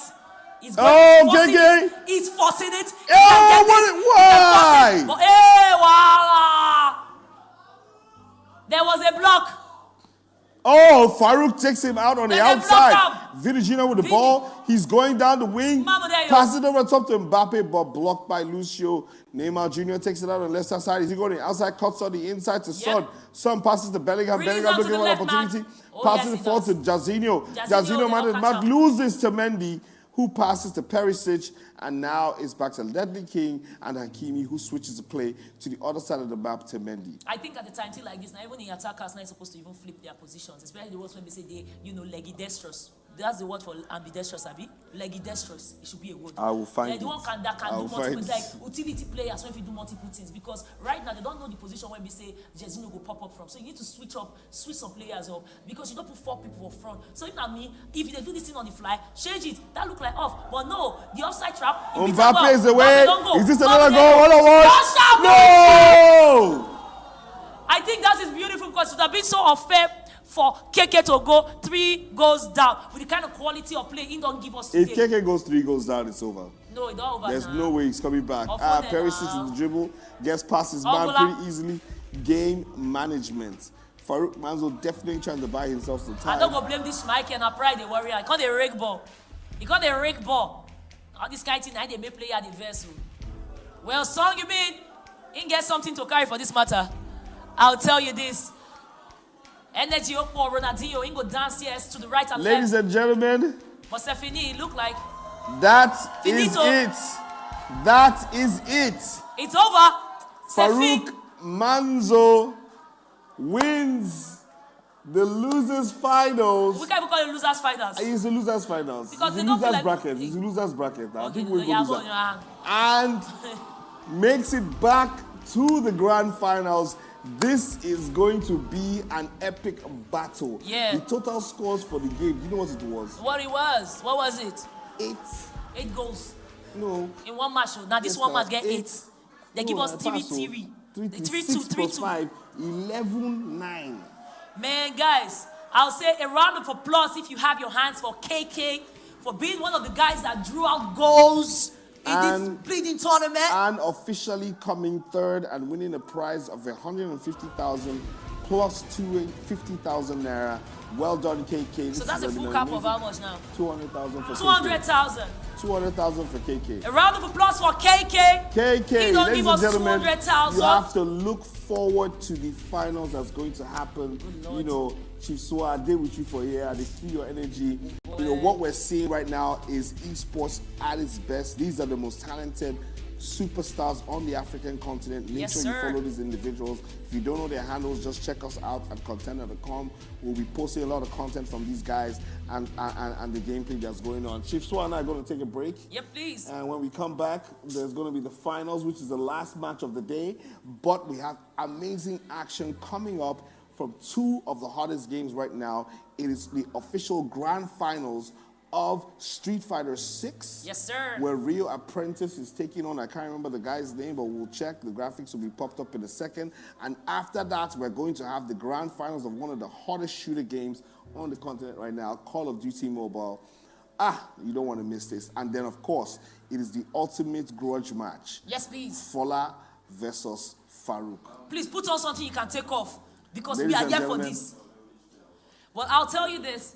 As it goes, we'll say thank you to everyone that has made time out at a time like this for inside a busy city like the city of Lagos to step up to come represent for the 3rd edition of Kon10dr 2023. Now, I know say some of una not they follow some of all this game, and I hope say as una they watch players they play these games like Street Fighter, una don't see reasons to want begin to enter into that community. Now, you may not be a full-on professional or semi-pro. You can be an enthusiast. You can follow these players and give them the encouragement they need. Matt tell you why? Because for Kon10dr, anybody can be a goddamn winner. Yes, and Anybody. that's what it's totally about, because if you think about it, at one point, the person who became a champion was a contender. Yes, he had to come and overtake somebody or win somebody to become the champion. And that's what we believe at Kon10dr, that every single person who plays in a tournament has an equal opportunity to be a champion. Therefore, you are a contender. Oh, the yes. question is, are you the #1 contender who will become the next champion? Yes, please. Let's find out. Ladies and gentlemen, we're going to take a brief break, brief very one. brief break, and we're back with more action from the Kon10dr Esports Championship 2023. And that's what's up. Welcome.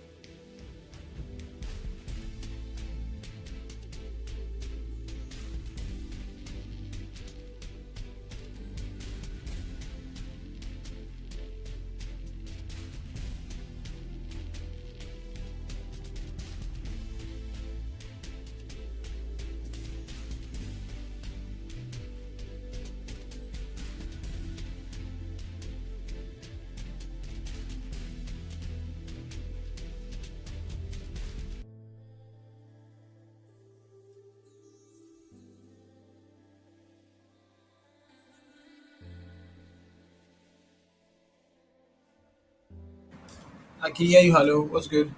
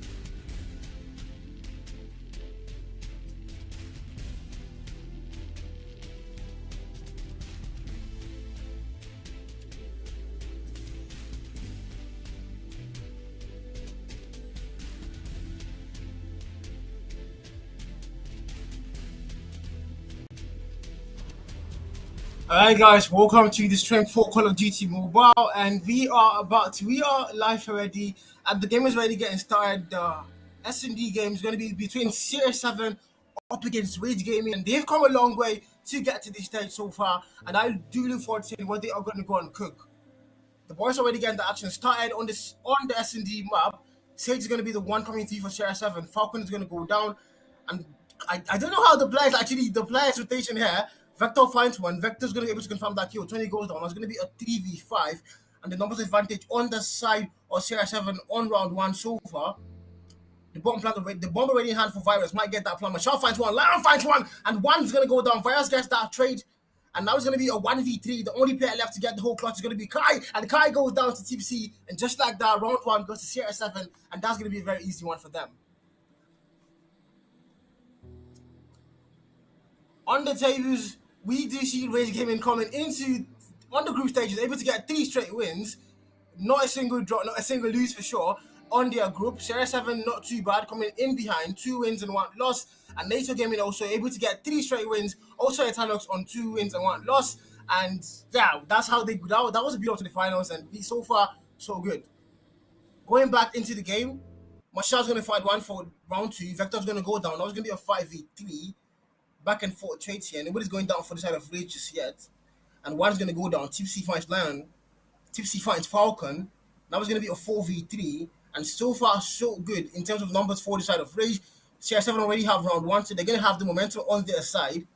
The one of Siege here, just one, has a sniper to work with. trying to get those picks. The bomb is not in hand for any of them. They've got to get that bomb pick up. They've got a whole lot of time. 40 seconds on the clock for sure. There's still a 4v3. Tipsy here, 2 kills for the man. Santi also just waiting. Nobody's overextending. They do not want to get punished for that for sure. But they do need to go pick up the bomb. There's no whole lot of time for them. Goes into trailer. One finds him. Mashal finds him. It's now a 2v4. And it's not looking good for CR7 in terms of numbers. They've got to get that bomb plan. They've not a whole lot of time. The bomb already down on 8. Just get the pick. Tony goes down. Now Sage, the only player left. Tipsy, the only player left, has to get this clutch. 1v3. Goes to the bomb. Picks up the bomb. Not a whole lot of time. Has to get the plant. It's now or never. He's going to get pushed. And just like that, he's going to go down. Lion finds him. Shuts him down. And the S&D round.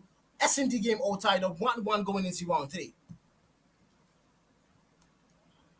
So far, so good. And I do think if they can just manage to build on the momentum, I do know Ray should be a very strong S&D game. And you can see that coming in from the group stages where they did not drop a single S&D map. And I do want to go and see what's going to happen. Sage finds one. Smoke guy goes down. And back and forth trade. Sage goes down. The car blows up. Mashal finds him. Now it's going to be a 4v4. Numbers are all equal on both sides. The bomb is also not in hand. The bomb is in hand for the man of virus here. Might want to go for a very quick plan this time on round 3. They do not have that work for round 2 for them. So the plan comes through. And Vector finds one.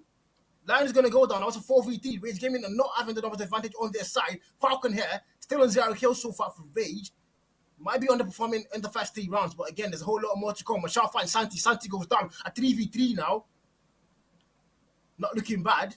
Numbers are still there. The bomb already gone down. Not a whole lot of time to work with. Vector finds Falcon and Tony might find one. Tony shuts down Vector in the trade. Now it's a 2v2. Not a whole lot of time. 20 seconds on the clock. Has to get the defuse. Virus finds Mashal. Now it's one more player left for Rage. Tony has to get the clutch. Might find one on trailer. Going all the way back. Tipsy connects the snipe. And just like that, CR7 back on the lead 2-1. I can't say I did not. I did not think it was going to be a tough game because, yeah, I do know CR7 are also not an easy team to actually go up against. But when it comes to S&D, we just know how superior a Rage Gaming can actually go and be. And them struggling on the first 3 rounds now might be a testimony that CR7 definitely did do the assignments and they know exactly what they came here to do. And so far, so good for them. Falcon finds one. Sage is going to go down. That was going to be a 5v4. Virus with the trade. Falcon also goes down. It's a 4v4 now on round 4. The got laid in hand for Kai, trying to get that connection. Vector might find 20. 20 does go down. Now it's going to be numbers advantage on the side of CR7 once again. And they've always had that. Vector or the CX9 just wait in the corner. The bomb already in hand for Virus all the way towards the B-bomb side. Might get that plant. Mashal finds Vector. Vector goes down a 3v3 now. The snipers have not been too active. Tipsy finds Lion. And now just 2 players left. Things are falling apart. Sky has to get the clutch. A 1v3. It's not looking likely. The bomb already going down. It's not looking like he's going to get an easy defuse for sure or an easy 3 kills. Going all the way back towards jungle on bottom woods now. The Fennec in hand, a very vital, a very versatile gun. I do like to see Nandi with that, but Nandi is not going to be playing 4 rage tonight, sadly. Now it's going to be Smoke High playing his Straff Walking. Might find one here, and nah, the information being given out. Virus finds him first, confirms that kill, and just like that, once again, CR7, 2 straight rounds, and Rage Gaming are going to have to ask the questions, how do we fix this? Going into round 5, 1-3 so far. Rage Gaming on the scoreboard are behind, and they've got to find a way to get the numbers back up and get things equal, and even try to take that lead. But again, it's S&D, it's firing range. One of our favorite maps on Call of Duty Mobile. There's still a long way to go. We cannot get to HD. Sage here, all the way pushed towards bathrooms, trying to get that snipe. Nobody's going to be there. They got naked hand for the man of Sage. 2 kills so far. The snipers have been a whole lot quiet for sure. I don't see the man of Lion getting a whole lot of picks. The Locust now might get one through that bomb. Mashal finds Vector. Vector goes down. Lion is still here. 3 kills. Trying to get that pick. Santi comes through. Finds 2. Mashal and Kai go down. And the numbers advantage going to get switched just like that. CR7, Tipsy finds 1. And now Tony and Lion, the West have to get the clutch. It's not looking too likely. A 2v4. The bomb already gone down too. The 30-second marker of counting down. Tony on 1 kill. Tipsy finds 1. Lion goes down. Tony has to get the clutch. Tony finds 1. Tony finds 2. And this is going to be a 1v2. He might go get the clutch. There's still a whole lot of time to work with. Just has to play it really safe. All the way towards bathrooms now. Making that push towards trailer. Might find 1. But the fuse is not going to be easy for sure. And he's going to get greeted by 1. He Marco comes through, does not go down. Going for that defuse. And 1 from trailer. Virus comes through, shuts him out. And 3 straight rounds now for CR7. And they are looking absolutely wild.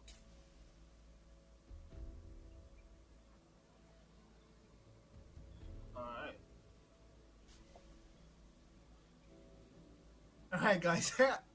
So what just came from was that I need to reduce my call out. But again, let's go back to the S&D game, round 6 now. And Smoke High, the bomb in hand, trying to get that throw.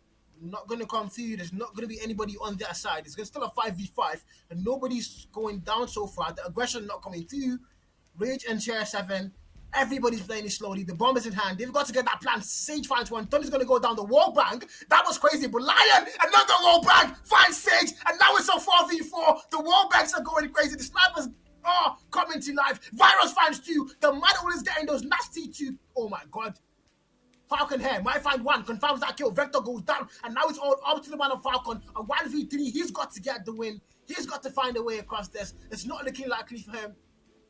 3 straight rounds now for CR7. Rage Gaming, Falcon has to get the clutch. He has to be the man of the moment. He has to be the MVP now. It's not looking like something that's going to be easy. The bomb down, CR7 are all second around the bomb like vultures. Now Falcon, the only player left here, 2 kills for the man. Trying to go all the way for that bomb. My spot 1, the bomb, the head glitch, and Santi wins that gunfight anytime, any day. The head glitch definitely being through there for him. And just like that, 4 straight rounds now for CR7, 5-1, and looks like the SD game might be over. Match point for them. Again, boys, I can't lie. I do think Rage Gaming have got they got a bit too overconfident. You know, they are one of the best S&D teams in Africa for sure. But now I think they got a bit too confident against CR7. And now you can see CR7 punishing them for that. And now going into round 7, Rage Gaming are going to they've got to do something. This is it, now or never. This might be the game over for CR7. They might win. Tipsy finds 1, shuts that man down. Tony going in for the fight. Tipsy finds another 1. Lion goes down. And oh my God, things are falling apart. It's a 1-1 army, a 1v5. Falcon again. The fate of the world is in his hands right now. It's on his shoulders. He's got to get the clutch. But no, Santi says, hell no. GG's. CR7 absolutely stunned the side of Rage Gaming on S&D. Oh my God, this is a day to be alive, guys. Damn. I don't even know what to say. I think I did not see this one coming. I can't lie. I did not see the game being that easy for CR7. I was actually expecting a reverse sweep or something like maybe we're going to see a very crazy one. I don't know, bro. But what I just saw, from judging from what I just saw, man, CR7, they did their homework. They knew exactly what to do on the firing range map. They definitely killed the hair. Man, they definitely killed the hair. And you can see the stats. When it comes to the kills here, I do think Mashal would have been able to go. Glad also with those nasty wall banks on round 7, I think. But he was just not able to get the win for them. And you can see the kill difference. Smoke Eye, not a single kill on the board for the man. I've got no... How did CR7 cook this boys this badly? Tipsy on 10 kills, just 1 dead, a freaking 10 KD, Virus on 7, a 7 KD for the man too, Santi on 2 points. Oh my God, the CR7 players, they came to dominate, and I think CR7 actually have an issue of land winnings. So Rage Gaming probably were the ones who did not do the assignments, and now they are getting ridiculously punished for that. But I do hope the hardpoint game is different, guys. I really do hope the hardpoint game is a little bit different, because if it's like this, man, Rage Gaming, it's not looking like a good day for them. And we also got to recognize the man Tony, the number 1 leaderboard player for Nigeria in the whole world. He was in the global leaderboards. We have to give that man recognition on the stream for Call of Duty Mobile. He put Call of Duty Mobile in Nigeria, in Africa, on the map. And big shout out to that man for being on the game tonight for Rage Gaming. But again, the S&D game goes just like that. And I don't know, man. I think somehow Rage Gaming are going to have a very big problem on the hardpoint game if they go into the hardpoint game with the same strategy they did for the S&D. It's 2 different game modes for sure. The S&D game is where you've got to be tactical strategies. You've got to have a whole lot of strategies in place. You've got to play really slowly. You've got to know what you're doing and when you're going to do it at the right timing. But again, the hardpoint game is going to come down to gunfights and position for sure. The anchor player, the OBJ player, the offensive player, the slayer for sure has to be. They've all got to be in place, and most importantly, the support player has to be doing the right thing at the right time for them. Those rotations are going to count for the side of Rage and CR7 for sure, but those rotations are going to be the major thing. I do know CR7, they are one hardpoint team you do not want to go and mess with when it comes to hardpoint. But hopefully, guys, we do have a very enthralling fixture on the hardpoint standoff, and GG's. Break.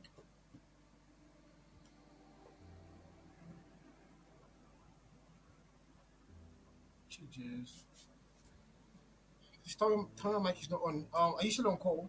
Hello? Panelist not on call.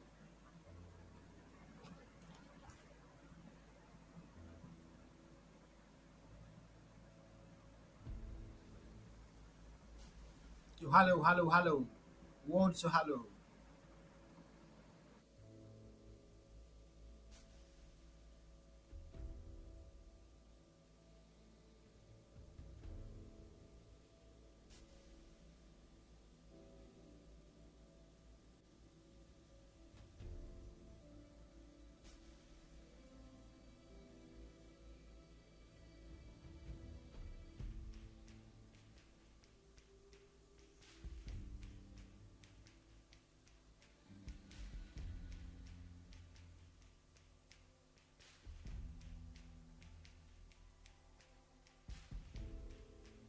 Maps, kind of. It's one of our favorite maps for sure. And I do look forward to seeing what the person going to go and cook on here. I do look forward to seeing if Rage Gaming are going to have a momentum build on the back of what just happened on the S&D, where they just got destroyed and annihilated. And now going into the fixture, back and forth trades here. Kai's going to find one. Vector goes down. Sage there for the trade.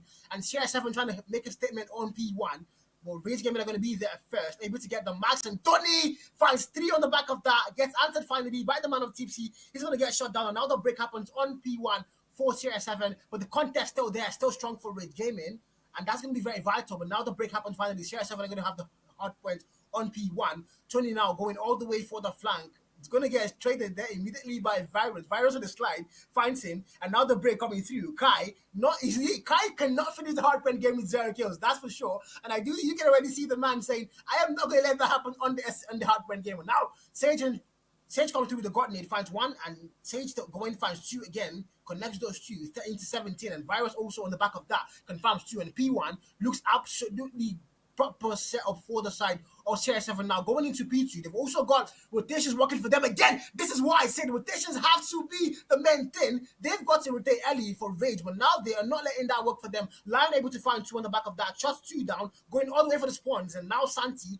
has a response, finds 2, Machado and Lion go down, and CR7 already on P2, and they've definitely got position. They've got spawns. They've also got the power positions here. They've got the players in the OBJ. They've got Vector camping it out here with the CX9, waiting for the players to come through the door, and he's just going to shot them one by one. Tony goes down, trying to get that slide in, and every player coming in through gas station for the side of Rage is not looking good for them at all. Tony now trying to make that push from bushes.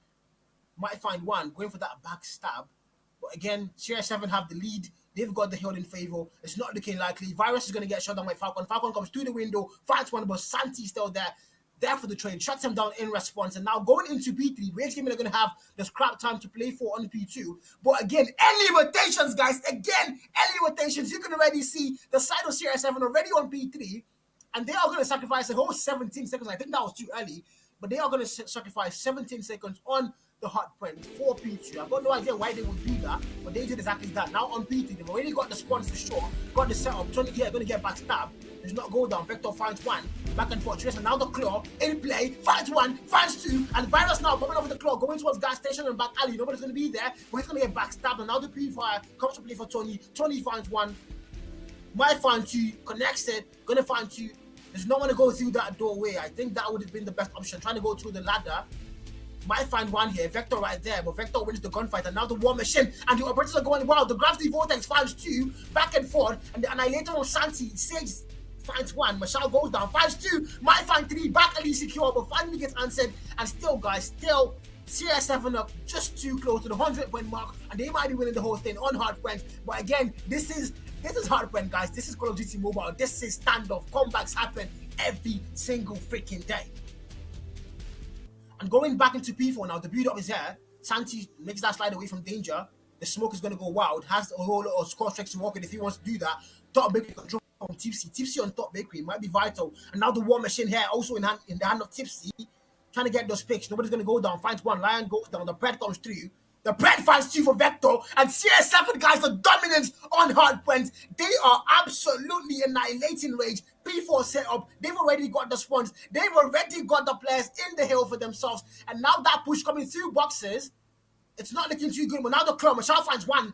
And the trade comes through, back and forth. Rage Gaming single-handedly, aggressively come into the hill. And they are going to clear the whole hill. And now they've got the hill in favor. But for how long? There's going to be a push coming from Top Bakery. They're going to shut that man down. Now the break happens.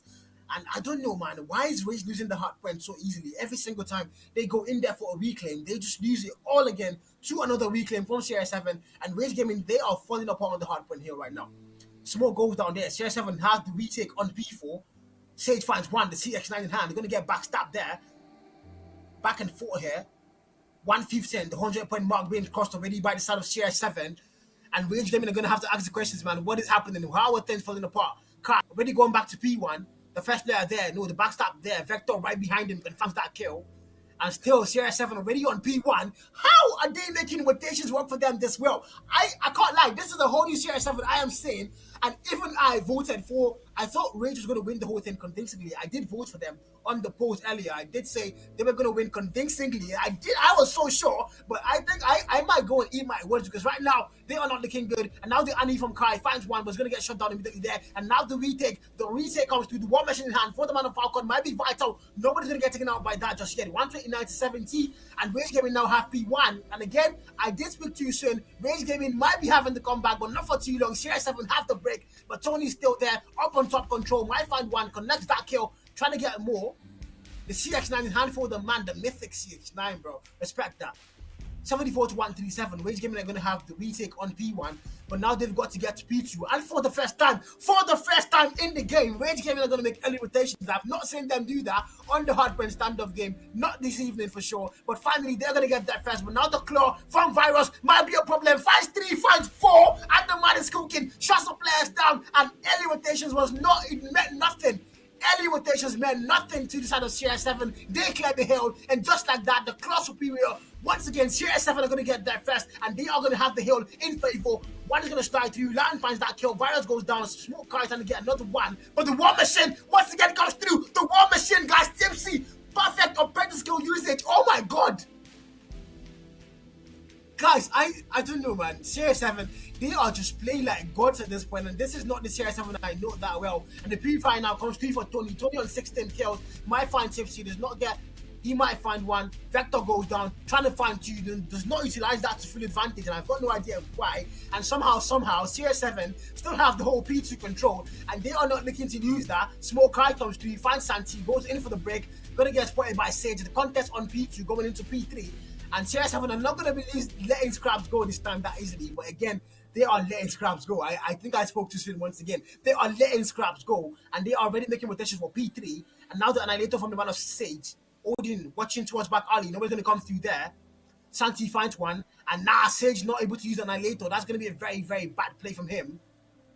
Back and forth still, 174 to 85, and definitely still looking good. CR7, they've got a P3. Rage Gaming are trying to make that break. One player downstairs. Santi shots the whole push coming in through there. And now, back alley has to be the only spawn for Rage Gaming. They are going to get picked off one by one. The drone in hand for the man of Santi picks them down. The OBJ looking too good. And the break happens. Falcon comes in, finds one, but no, not going to have that break still. CR7, the 200-point mark, not too far away from them. They've got that inside, and they've got the lead and the win.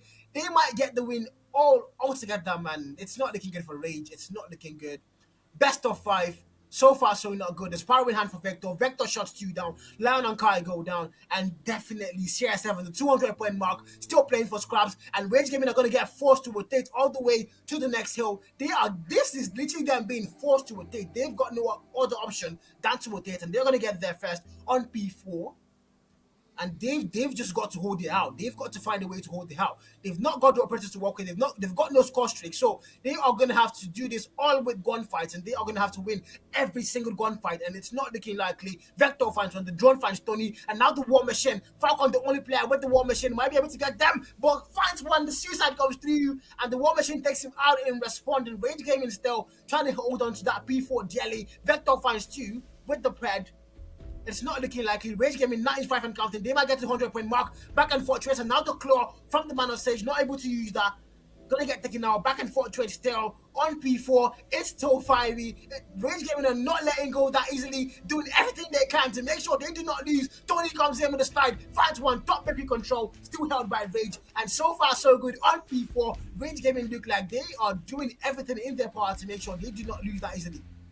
but Vector comes through, finds one, Santi there too, and now the retake on the hill. 14 seconds to play for. This might be it. This might be a GG 232 and counting. But the retake also happens for Rage on P4, going back to P1. CR7 already there. This is just not anybody's game. This is definitely CR7's game at this point. If Rage Gaming make a comeback here, if Rage Gaming can actually make the comeback happen, then I don't know, man. I would call them the actual kings and the gods of comeback. And they've already got P1. They might be doing it, guys. Tipsy brings out the war machine, finds 2, Smoke Guy goes down, Falcon goes down, finds 3, and now the break happens for them, but not for too long. The players are trying to make that push. Santi brings out the gravity vortex, perfect timing, might be perfect timing. Tony finds one, up top control. Good. Oh my god, guys, this is still too close. The clock comes to play now for the man of Mashal, trying to make that break. They might find 1, he might find 2. Tipsy coming through, shots Tipsy down. 2:47, 3 more seconds. CS7, and this might be a GG. CS7 win Hardpoint convincingly, and once again, Rage Gaming absolutely destroyed on the Hardpoint game. I've got no idea how this even happened. I've got no idea. I can't lie. I have followed these teams for quite a long time now, and I have never seen Rage lose this badly when it comes to Hardpoint and SCD, like back-to-back maps. But I think I still do have to talk about the fact that they've actually not got their main squad, Rage Gaming in particular. A whole lot of players are actually not Nigerians. Like, we've got a whole lot of players on the roster who are not actual Nigerians, so they were not able to attend the event for sure. So I do think that's actually one thing that's going to be affecting them a whole lot. And but still, man, without those players, they got to the final. So I don't know.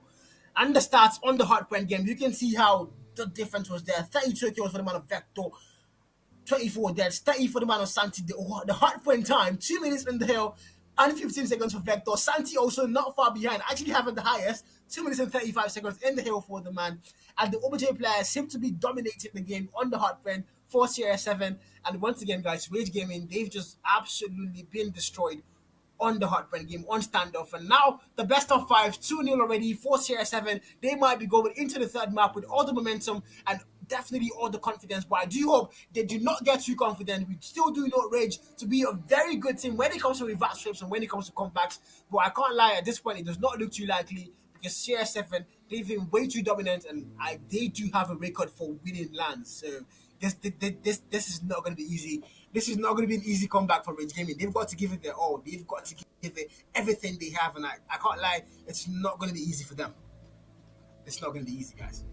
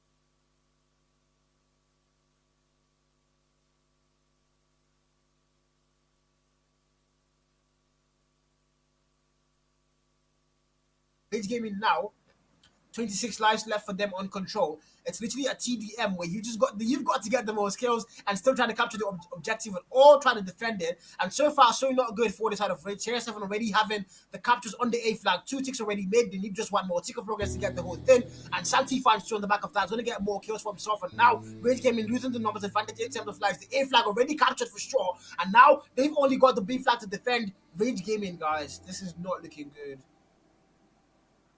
This is not looking good for my boys. It's not looking good for my boys at all. Rage Gaming is not looking good for them. They are losing the lives just like that. The B flag already a tick of progress being made so far, but Rage are going to be able to stop that, edit into that, and still not looking good. Lion there finds 1 for himself, 2 kills so far.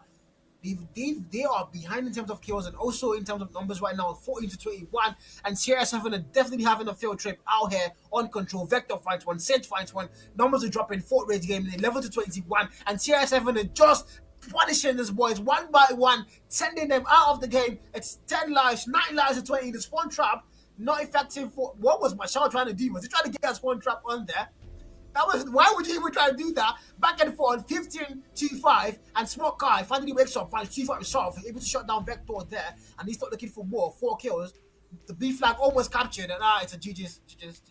It's a GG's. It's definitely a GG's.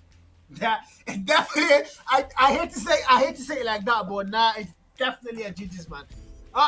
Control 1-1, crossroad strikes goes definitely to the side of Sierra 7. Rage Gaming now, they did not have the momentum. They've gotten seriously mentally beat down. Physically, mentally, they've been beat down absolutely on round 1 there. Falcon comes through, opens things up. First blood happens for the side of Rage, and now Mashal on the back of that finds 1. This might be just what they need. The momentum build on the round 2 here. And oh my god, they are dropping the numbers of Sierra 7, and now Rage Gaming are looking alive. Mashal finds 1, but finally Vector answers him, and that's going to be the first kill on the table for Sierra 7. And now Rage Gaming, they've got the numbers advantage. They are dropping bodies like flies for Sierra 7. Santi finds 1, Santi goes down, and finally, I think again, Rage Gaming might have life. They are not gone just yet. Tipsy finds 1, Tipsy finds 2. The drone and the pad come through, confirms kills for the man. And Tony here holding on to that wall, that head glitchy might be very, very important, but he's going to get taken out of that by the man of Tipsy there. No, that was Santi. Santi took him out. Falcon here finds Tipsy. Tipsy goes down.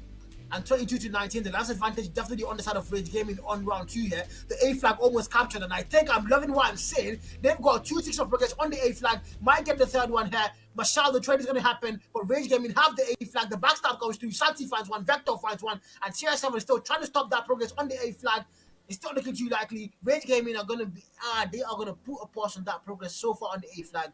And still no progress on the B flag so far, but the last advantage dropping like that, 16 to 12.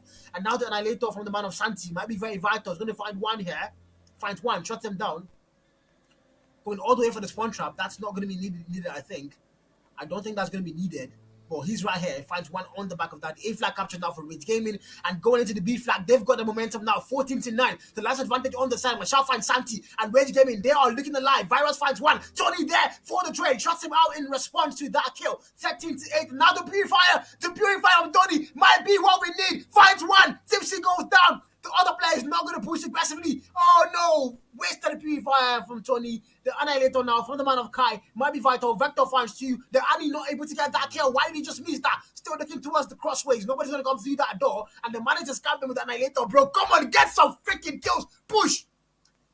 10 to 4 in terms of lives. Rage Gaming still have the advantage here. The B flag, one tick of progress already made so far, and Smoke Car is going to get taken out here. Definitely, Santi comes through. 6 to 3, 3 more players left. 3v5, and it's still looking like Sierra 7 might actually have a comeback on this round 2. The B flag trying to get captured by Rage. Only 1 tick of progress already being made. It's not looking too good. Vector finds Falcon, and now it's a 3v4. The numbers are dropping now. Sierra 7, this is turned into a TDM for sure. 20 finds 1. Tipsy goes on a 2v4. Vector and Santi have to get the clutch. Vector finds Mashal. Mashal goes down. The backstab goes through Kai. And now Santi, the only player left, Santi, a 1v3. Oh my god, he's going to lose that gunfight. And just like that, GG's Rage Gaming keep themselves alive. And they are still in the game. They are definitely still in the game.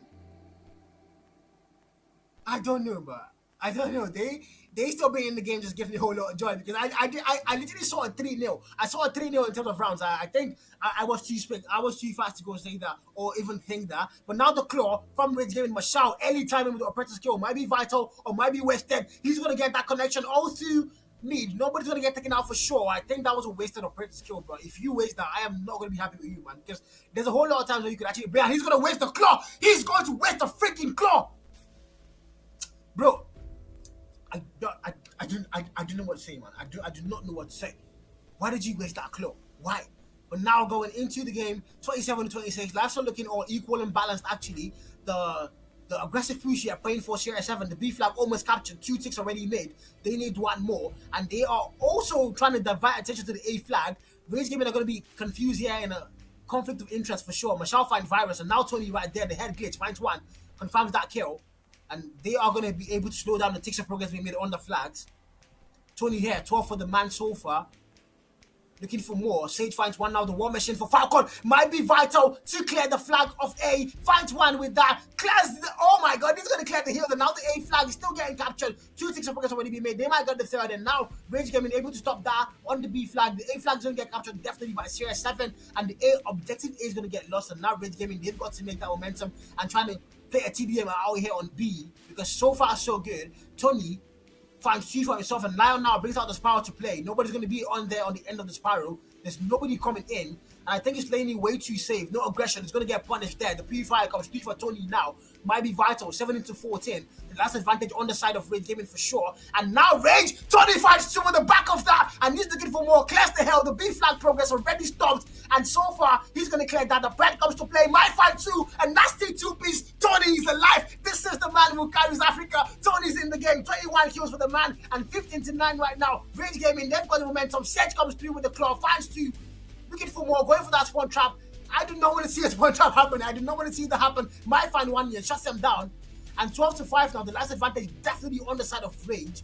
Sierra 7, they need to get on that B flag so badly. Virus here is going to spot 3 players. He's going to get taken out by Falcon. 12-4, 12-2. Mashal finds 2. And definitely at GG's. Rage Gaming are going to get the lead. And this might be the reverse sweep. Don't ever write any team off that early, especially when the team is Rage Gaming. Oh my god, 2-1.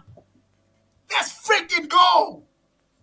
That's how you play Control, Rage Gaming. Feel the rage. That's exactly how you play Control. And the boys, they are not giving up. They are all fired up. Going into round 4, 2-1. One more round there to get the cleanup. And they will be going into a game 4. But now the operators are going to come to play for the side of CR7. The Annihilator here in hand. Sage finds one. The War Machine also in the hand of Tipsy. Might be vital. Trying to get that pick. He's going to connect that. Finds 2. The Annihilator is still going wild.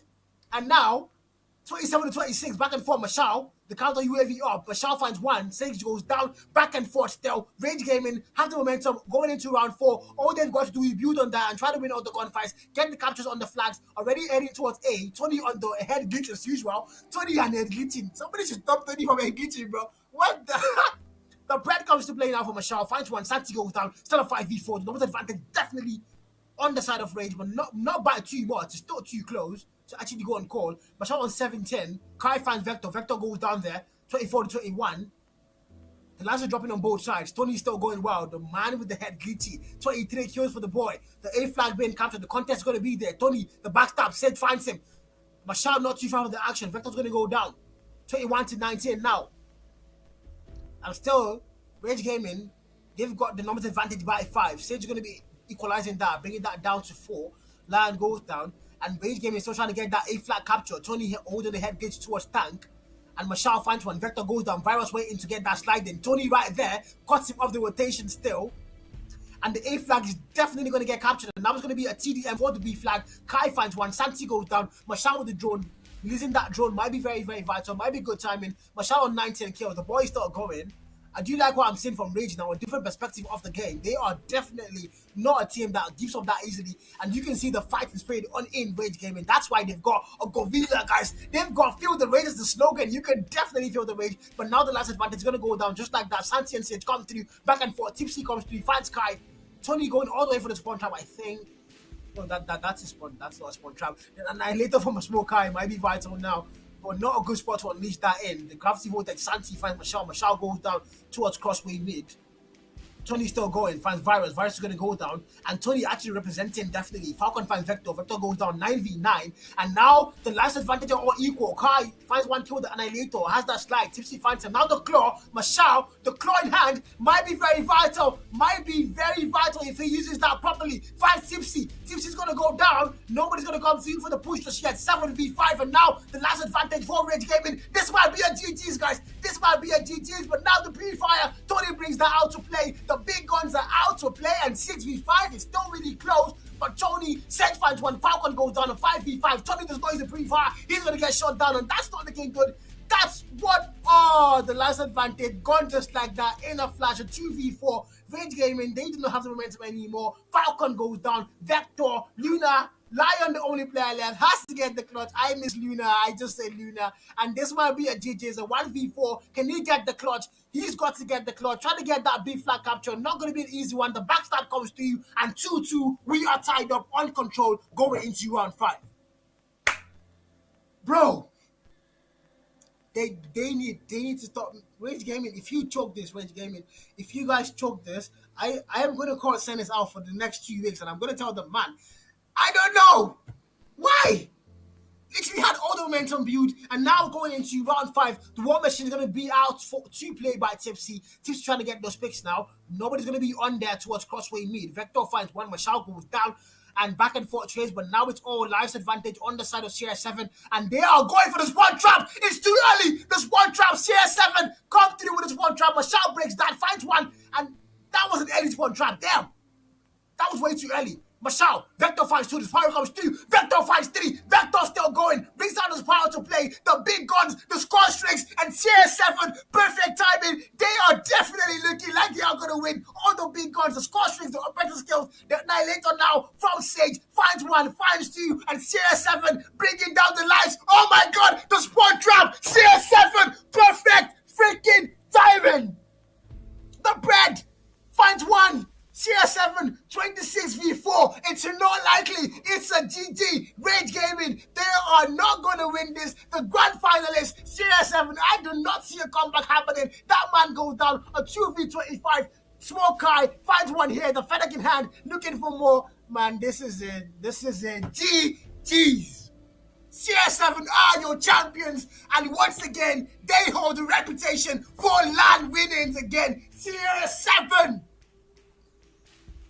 Hardpoint 1, S&D 1, Control 1, and this is exactly how you win a LAN event. CR7, they lost the momentum on Control for the round 2 and round 3, but coming into round 4, they got that equalizer, and on round 5, they showed how to win. They showed who was boss, and you can see them. They deserve the celebration, guys. They definitely deserve the celebration. Rage Gaming definitely was a fight to watch, but just not good enough. Just not good enough. Got destroyed on the hardpoint, on the S&D, and on the Control. Even though they did look alive, but not Nandi, not Luna. No, this is not the Rage team that we know. This is not the Rage team that can actually give you that comeback. But again, GG's guys, Rage Gaming did really well. They gave their best. They put in their all, but just not good enough to actually defeat the one and only CR7. And they are going to be your champions for tonight and for the road. Call of Duty Mobile, CR7, Kon10dr Champions 2023. GG's.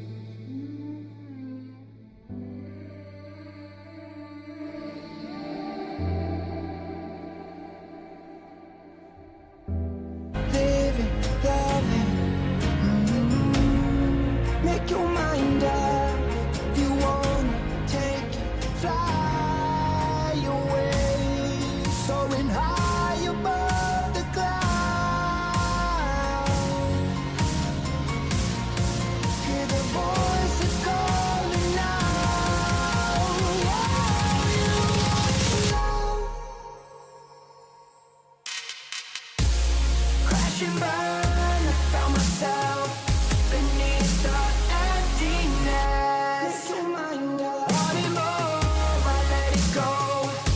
Holding on to love. Breaking through, I feel alive. The ones in my life I'ma live by. The ones to be all I can. Let the rest just crash and burn.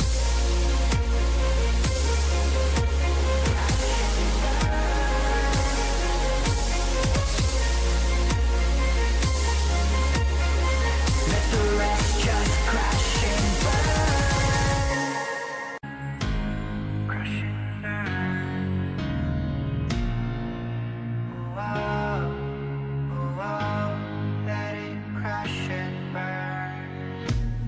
This one for the person who feels alone. This one for the hero who has no home. This one for the one who live for hope. Changing better days. Pick your head up, keep on fighting, living, loving. Make your mind up. If you wanna take it, fly away, soaring high above the clouds. Hear the voices calling out.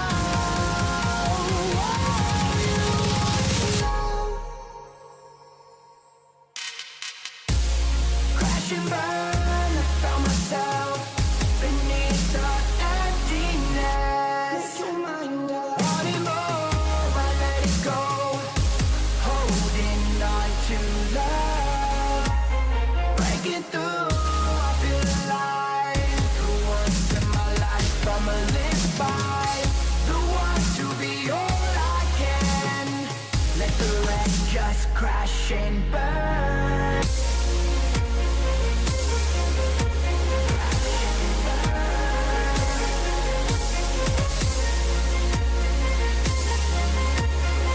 Let the rest just crash and burn.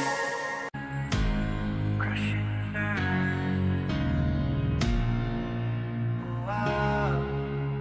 Oh, let it crash and burn. This one for the person who feels alone. This one for the hero who has no home. This one for the one who live for hope. Changing better days. Pick your head up, keep on fighting, living, loving. Make your mind up. If you wanna take it, fly away, soaring high above the clouds. Hear the voices calling out.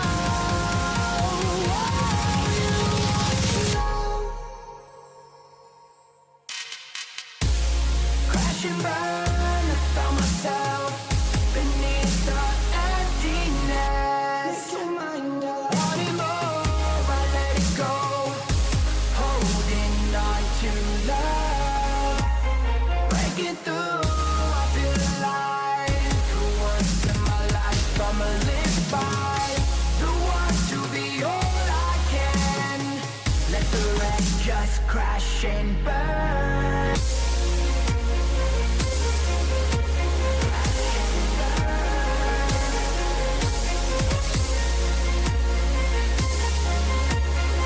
Let the rest just crash and burn.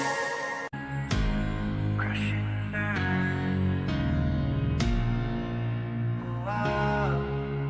Oh, let it crash and burn. This one for the person who feels alone. This one for the hero who has no home. This one for the one who live for hope.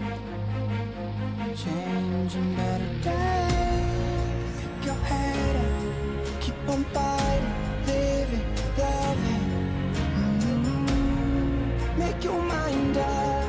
If you wanna take it, fly away, soaring high above the clouds.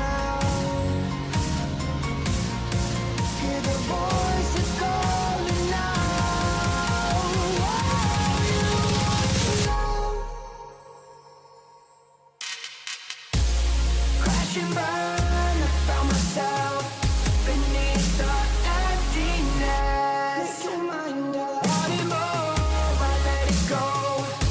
Holding on to love. Breaking through, I feel alive. For once in my life, I'ma live by the one to be all I can. Let the rest just crash and burn.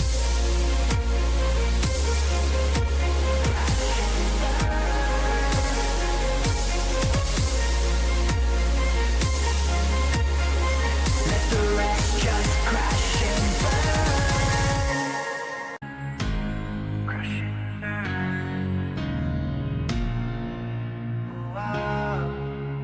Oh, let it crash and burn. This one for the person who feels alone.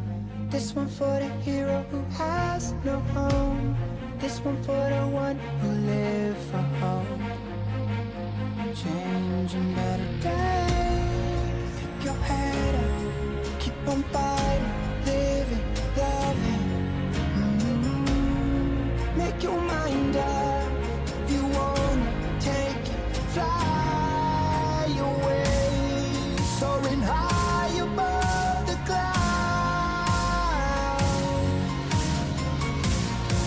Hear the voices calling now. You want to know. Crash and burn, I found myself beneath the emptiness. Make your mind up. Wanting more, I let it go. Holding on to love. Breaking through, I feel alive. For once in my life, I'ma live by the one to be all I can. Let the rest just crash and burn.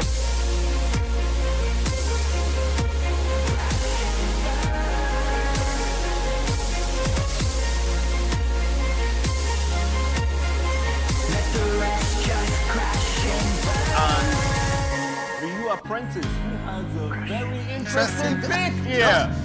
I saw it and I couldn't say a word. I think this. Or is this just for button check? I don't I understand. guess it's button so, check, yeah. so basically, we had the Rio Apprentice go up against Dragon Lord earlier. He completely destroyed him. It was very surprising because the Dragon Lord actually some of the like in the NFC.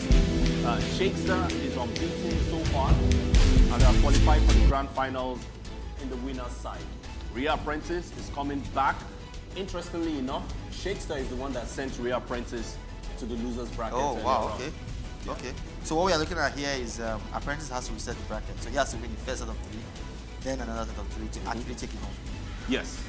Yes. It's not going to be easy, man. I mean, considering the matchup they've had before, if Apprentice hasn't come up with a new strategy or hasn't somehow evolved his play, this is going to be a very difficult fight for him. Yes. You know, because the tricks in the bag are pretty much the same. Yeah, yeah.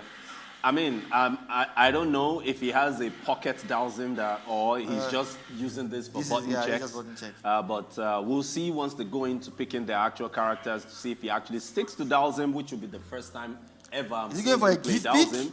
Oh, he's going for a gift looks pick? like it's going for. Oh wow, that's interesting. Muscle power. For you. Muscle portfolio. This is interesting. This is really interesting. I'm thinking maybe he's doing this to be able to counterplay Ken's close mix-ups. But is it really going to work, though? I don't know. I don't know. This is the Shakespeare he's playing against. So because, I mean, he's going up against Ken. Ken is no slouch, you know? We already have the match has actually started now. So, yes, it is Ken used by Shakespeare versus Ryu Apprentice using Zangief. And this, ladies and gentlemen, is the grand finals of KEC 2023. This gift is looking really good. And that is going to be a stun. If he goes for a driving pack now, to get... Wow! Ooh, patience this looks is like a an virtue. actual fight. I mean, this is a big shot off from what we saw in the last game. Like the last game, Dragon Lord barely took a round. Barely. But we are seeing Shakespeare having to fight it back. Nice, perfect parry. Like I said, I think advantage. this pick is for him to be able to shut down some of Ken's close mix-ups. Because Zangief wants you in his face. And you know what's more interesting? I think another reason he made this pick is Shakespeare was probably expecting the Honda. Yes. So he would have to make some slight adjustments to his gameplay, which would be enough because if Gift gets the first win, let's go! Let's go, boy! Muscle power for you! The only character that has his own hype man in Street Fighter 5. Unfortunately, his hype man didn't come. He hasn't been hired. No, he hasn't been hired yet. Okay, we hasn't been hired yet. He could come in the DLC, Capcom. Yeah. So that's what I mean. Zangief's hype man. Now he's at the advantage. So even though he loses, right, he has a game up, and it's a big place. It's a good place for him to be, because he can easily go back to Honda and struggle it out, even though he loses this game. And even though Shakespeare can make an adjustment, because it's not a great matchup for Gift. It's not a good matchup at all. Seems to be working out well for him. Yeah, but what I'm saying is even though he makes the adjustment and Ken is able to take the round, Gift already has one game. Oh, beautiful, perfect parry from Apprentice. Again. Notice he's not going for 360s after that perfect parry. Instead, he's trying to take corner advantage and keep that pressure on, not giving Ken any kind of space to move around. And that is going to even out the damage as What are we talking about? Not the same? By the way, ladies and gentlemen, this is EYT versus EYT. Both players from the same team making it to the grand finals of KEC 2023. It looks like Shakespeare is startled. Like he's being a bit more apprehensive with his approach. Because I mean, just running is getting him in trouble. He's got carried. Okay, he takes corner advantage. I mean, Shakespeare was practicing a whole lot against a lot of shenanigans for Zangief. Oh, drop. Oh, he gets it in. I thought he went for a cross. He prepared for the Honda matchup.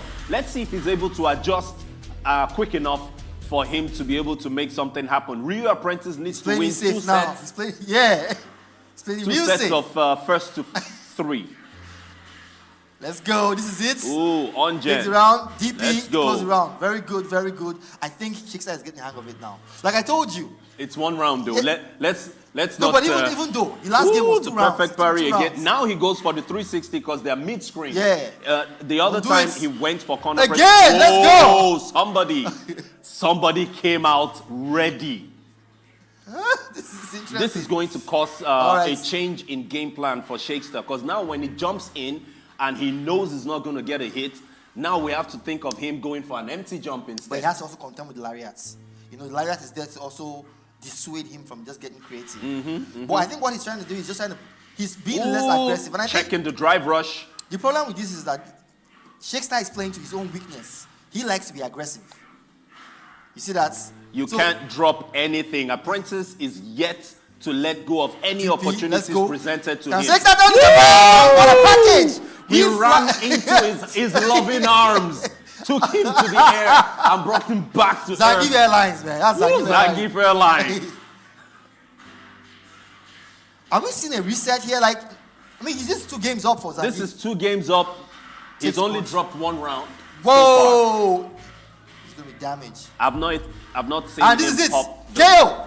Whoa! Sliver of health left. This is going to be rough for Ken, man. This is going to be so rough. Zangief Can is Shakespeare do it? completely broke right now. Can he do it? Can Shakespeare do it? Shakespeare needs to move And the trade. He takes it with the trade. Ryu Apprentice knows he just needs 1 touch. Yeah. He doesn't need to wait for a clean hit. Yeah.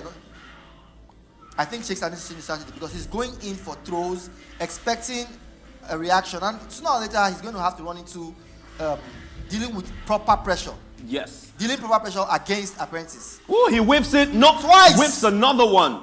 What was the plan there? I have no idea what he was trying to do there because I don't know what input would have been ideal unless he was expecting Shakespeare to do a drive rush and he was preemptively trying to catch him. Whoa, it's not enough. He did not Does he have enough to still take this round?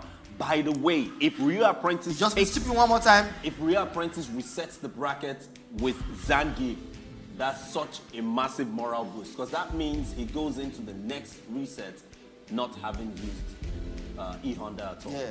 Or Luke. He also has a Luke, by the way. I don't even think he'll need to change because Zangief is causing enough problems. Working very, very well for him. Let's go. Shakespeare taking no chances, going for big damage. Now he has corner pressure. Doesn't go for the Oki, goes for good hit. Goes for damage. Backdash. He's just trying to play safe. He doesn't want to get careless. Don't do it. Well, it worked out, I guess. DP, perfect. Beautiful. It Well seems done like there from Shakestar. he's getting something done now. He's been able to take one round. So that's 2-1. And then he goes to under. Straight to Now, under. you see what I'm saying? He has 2 games up. So he just has to work as hard as he can with under just to make 1 game. He needs 1 set. And that's it. So let's see how it goes. And now they start. Punish. Beautiful. The EX headbutt is not punishable, so he was actually expecting to catch Shakestar off guard there, or maybe he was trying to play some footsies. The EX headbutt is actually... He got baited instead. Nice! Ooh, Great good reaction from Shakestar. from the This is going to be the Shakestar. round. Takes the round like I practiced for E-Honda. So this is the match he trained for. Yeah, exactly. So the thing is, the EX headbutt is the one move he needs to bait. That's the most punishable thing E-Honda has. Yes. So he has to actually watch out for that. And he doesn't want to be careless. I'm sure Apprentice is going to be very careful throwing out those small bottom splashes because Shakestar actually practiced the perfect parry timing for that. He's not giving him a lot of time to be able to get it out in an actual match yet. We've seen him try to perfect parry, but he didn't get that quite yet. So Apprentice will not want to give him free practice, but he's done it 3 times already. Goes for another one. I remember when he was practicing, he said to Shakestar, if you like, perfect parry me 4 times. I will do it the 5th time. That's a man with conviction, man. I'm telling you. And he gets the perfect parry himself. Change side. This is going to be big pressure for him because he can't send that. Oh, he gets the hit. This This is has to be the round. If he don't close it out, it's going to cost him. It's going. Oh, that wasn't well spaced by Shakestar. I guess Apprentice was trying to save his money there for the last round, is why he didn't go for the super. Well, it would have been painful if he he went for the lost corner that. carry instead. Gets the throw. Punish counter. Parry. Doesn't go for the parry this time around. The reversal. Get off me. Perfect parry. The Let's perfect go. parry. Side change. Drops it. It's a tech. reset. Yeah, it's a tech. Like he wants the guy to quick get up so he can walk into his meaty or something.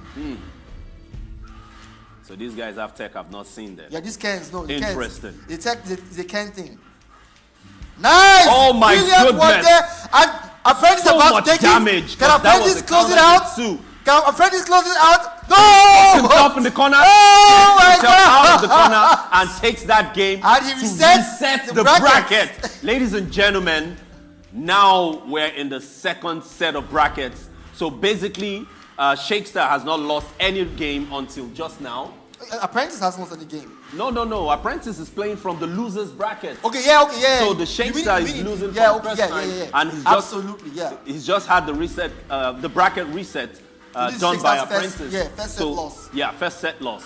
So Nice. now Apprentice needs to win another first to 3. Yes. In order to take KC 2023. Beautiful anti-air there from Shakestar also It's needs gonna to be take damage. only 1 first to 3. Let's see Shakestar, what happens. I think he should focus on trying to get damage in because going for the resets with E-Honda. he has a tank. He has the health. You know, so you And he also has that wake-up headbutt. yeah. So I think when you get in, take as much as you can, as opposed to going for. Maybe once in a while you go for the reset if you have a life deficit, but taking the health when you see it, don't leave it on the table. You know what I mean? I mean, you have to give the man some props. He almost got utterly destroyed by muscle portfolio earlier. Man, that was something. So, nice. I mean, he's still in recovery, but he's done very well to adjust. But it was not enough Get to through stop it. Apprentice. Oh my He's gonna goodness. finish life. Whoa. And he takes that round.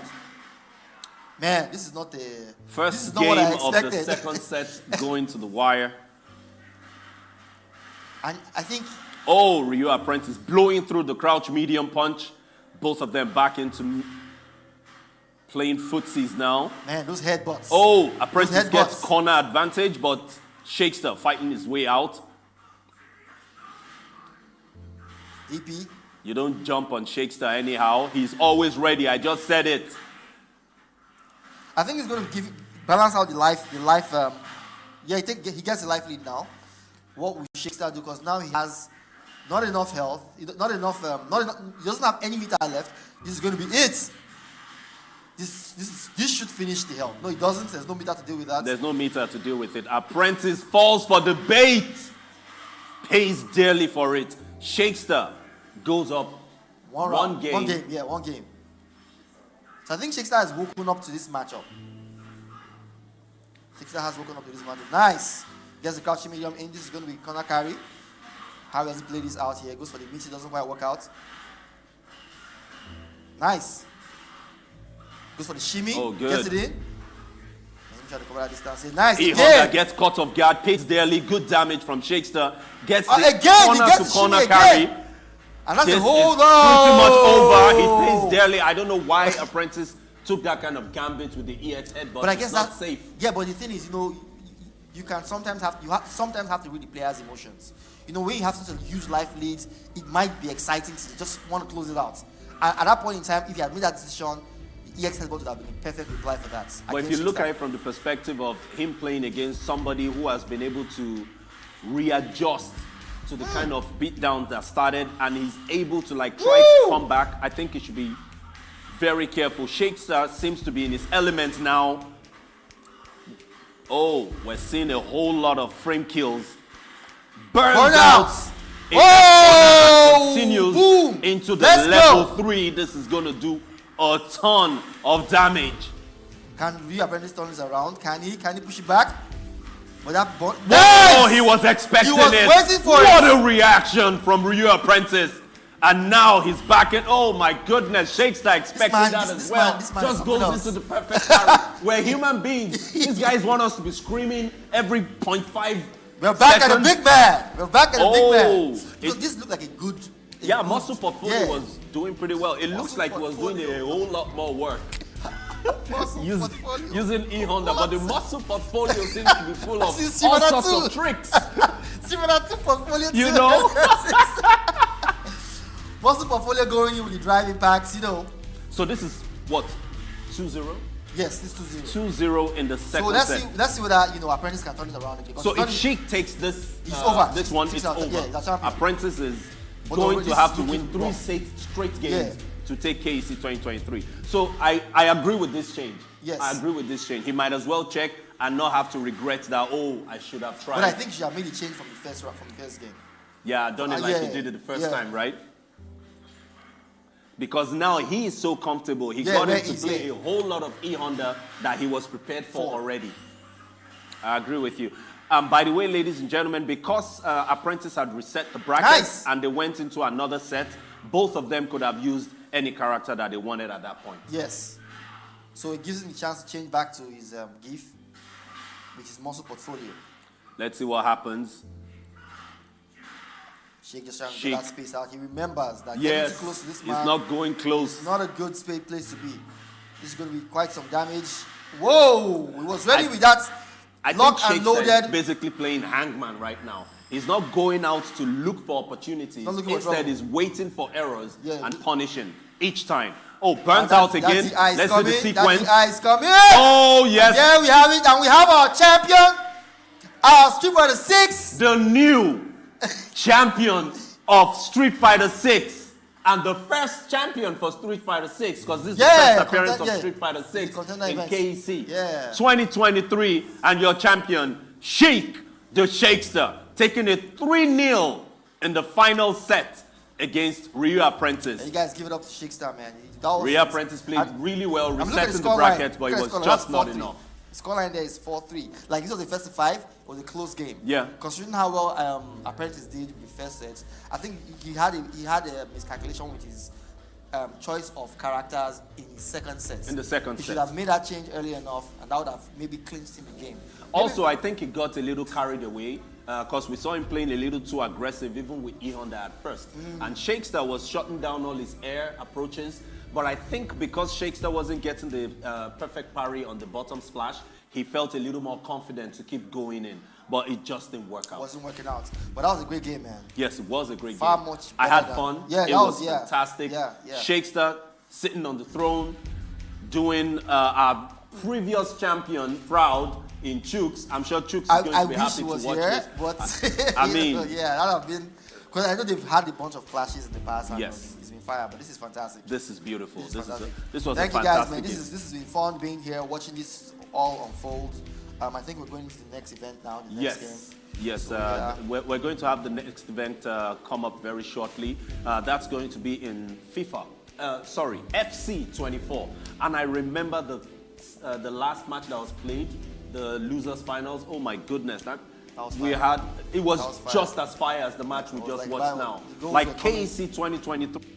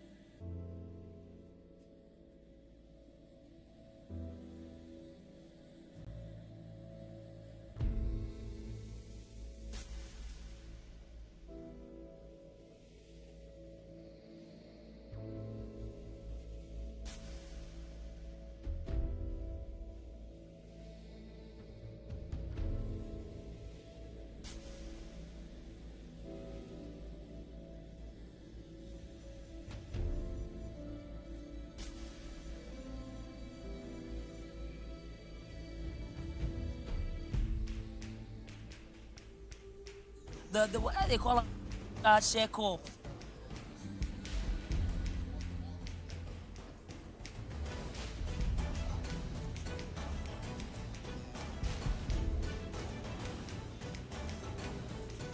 Yes, indeed. Good Lord.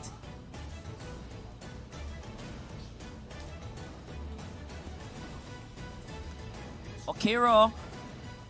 And Boko. There don't go. Alexia to the good. Ninja versus Obu, aka F versus F, aka Fola on one side versus Farouk on the other side. They'll be friends outside, though. But right now, I'll tell you their adversaries, they are ready to tear their shit. Now, as usual, I'll tell you this. The men in blue when we say mounts now who? Bro, tell me now. The men in blue when mounts now. Now who? Now Farouk, thank you. Give me the passion, give me the energy. And the men in white when mounts now who? Now Fola. So yes, guys. Farouk versus Fola. Fola in white, Farouk in blue, and Ronaldinho, the country, go drop the pass, go back to Hakimi. Now we see Fola being dragged out of a position of comfort. In fact, now he experienced that make him get over the line with a very high-scoring matter against KK. Yeah. KK, when we say come from Akwa Ibom State. Now from the Akwa Ibom State, we'll face the man from the north, aka Abuja, versus the man from the west, aka Fola. They don't face themselves up before. It's going to be different strategies. Fola will come through, cut this one to Daglish. Daglish will turn around like Baba Sheh, spread out to Bellingham. They're looking for that tiny bit of space, a crack in the armor, but nothing work. Ronaldinho will prowl, and then unless this go steal, Ronaldinho will press again. Kim on, he get option on the right and left. He go lob the ball. I don't think that was the best choice. I think he should have pulled that on the floor and let the ball run. And yes, Fola just played the ball back to his keeper. He's played that down from the back. Once again, it is Alfonso Davies back to Virgil van Dijk. Now, this match looks like everybody's being cautious once again, but it looks like Fola is on the aggression again. He's being aggressive right now. He's going for the through ball. To the left, baby. He goes Spread left. it. He plays, oh, no. No, But honey. he tries to do a sneaky one with the through ball behind the defense. Like, if you hold up the play too much because of the way the algorithm be, they go run because your players for front go run. Problem now, say, if he had played it earlier, he would have that option on the right and left. Instead, two players can run, go the other side. Meaning, say, players not going to come out again because two white shirts stay on one side. It's how you quickly pull that trigger. The ball back to De Jong now. De Jong, he go find that space, a lobbing ball, nicely done, beats the offside trap. Hakimi. Come on. Hakimi puts it back to Ronaldinho. The wide areas are widening. To Bellingham. They can switch up play to the other side, to the left too. They are choking one side. It's Alexa pushing it out right to Neymar Jr. Neymar Jr. slows the play down, looks for an outlet. I love that. Pass it! He goes past his man. Oh, He's looking to pass it in the middle. What does he do? He goes in. Oh, Alexa with an amazing move. What is Give it? on! This is it now! Oh! The first attack, and it's the first goal for the man called what? Fola Fola Teluo, a.k.a. the baddest of Citizens Gaming. Now, this is beautiful because what we have is we're going to have some first at this point in time. It's either we have a first-time champion in Farouk Manzo, or we have a first-time return champion in Adefola. This is going to be an exciting matchup. And we all know how we love our first. One way or the other, the cherry must pop. And we'll tell you now, waiting they pop right now. Hakimi spreading the ball to De Jong. Now they look me like say, Abi Ogbolo Super and say they draw. Right now, Mendy, he go spread that pass. Oh, he doesn't. He holds up the play. A lot of holding up play right now. I think everyone also showed that their hold-up game is good. Now, cut back. It's blocked. Militao doing the work quietly, diligently. Daglish, Ingo look for options. He can link up, and he does. He does. Graham gets the ball. She moves back. Does she cut back? She slows it down to look for options. She's coming back, cuts it back to De Jong. De Jong cuts it back to Bellingham. They're playing a little 1-2 circles outside the box. Bellingham and De Jong. Bellingham and De Jong spread it out wide to João Cancelo. João Cancelo to Freddie De Jong. Frankie De Jong, Graham. Oh, she loses the ball. And it had to happen, man. Look at the defensive play. See, whenever they come forward and talking about them Fola, you will see IAB say Farouk, they hold up that play for the back. The back line defensively, they shift. There will be 4, and before you know, 3 guys don't close in on the other. The center backs, even a football match for real life, not be like that, they saw this guy soon. You go see they talk to themselves, say, Baba, hold on, Baba, calm down. Because that seems like what they are doing defensively. So if you not do your movement quick, and that's why we say Farouk can actually counter and move with a quick counter. If Fola is not ruthless when he's coming at him, it gives him opportunity to set up. See the flat line that they keep now. Flat line of defense, 4 men at the back, and every time one drag out, if you hold on too long, a split second, they don't close you up. Beautiful close up again. I'm seeing the work that you're putting in, Farouk. Mendy, he has option. He spreads this to Virgil. Virgil van Dijk passes the ball to Frank de Jong. Frank de Jong in the midfield. Passes back to Mendy on the wing. Mendy to Alexa. Alexa is looking for options. Who's running up front? Who is that? No, that pass blocked was by so John short. Cancelo. John Cancelo to Graham. Graham shrugs off the challenge in midfield to Frankie de Jong, who passes a true ball, but is blocked by Virgil van block Dijk. me, the I ever-standing block you, wall. brother. Block us. Ronaldinho in the midfield making some dribbles, passes to Bellingham. Bellingham looking for an outlet to Mendy on the left wing, who passes it across field. Great switch of play. I love it. I love it. Farouk with some quick movements. It looked like something is happening. He's found some space on the wing with Hakimi. Cutting to the byline, cuts Nobody back near in. him, near him, bros. Near him, Everybody man being like patient, you, near him. looking for an outlet, looking for some movement He from the turn player. around like Baba said, but don't spread the passes ball. wrongly. Beautiful Bellingham nonsense. with a nice pirouette to get out. Davis passes that's over to delightful. Alexa. Alexa looking for an outlet, but no, goes down the middle to Bellingham. Bellingham keeps the ball. And I love how they switch up play again from right to left and then to the middle. De Jong take it in inside. No, he takes it to the back. Militao always on the mop-up duty. He just position himself to spread that pass, and he does to Davis, the Canadian. There's some very intelligent football being But played you right now. overshoot a load there, and that's Very a good intelligent kick. football being played right now. Honestly, These that's players are managing spaces. They are stretching the play, looking for openings, trying to be patient with the ball. As you can see, like you said, with those switches from one wing to the other, you can see that just happened from Mendy to Hakimi. The two fullbacks playing with each other. Hakimi does a little pirouette to Bellingham in the middle, who spreads it out wide again to Mendy. Love it.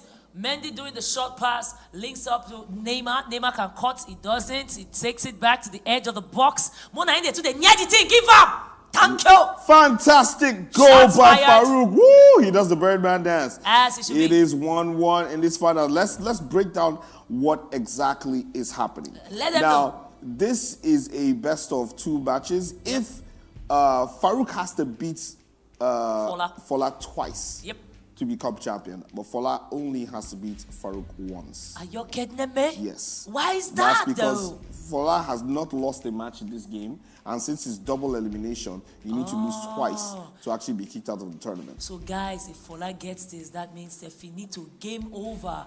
Bueno finito, a good finish indeed. That means he's the only guy that was truly undefeated, a contender that is a champion. It's going to be big. This is halftime. First And I'll tell you, half man, over. We're looking at the game right now. It is 1-1 in the finals. This is playing for 750,000 naira and bragging rights as champion of the 2023 KEC. and they're taking it quickly.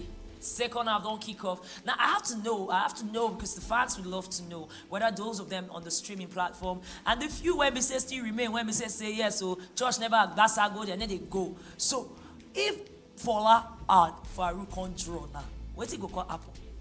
If they draw, the match will go to extra time and then penalties. Oh, this is a different kind of format, guys. This is why you need to pay attention to the details. It's all in the details. It's not enough to win. You have to win double. It's not enough to lose once. You have to lose twice. And shout out to the credibility of the gameplay that is Fola. Most times, like I talk, lovely piece of spread of play, but that's a throwing.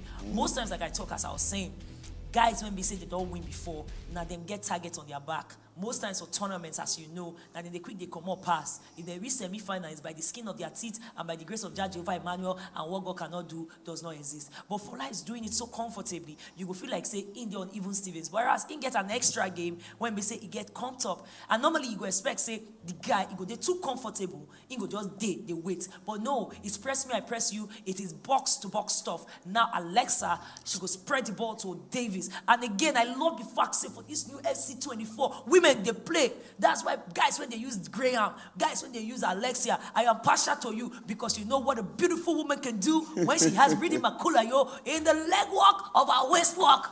That makes sense. I'm going to Google it after this. Neymar taking an attack, moving down the line, passes it to Mbappe. Mbappe with the lovely snake bite.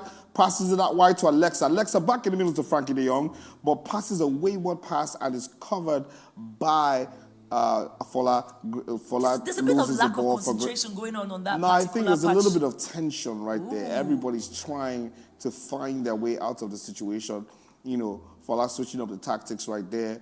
Farouk looking with Hakimi in the middle, spreads it out wide to Mendy again. He's really trying to stretch the defense of Fola. I like that stretching because, guy, the pressure they make by the boss. When I say stretch, not they look me 2 times, make I tell you.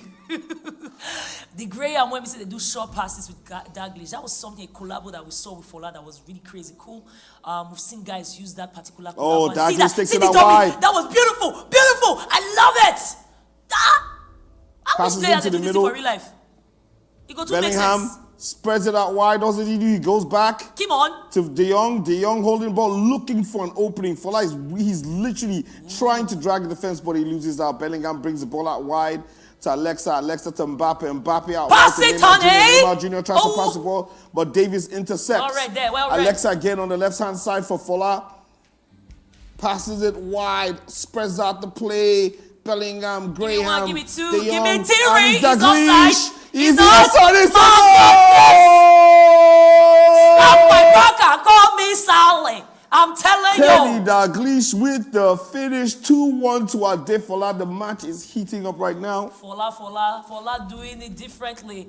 They never see it coming, but sometimes they do, and it's just ogidigbo. You they watch him, they enter. You they look at me, they go Virgil now to Neymar. I tell you this, I feel like Farouk has to throw everything in the mix for this one. This is not the kind of game where I'm saying one day tactical because my guy, Omo. You can't be cautious. Now, this is just me saying, no, if not my player and I be coach, I go tell you, say, guy, these next few minutes, you need to take it aggressively. You need to go ham. Why? Because you're already losing. And this man has 1 game premium. Yes, you already know, say, if he hit you for counter, you might be caught. But what to do is 750K. It is finals. It is pride, king, country. What else can you play for? Family. For family? Yeah, if it was Fast and Furious, wow. this is furious. That was an attack by Fola. Didn't quite make it through to the striker. Looks like it would have been an amazing finish, but it's not. We keep moving. Ladies and gentlemen, this is the finals of the Contender FC 24 in KEC 2023. We have players going really crazy. Ronaldinho with a pass into the box, but cut off. Alexa with the ball on the wing, stretching the play, trying to see what she can do, looking for space. Fola is trying to hold this game, maybe stretch out, hold out till halftime, take a breather, and then build a game ball. Passes and he almost gets caught out in the fence. He's trying to hold the ball, playing game management. I don't know if he's going to survive this. Remember in the last game, he tried to play the ball out and ended up losing it again in a compromising position that led to a goal. Yes, hold on play for this tournament. It just shows, say, he did lacking. But I like the strategy when some people they do, which is attack is the best form of defense. If you can't hold up, just go for it. Because when you go for it, you get that extra cushion. That was one strategy that, we saw Farouk use in the last tourney or in the last bout that got into this final. Attack. Sometimes you don't play too cautiously. You just go at it and go at it like a kid in the midst of a game house that they enjoy. Oh, I see who they sent message just now. You see the guy?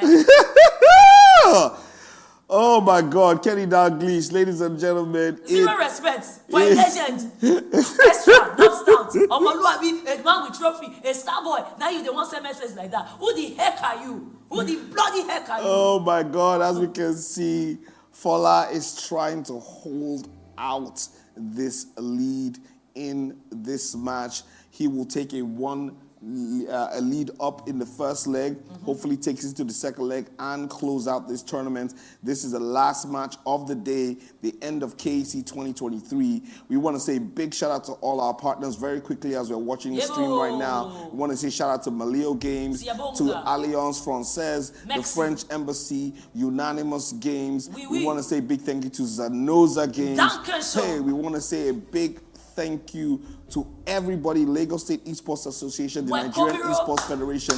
It is a big plan. All our panelists from Gamic. I don't know why I'm talking as if the match is about to end because we still have one more game to go. But I think it's time that everybody knows that this event was put together by a big collaboration from a lot of people, and we're excited to have it done, and we look forward to seeing you next year. And then, guys, we have to say shout out to all the kids that came through from the multiple schools in the mix. We're on a Unilag and all the lag in between. Those when we say be contenders and those when just be enthusiasts. Those when we say their boyfriend carry come. Down the line. Boyfriend too.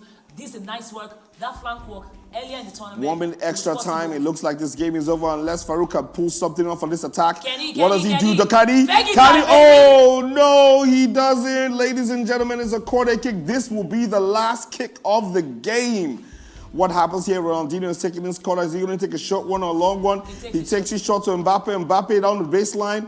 He's cutting it in. What's he going to do? Is he space? He's looking for the moment. He's looking for his space. If he loses this ball, and he does. And ladies and gentlemen, guarantee you that is game 1 done of the Kon10dr Esports Finals. We're going to move quickly in to our second match. Ladies and gentlemen, it is Adefola leading 2-1, taking a 1-goal lead into the second leg. Now, mind you, Farouk needs to win this game. He does.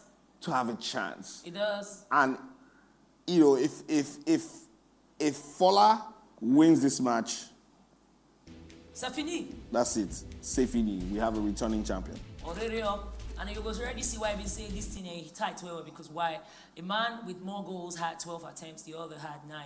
And that'll tell you who took their chances more. Some people that they pile on the pressure, they try a game of numbers. Some others not quality over quantity. But at a time like this, I feel like you just want to get into the mix of it all. You just want to throw what you have and put it out there on the line, because this is the final of the tournament. Sometimes some players, they want to give people a show. I feel like Fola is that kind of guy that he not going to do a showmanship package until he don't make sure he does score a couple of goals in the mix, especially for this final game. And then he can start showboating. Because me, I like showboating. Showboating, now when say you they do shagalo, they show small ski, they make it sweet. No. But you have to have done the business end of it. At this point in time, I don't think anybody's going to be showboating in this game. Because right now, there's not just money on the line, but there's also bragging rights. Bragging rights and You the know what I ability mean? to say I was the first. The first person to win back-to-back Kon10dr Championship. Or the first, I'd say, look, I won my first Kon10dr Championship against this person. I took out the champion and I became the champion. So there's big stakes on this particular game right now. The pressure is on Farouk to come through and try and reset the brackets and see what we can do. And it's also, the pressure is on Fola to close out this and win like a champion. So at this point in time, everything is up for grabs. We're here for the excitement. They say this is the game that keeps on giving, and we love it and want to keep collecting. Yes, we go collect. As long as you go give, we go collect. And so the matter be hello. So if you're watching at home right now, I want to let you know you can also follow Kon10dr on all our social medias, _Kon10dr on Instagram. As the match kicks off, we have the young Militao. Fola kicks off, controlling the ball in the defense. I'm trying to see if he's going to go defensive. Oh, first mistake. Mbappe takes the ball on the wing. What does he do? He brings it back to Neymar Jr. Neymar Jr. comes back to Mbappe. Ronaldinho. They're playing little triangles on the edge of the box. What are they going to do? Oh, my God, what an amazing pass. He spreads it out wide. He's looking familiar. Ooh, that final one, it felt like something that was planned on the training pitch. My goodness, you go see how many times they don't play this thing, eh? You know, so many of these guys don't watch their games, the replays again and again. And if you be person when we say miss some of these gameplays, you can get on the Kon10dr, YouTube channel, and you'll see some of them, the live streams when we say they're ready and set for you to just pull the trigger and enjoy waiting with a call. The movable sport, movable feast. Right now, I feel like Farouk is under a lot of pressure. Yes, Farouk is piling on the pressure, and it shows with him scoring a goal and taking the lead 1-0 and taking the game back to 2-2. Oh, back to 2-2. Now pressure the boss pipe. As you know, we will set off again. I'm gonna not forget as we set off for this replay or reboot. Thank you. The voice is when you're there, especially for those of you in the stream. The voice of the one himself called Dr. Seed, Mr. Kon10dr himself, progenitor, the alpha man, and everything. Now him be the papa when we say born this one. Yes, indeed. And this is the voice of... amazing Chief Swore, the general of radio, the general of airways, the general of sports. The one and only voice that you want to hear when you're watching live sport and esports. If you don't know, ask somebody. That was a good one. Trigger pulled and such instinctive save. See, come let's go get Schmeichel for my own game. I get Schmeichel for my God damn it. How come I don't get your updates? They give me for free. Seriously? Yes, sir. Who you bribe? I pack them for card. Who you know? Yeah, I just pack them and give me. You get Nepa man for your house when they help you. I guess. Because I mean, come on, Schmeichel in a legendary state like this, this is like prime premium stuff. And man, not lie. Anytime they see Schmeichel, the papa, and they also think of Nigeria versus Denmark, and I just swear for and where. Because that guy make me cry and small picky. But I can forgive him when he plays this good or players using this good. In FC24. This is so delightful. Well, we will set off again while some players they try to tweak. And not forget, you can be part of the community. Something that you don't get to see offline is the fact that when we are off the game, these players, these watchers, these contenders and lovers of the game, they get to interact. It's an ecosystem. Guys will here, they be doctors. Guys will here, they be mechanics. They get multiple things. They get based on your MC. They get different kind of professional speed and flow. So we've had a small technical glitch. Oh my Lord. The match is going to be restarted, but they were playing in competitive mode, so I think they can get the game back to exactly where it was. C'est la même chose. And we're going to continue. It's technical glitches. You know, they say anything that can go wrong, can possibly will go wrong. But we've had a very smooth tournament today.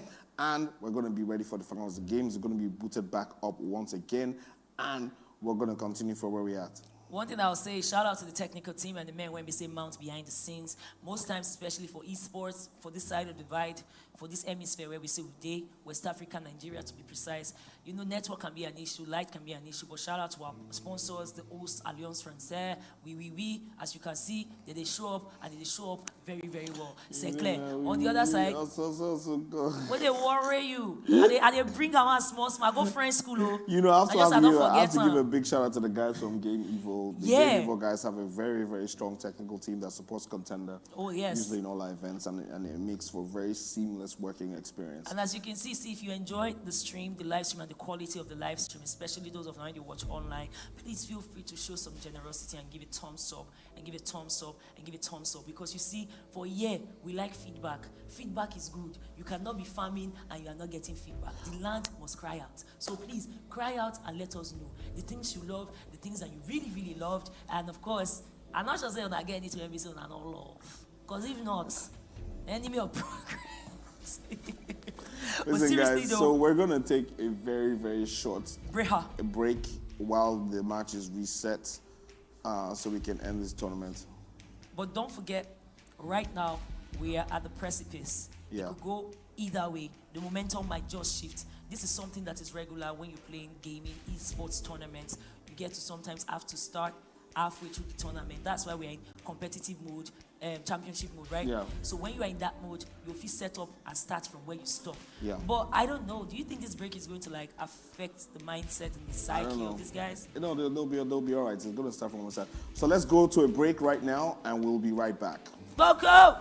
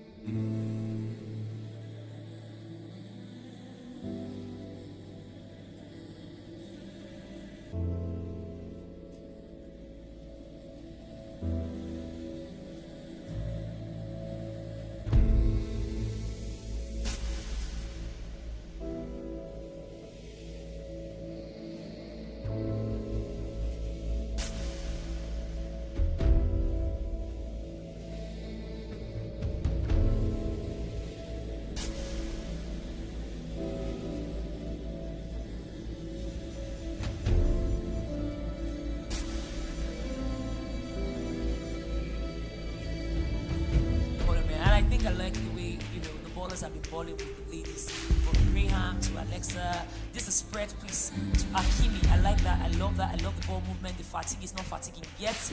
They are still working on the strategy. King, long ball out. I think long ball are part of the strategy now.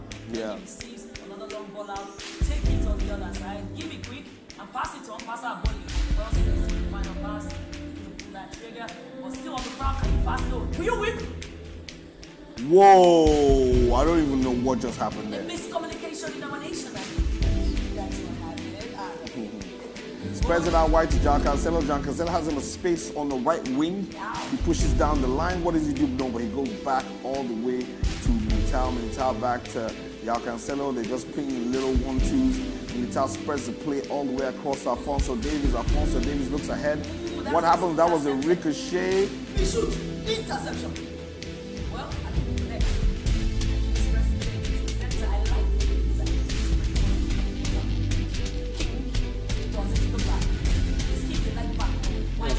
And let me know. Look up for real life. I don't know how you just beat it. I don't know how you just beat it.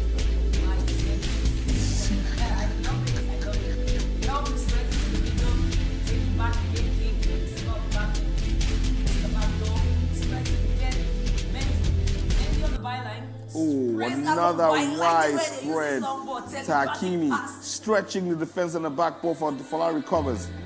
That connected. Well, let's see if they can drive to the middle, put the ball on the floor. I think that's their best option from that center. Yes, indeed. Dragging the defense left and right, but look at those 4 men in midfield, staying strong, staying tight, blocking all possible angles.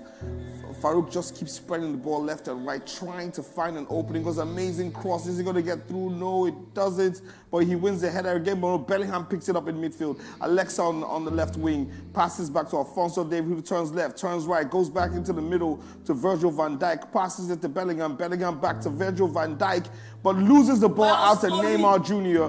The patience and the composure from Farouk to just intercept that pass was just amazing. Militao to João Cancelo. João Cancelo spins his man, makes it down the right wing, passes it down to Graham. Graham to the middle to Daglish. Daglish all the way down to João Cancelo. João Cancelo goes to the byline, cuts it into Graham. Too much. She's still with the ball, though. Still with the ball. Oh, what a lovely play! What a goal! Keep on! I love when the lady scores and when you use her like that. It's back to 1-1. The bracket has been set. Hey. Now the aggregate score is 3-1 to... I don't miss goal. It's 3-2. 3-2, Baba. 3-2 to Fola. Fola not agree. Fola be like Trish collector. He doesn't collect. If you say you don't beat and the guy be like cockroach, you go bounce back. Not be saying a lie, not true. Not be saying you're searching for that ball. I just talk about animal character. The question now is, can Fola hold out? Yeah, can he hold out? Because I feel like sometimes when he gets into the goal, he gets under pressure on him. Yeah. One thing that is showing is the flurry of passes that Farouk is trying to get. And he does that. Wow, what a goal! Yes, he does that. Farouk sets the bracket back to tie. It is 3-3. Reset, man. Farouk don't want to win. That's a guy that knows how to hold on. Yeah, but this is the problem. I think Fola has difficulty holding his leads. He needs to be able to find a way to extend the game and put his opponent under pressure. If not, when it's a 1-goal lead, there's always a hope that you can come back. Yes. And that's the thing. If you're not going to lose, that is a problem. It's not just about starting, especially for Sundays like this. It's how you finish. When they get in race, to know how to walk out so that you can play for you. And the way the team will go, you'll be like saying, I don't want to say this, and you don't know for me. To the press, I want to take Farouk also. Resilience.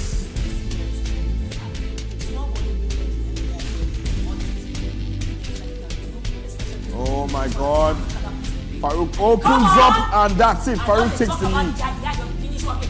What? 2-goal lead. He has not done it for that this tournament. And this might be the best of the season for that. Yes, Farouk now leads on aggregate 4 goals to 3. What does Fola have to do to get at least one back? He has to work hard. It's still the first half. Bellingham passes it on to Davis. Davis looking for options. He could play off Graham. He does. Does he? No, he blocked. I feel like for now, Fola will get the momentum. Now Farouk get the momentum right now. Farouk wants it even more. And he's a bit dogged about it. Spreads that piece of play to Mendy. Mendy really to be quiet. Just does delivery and keep it moving. King again. Virgil. Don't turn around like Babashe. Give on to Mendy. Mendy don't tailor the pass. Give out to Hakimi. Always connecting. Ronaldinho. Like saying Hakimi, the pass where they give and they connect like this, I swear down. If now they connect our economy, the economy dollar for don't be like $1 to €1. But Ronaldinho, he get opportunity now.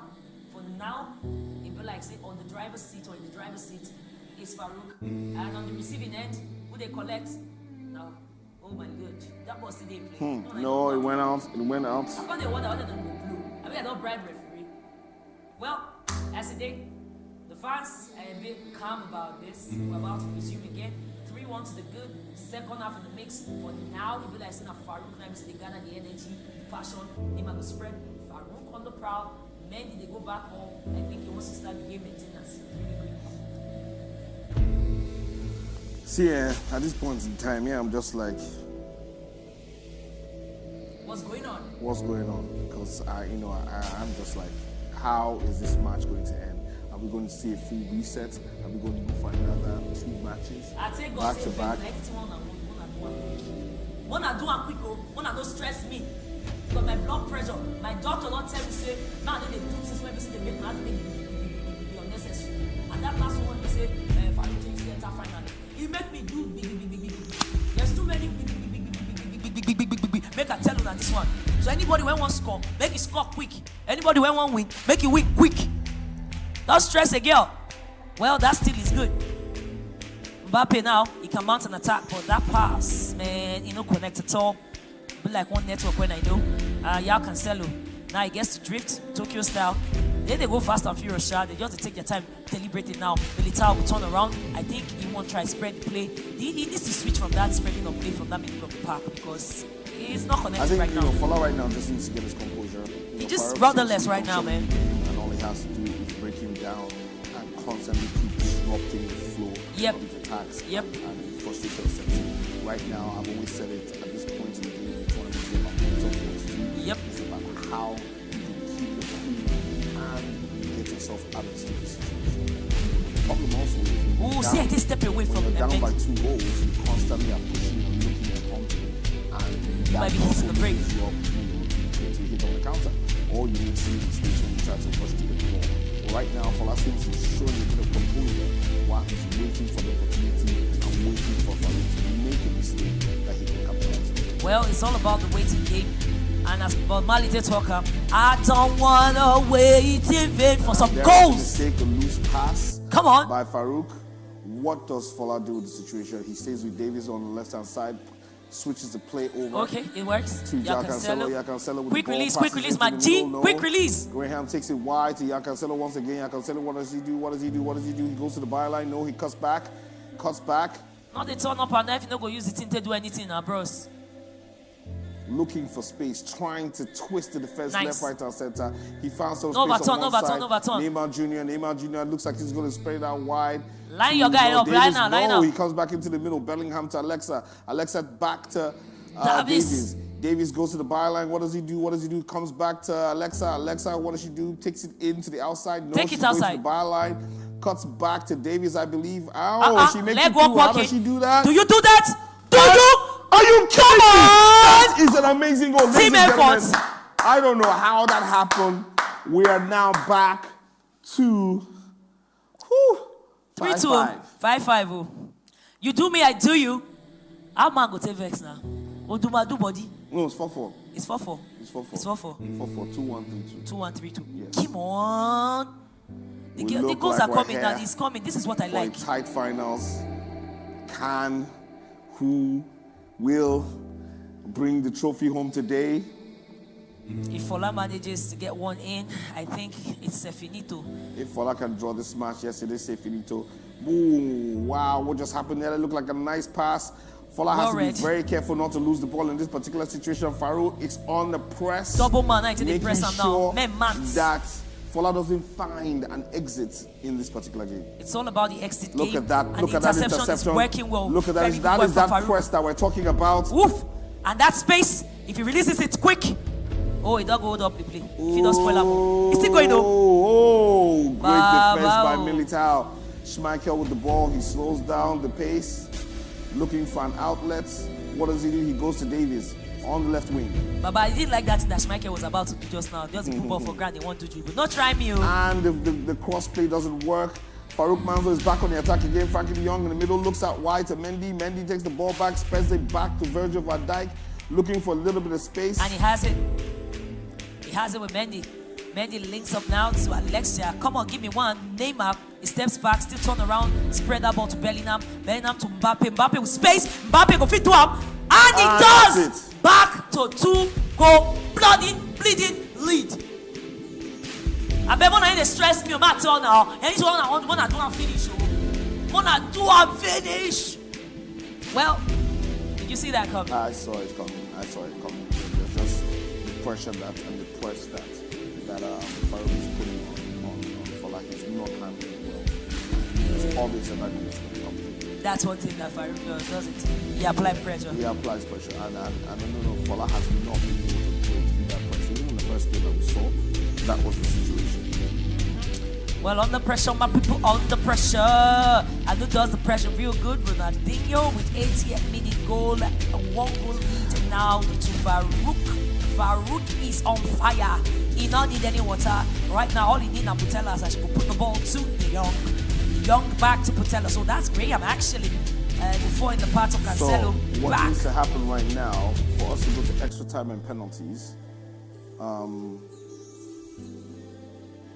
Fola needs to score 1 goal to take this match to extra time and penalties. If it stays as is, Farouk resets the bracket. Well. It's all down the line, down the wire. And I'll tell you, De Jong, he's on the prowl. Bellingham, Alexius with space to Neymar. Neymar crowded out. That was a bit predictable right there. Ooh, they have to release that trigger real quick. Or at least you go find some space. But easy to talk, he had to do. Look at that, Perisic. Space, so problem. With lots of space down the left and right-hand side. What does he do? He cuts back. He's keeping for possession. Ooh, he's covered 2-man, double-man. And it's a steal. But Van Dijk takes the ball, goes down the left wing by himself, cuts it back to Portelas, loses the ball. Pass.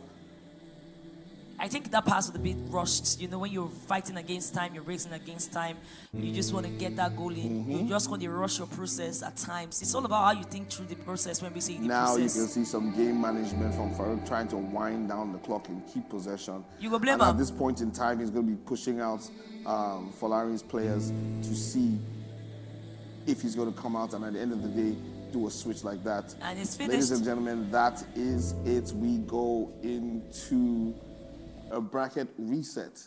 So both players, so Folari has just lost his first game. He finally have it, guys. Farouk has to beat him one more time. And it's done. Win the bracket. We'll take a quick break and be right back.